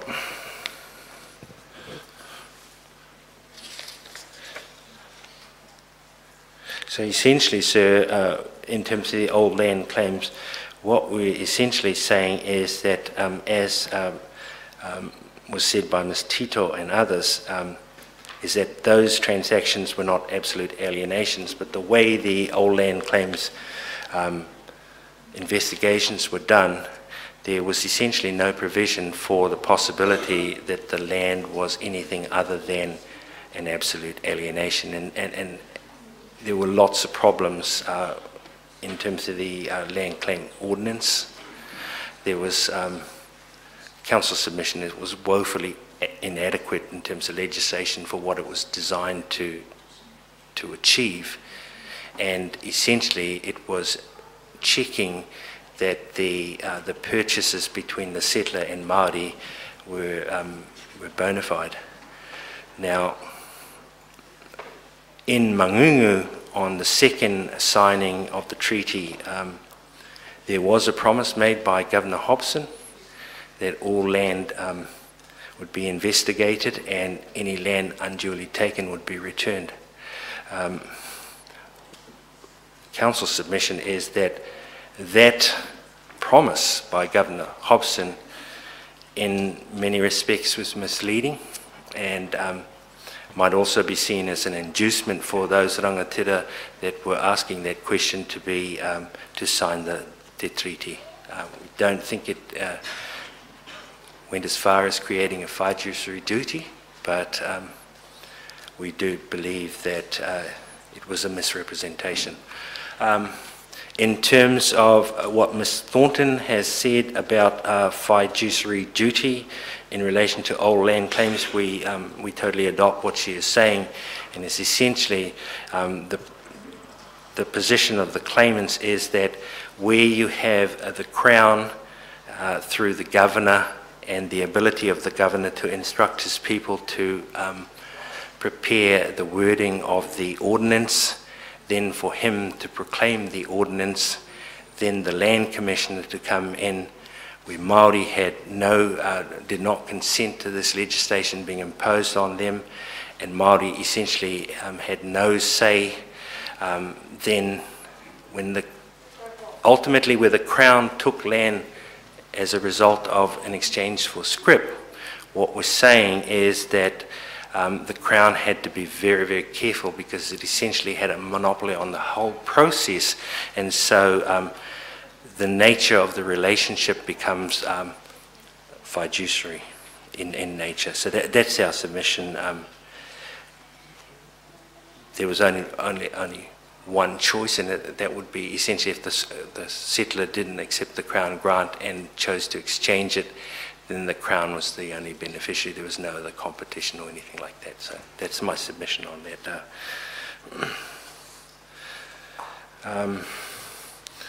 Just at paragraph 56, my apologies to Dr. Rigby for this typo there, but Dr. Rigby looked at pre-treaty transactions in the Hokianga, and I just want to mention there that there was a lot of pre-treaty transactions in the Hokianga. In fact, the Crown paid $32,000 in scrip in the Hokianga, but in Commissioner Bell's report in 1862, and I'm reading from the paragraph 56, he discovered that he was only able to recover, when he went to survey out and recover the Crown's lands that they'd obtained via purchasing the claims, 15,466 acres, and that was for £32,000 pounds spent. The amount of money that the Crown was putting up was £1 per acre, so ultimately the Crown should have been able to obtain 32,000 acres. I understand that the Crown was able to recover about 9,000 acres further on top of the 15,466 acres. And one of the ways that Dr. Rigby mentioned in his report how the Crown was able to do that is that if the boundaries for the old land claim were not clearly described, the surveyor could essentially push out the surveys, and it would ultimately have gone into adjacent customary Māori land. But the Crown had essentially no right to do that, but nevertheless that seems to be what has been done. And as I say, the Crown has been able to cover a further 9,000 acres in the Hokianga by surveying processes.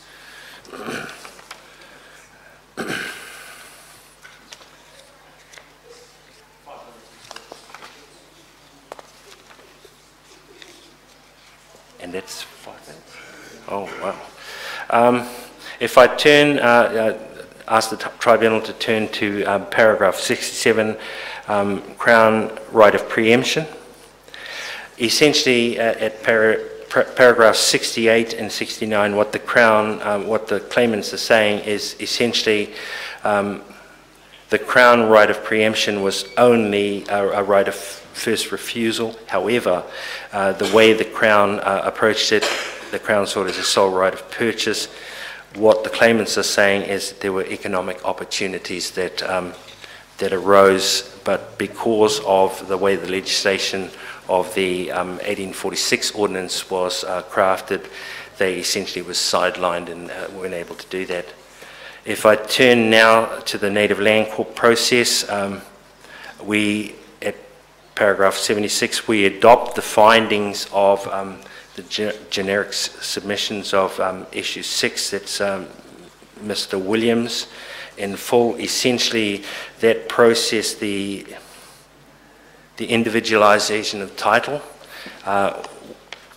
essentially damaged the rangatiratanga of Māori people, including their hapu structures, and was essentially in breach of the treaty. The fourth element of the land alienations is the compulsory investing, and that's how most of the Te Krai lands were lost. So if I could very, very quickly turn now to the recommendations, conclusions and recommendations. Essentially, what the claimants have said in their evidence is that they lost all of their land. Then they lost a large part of their mahinga kai on the foreshore through firstly roading, and then secondly through the mudflat reclamation schemes. And so that food source there disappeared as well. So essentially they became a hapu together with the associated hapu, which were very, very short on land. In the end, I think they may have had 163 acres out of the 536 acres. That those reserves, there were 3 reserves, those reserves were ultimately on-sold to out of Māori ownership. So with the loss of lands, the deforestation, the loss of the birding trees, and then the loss of the mahinga kai, no food, they essentially had to move, and there began the urban drift. In terms of compensation and recommendations, what Te Ihutai is acknowledging is that in the Tararawa settlement process, they received 3,500 acres of Te Krai Station back. My submission is to the tribunal that if you divide that through by 12 hapu taking out Ngai Tūpoto, which got their own piece of land, that's 210 acres per hapu. So although it was a very good start, it's not nearly enough for the number of hapu that are involved. Sorry, what was the total area? 3,000? 3,500 acres was returned. And that Te Ihutai and its associated hapu, that has to be divided at some point in the future between 12 of them. So in terms so of... are there any, given the Tararawa settlement, are there any Crown lands left in the... In the Kuhukuhu area? Well, in the Ihutai Rohe? Or, yes, or have they all been settled as part of the Tararawa settlement? Most of them have been settled in terms of the Tararawa settlement. There are 1 or 2 buildings in the Kuhukuhu area that Te Ihutai is in negotiation with Tararawa for. There is also, as far as I understand it, the Jackie Marmon, which was 250 acres in the Orira area, that was exchanged to the Crown for 250 pounds of scrip. My understanding is still there, still Crown land. So Te Ihutai, on behalf of Te Ihutai ki Orira, is asking for that land to be returned, if at all possible. What they're essentially asking for, sir, is a significant cash injection.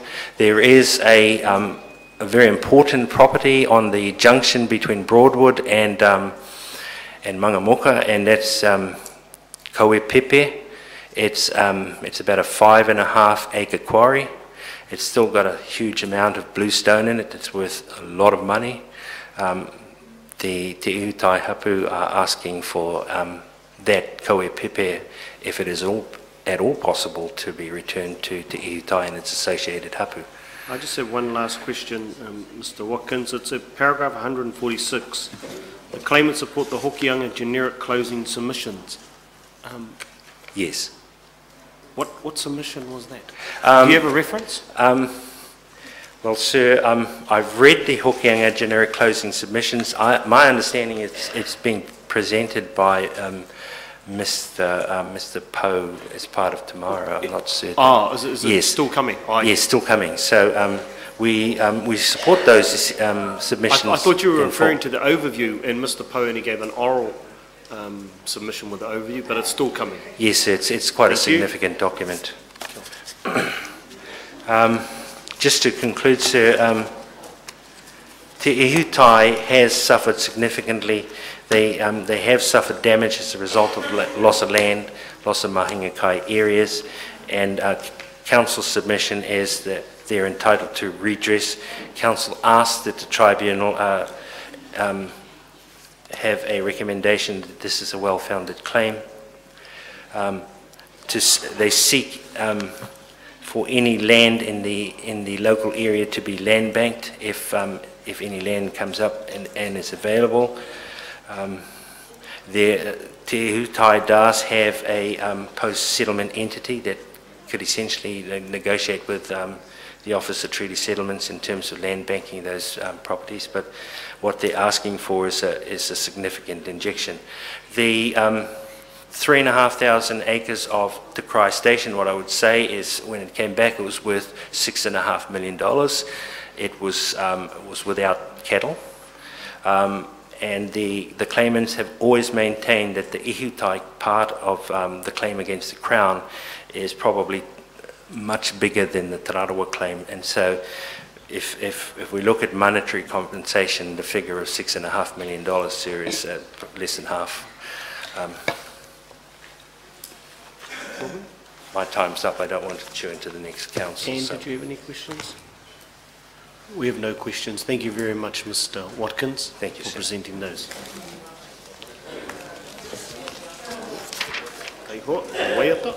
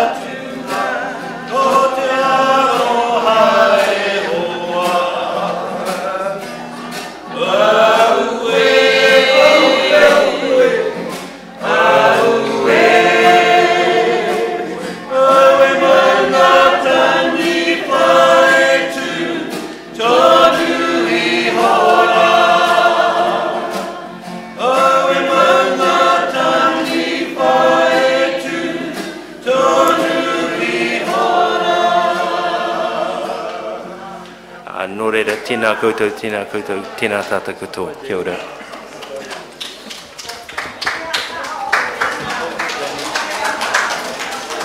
We now move to the it's the last submission for today, and that is 3.3.263, Rainey Collins.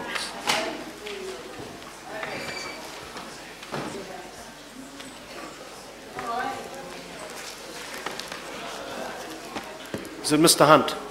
Yes, sir.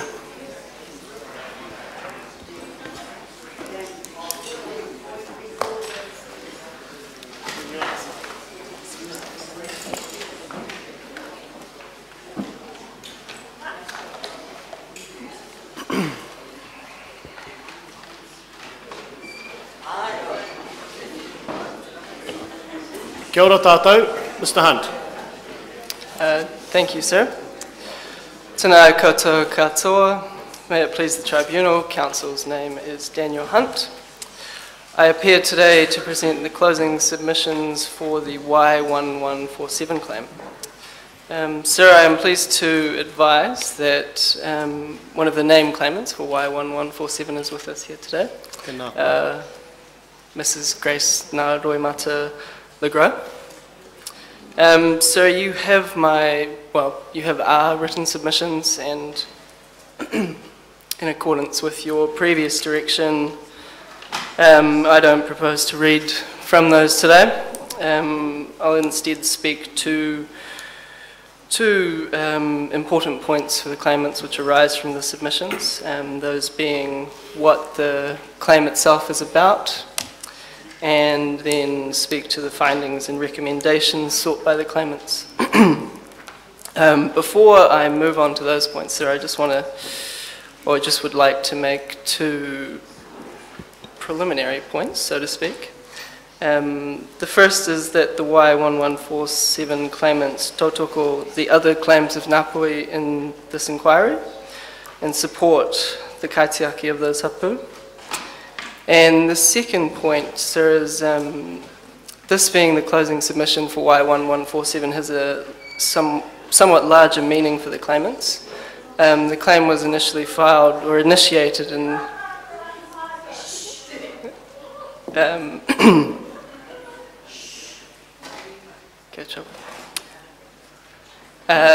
the Y1147 claim was originally initiated in 1993, and the claim has participated in 3 inquiries. This inquiry, the Te Rohi Potai and Whanganui inquiry, and that's given the claimants vast whakapapa links within those inquiries.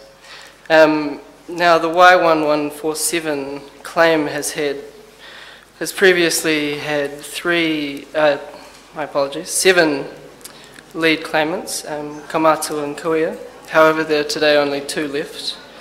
And Mrs. LeGros is grateful for those who have gone before her, and we acknowledge that this is the final journey for the Y1147 claim. So Mrs. LeGros also wishes to acknowledge Mr. Campbell Duncan, her lead counsel for many years prior to his passing, and then her current counsel, Rainey Collins. As I said before, sir, if I could move to my first point. As we address in our submission and the claimants in their evidence, the Y1147 claim is about the claimants' hope to achieve reconnection to their whenua, their whananga, and their whakapapa in Te Paparahi o Taraki. As addressed in our written submissions, the claimants have given quite substantive evidence of their tupuna's customary interest within the district and particularly in Hokianga. However, today the claimants and their whānau find themselves largely landless and largely bereft of even the knowledge as to precisely how those interests were lost. So we refer in our written submissions to the Crown breaches of the treaty, which we submit cause this disconnection, as well as the relevant generic closing submissions which are relied on. As I said before, I don't propose to read from those.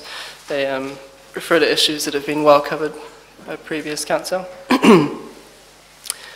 Turning to my second point, Sarah, and that concerns the findings and recommendations sought by the claimants.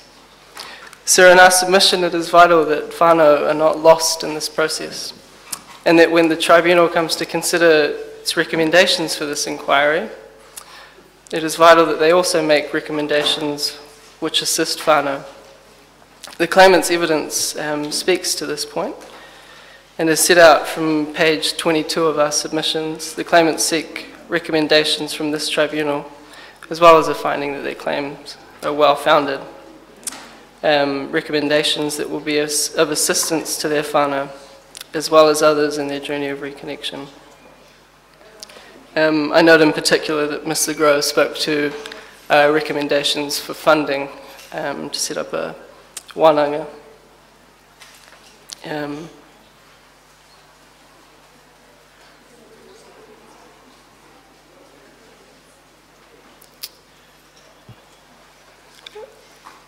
And thank you, sir. Those are the submissions for the Y1147 claim.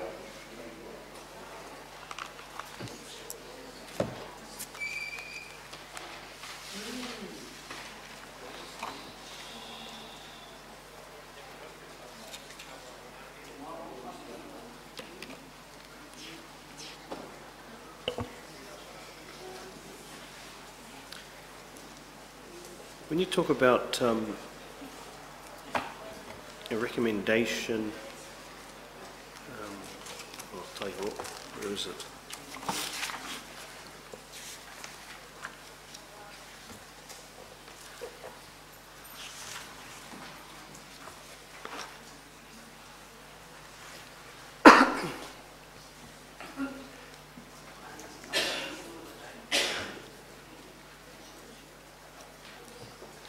No, I think that's clear enough, those at 12.10 in terms of what I was going to ask.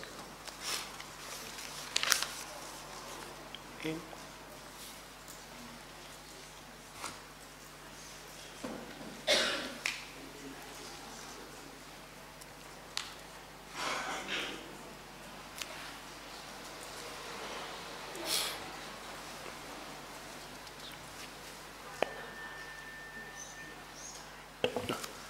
We have no questions. Thank you, Mr. Hunt, for presenting those submissions.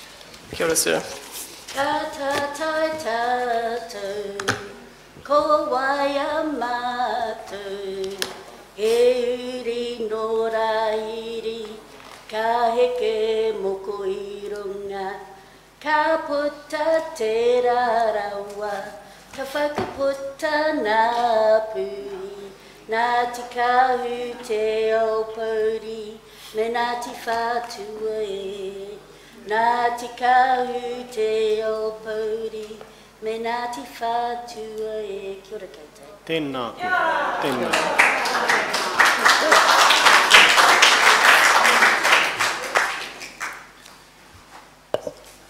Mr. Hockley. Sir, that brings us to the end of the day because there wasn't really any movement. I did... See Mr. Sharrock behind you? Well, yes.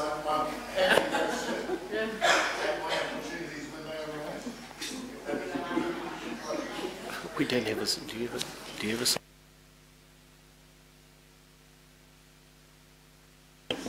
We don't have your papers, we don't have your papers, although you don't refer to them normally, so I suppose it doesn't matter, does it? Let's sort out tomorrow's timetable first, Mr. Hockley, and then we might give you 10 minutes or so, Mr. Sharrock, to entertain us for the rest of the day. Mr. Hockley? So tomorrow morning we will have Ranfurly Chambers presenting on three claims, three submissions. I believe the numbers are 278, 279 and 280. I'm not quite sure of what order. Yes. Then Morrison Kent presenting for 254. Yes. And then we have 5 submissions from Tupuna Legal. And that will wrap things up. And I understood that, has Mr. Poe filed, he has filed amended, hasn't he? He's filed some submissions for Y700 as well. Which, obviously, we're in your hands on that one. Well, as the week progressed, sir, and we raised how the some problem of them with hadn't the filed. Y700 ones is we haven't seen them, they're very late. That's why you don't see it on the timetable, but... Well, we'll leave Mr. Poe to try and sort that one, try and convince us on that one tomorrow, but that is how the timetable stands. Kia ora, sir. I just want to note for the whare, the break is scheduled for 11:30, refreshment break, morning tea. Oh, sorry? And then, well, there's some confusion there, sir, so I wanted to make sure we put that. So what are we looking at? We're starting at 9 and going all the way till... 11:30 for a 20-minute break, and then returning at 11:50 and going until 12:50. So it only looks like an hour for that final session, so maybe it should be... Well, why don't we just go 9 till 10:40, 20-minute break there, and then go 11 till 12:45. As per usual. Kia ora, sir. Yeah, that seems... Kei te pai. Ka pai. Kia ora. And just make sure our wharekai knows in that regard. Ka pai. Ka pai.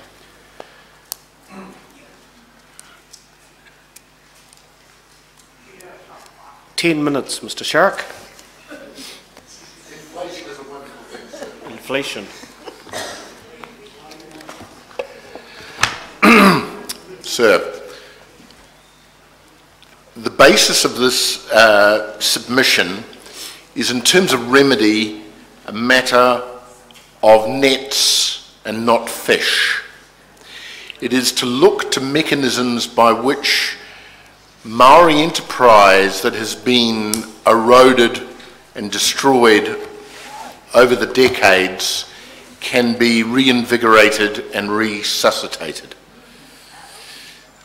There are many issues that have caused difficulty in Maori enterprise, but one of the most fundamental ones has been the absence of capital. The difficulty with raising capital off communally owned land has been a constant impediment. The difficulty, I'm going to digress at this moment for a second, one of the other difficulties is that in some ways, because of the rating structures, sir, Maori land is almost a liability rather than an asset. Because what happens, sir, is the rating structure, by my estimates, means that Maori are typically paying between 10 and 20 times the true value. One of the remarkable things about the valuation of land is that it's taken on the basis of the nearby general land. But the disadvantage, sir, is this. When you've got general land, you have a monopoly over its use. You're the owner, you can determine who's there and what happens. You also, and very importantly, have a capacity to borrow. The real linchpin that makes this contention true is probably from your own practical experience, sir, in transacting the land, whānau member to whānau member, you very rarely find a price being exacted at more than 5 to 10% of what is the notional QV of the land. Now, if you looked at your own personal general rating situation, sir, if you were paying 20 times the rate that you're currently paying on your general rating, you would consider your land as probably a liability rather than an asset. I know that I would. That is part of the process which has eviscerated Maori enterprise. There are two other issues that Manuka Henare has particularly addressed. One is the issue of the difficulty to access quality know-how, particularly in a more modern context, but also, I'll call it the higher moral level of a kaitiaki aspect to the enterprise, where almost inevitably there is a desire to hire your cousin as an administrator, or on the other hand, you choose not to exploit the land at the most rigorous possible level because you have a higher moral sense of the need to look after the land. All of these things mean that Maori, in terms of moving forward in their own independent enterprises, have a difficult problem. Now, sir, what are the potential solutions? I believe it is appropriate, and the remarkable thing about this solution is it will hardly cost the Crown a penny. What we will do, sir, is look to create a development bank. Now, I spent over 10 years in capacity building in various parts of the world, sir, and development banks, be it at the higher level of the World Bank, the Asia Development Bank, or whatever, you then get national development banks that provide enterprise funding, sir.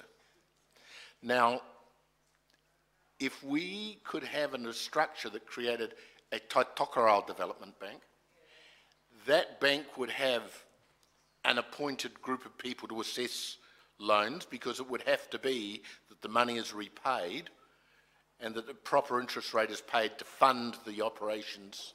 But if we got a lending facility off the Reserve Bank at the official cash rate of 1.75 or wherever it's floating, and then added a reasonable markup, that is a viable financial model for a development bank that would provide the capital that is so frequently missing in the development projects for anything from taking current pieces of Maori land and offering opportunities to turn it from sheep and beef to avocados, kiwi fruit, or whatever. All of that capital opportunity has really lost. And it's that kind of exercise that I believe would be of considerable value, and yet would cost the Crown very little indeed. Its only cost would be, arguably, if the bank was unable to make good on the bad debts. But, sir, looking at something like the Grameen Bank in Bangladesh, I believe when it's tightly held with a Ngāpuhi, tightly held in Taitokerau, you would be able to also invoke the moral suasion on the borrower from the community pressure that he must repay for the good of the community as a whole. And with that, sir, having regards, I've done my 10 minutes, have I? Or Close enough, Mr. Sherrick, close enough. So after that considerable generosity on your part, I will close my submission at that point. Tēnā koe. Thank you. Any questions, sir? And so, Mr. Sherrick, your bank would not be constrained by not being able to lend on multiply owned land? Indeed. And it may be, this is of course subject for some exploration, but it could be that you would have a situation that the bank would be a Maori institution, and it may then be in a position to take use of a piece of land for a period of time to ensure that any capital, or any borrowings made could be worked out through the rights of use of the land. Or, frankly, as a joint venture bank, if the debt is bad, the debt is bad, and you go back and you start again.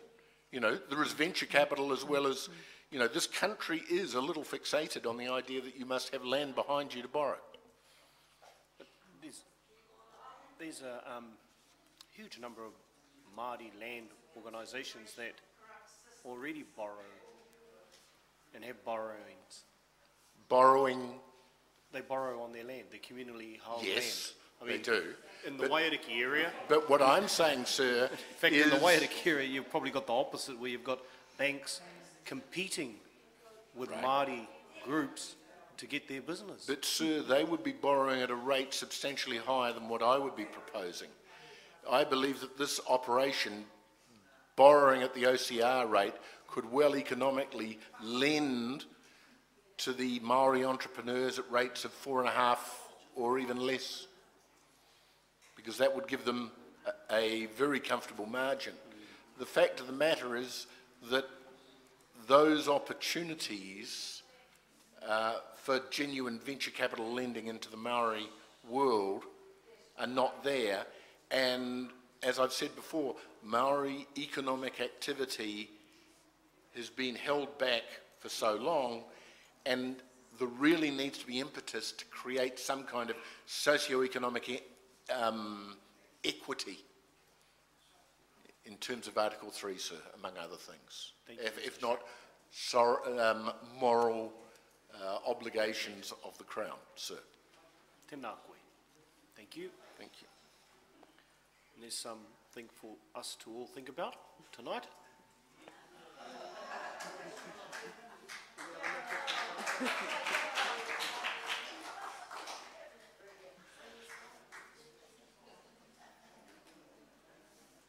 Any other matters? Kai a koutou hona?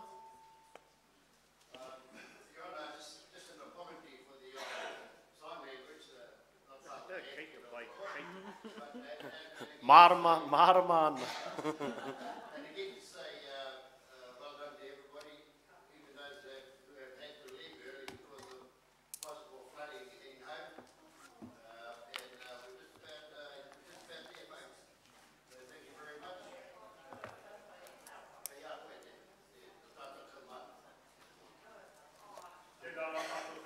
Tēnā koe, taipari.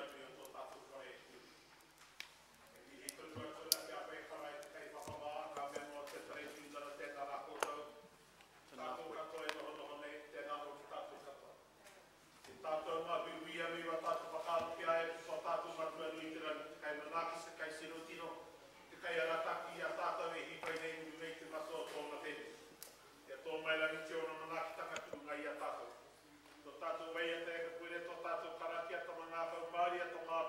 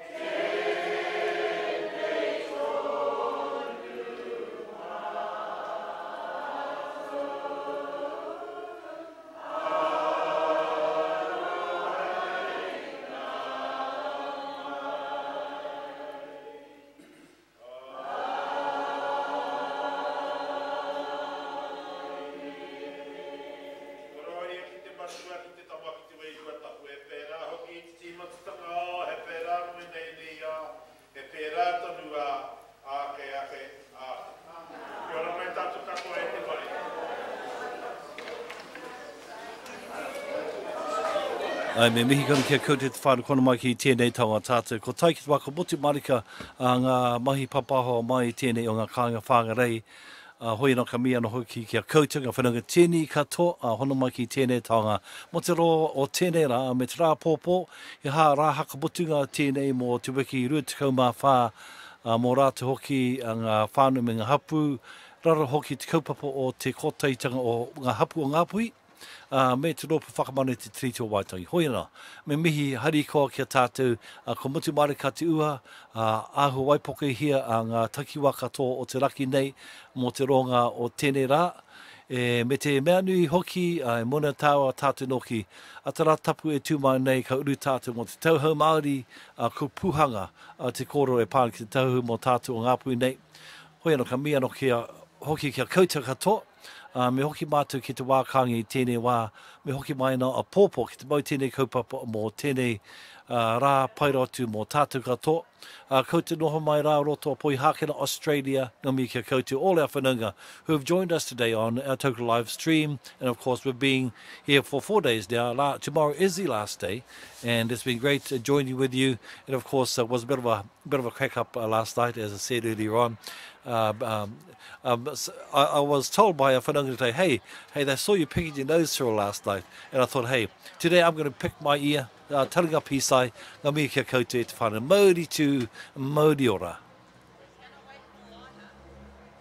So we just transitioned with the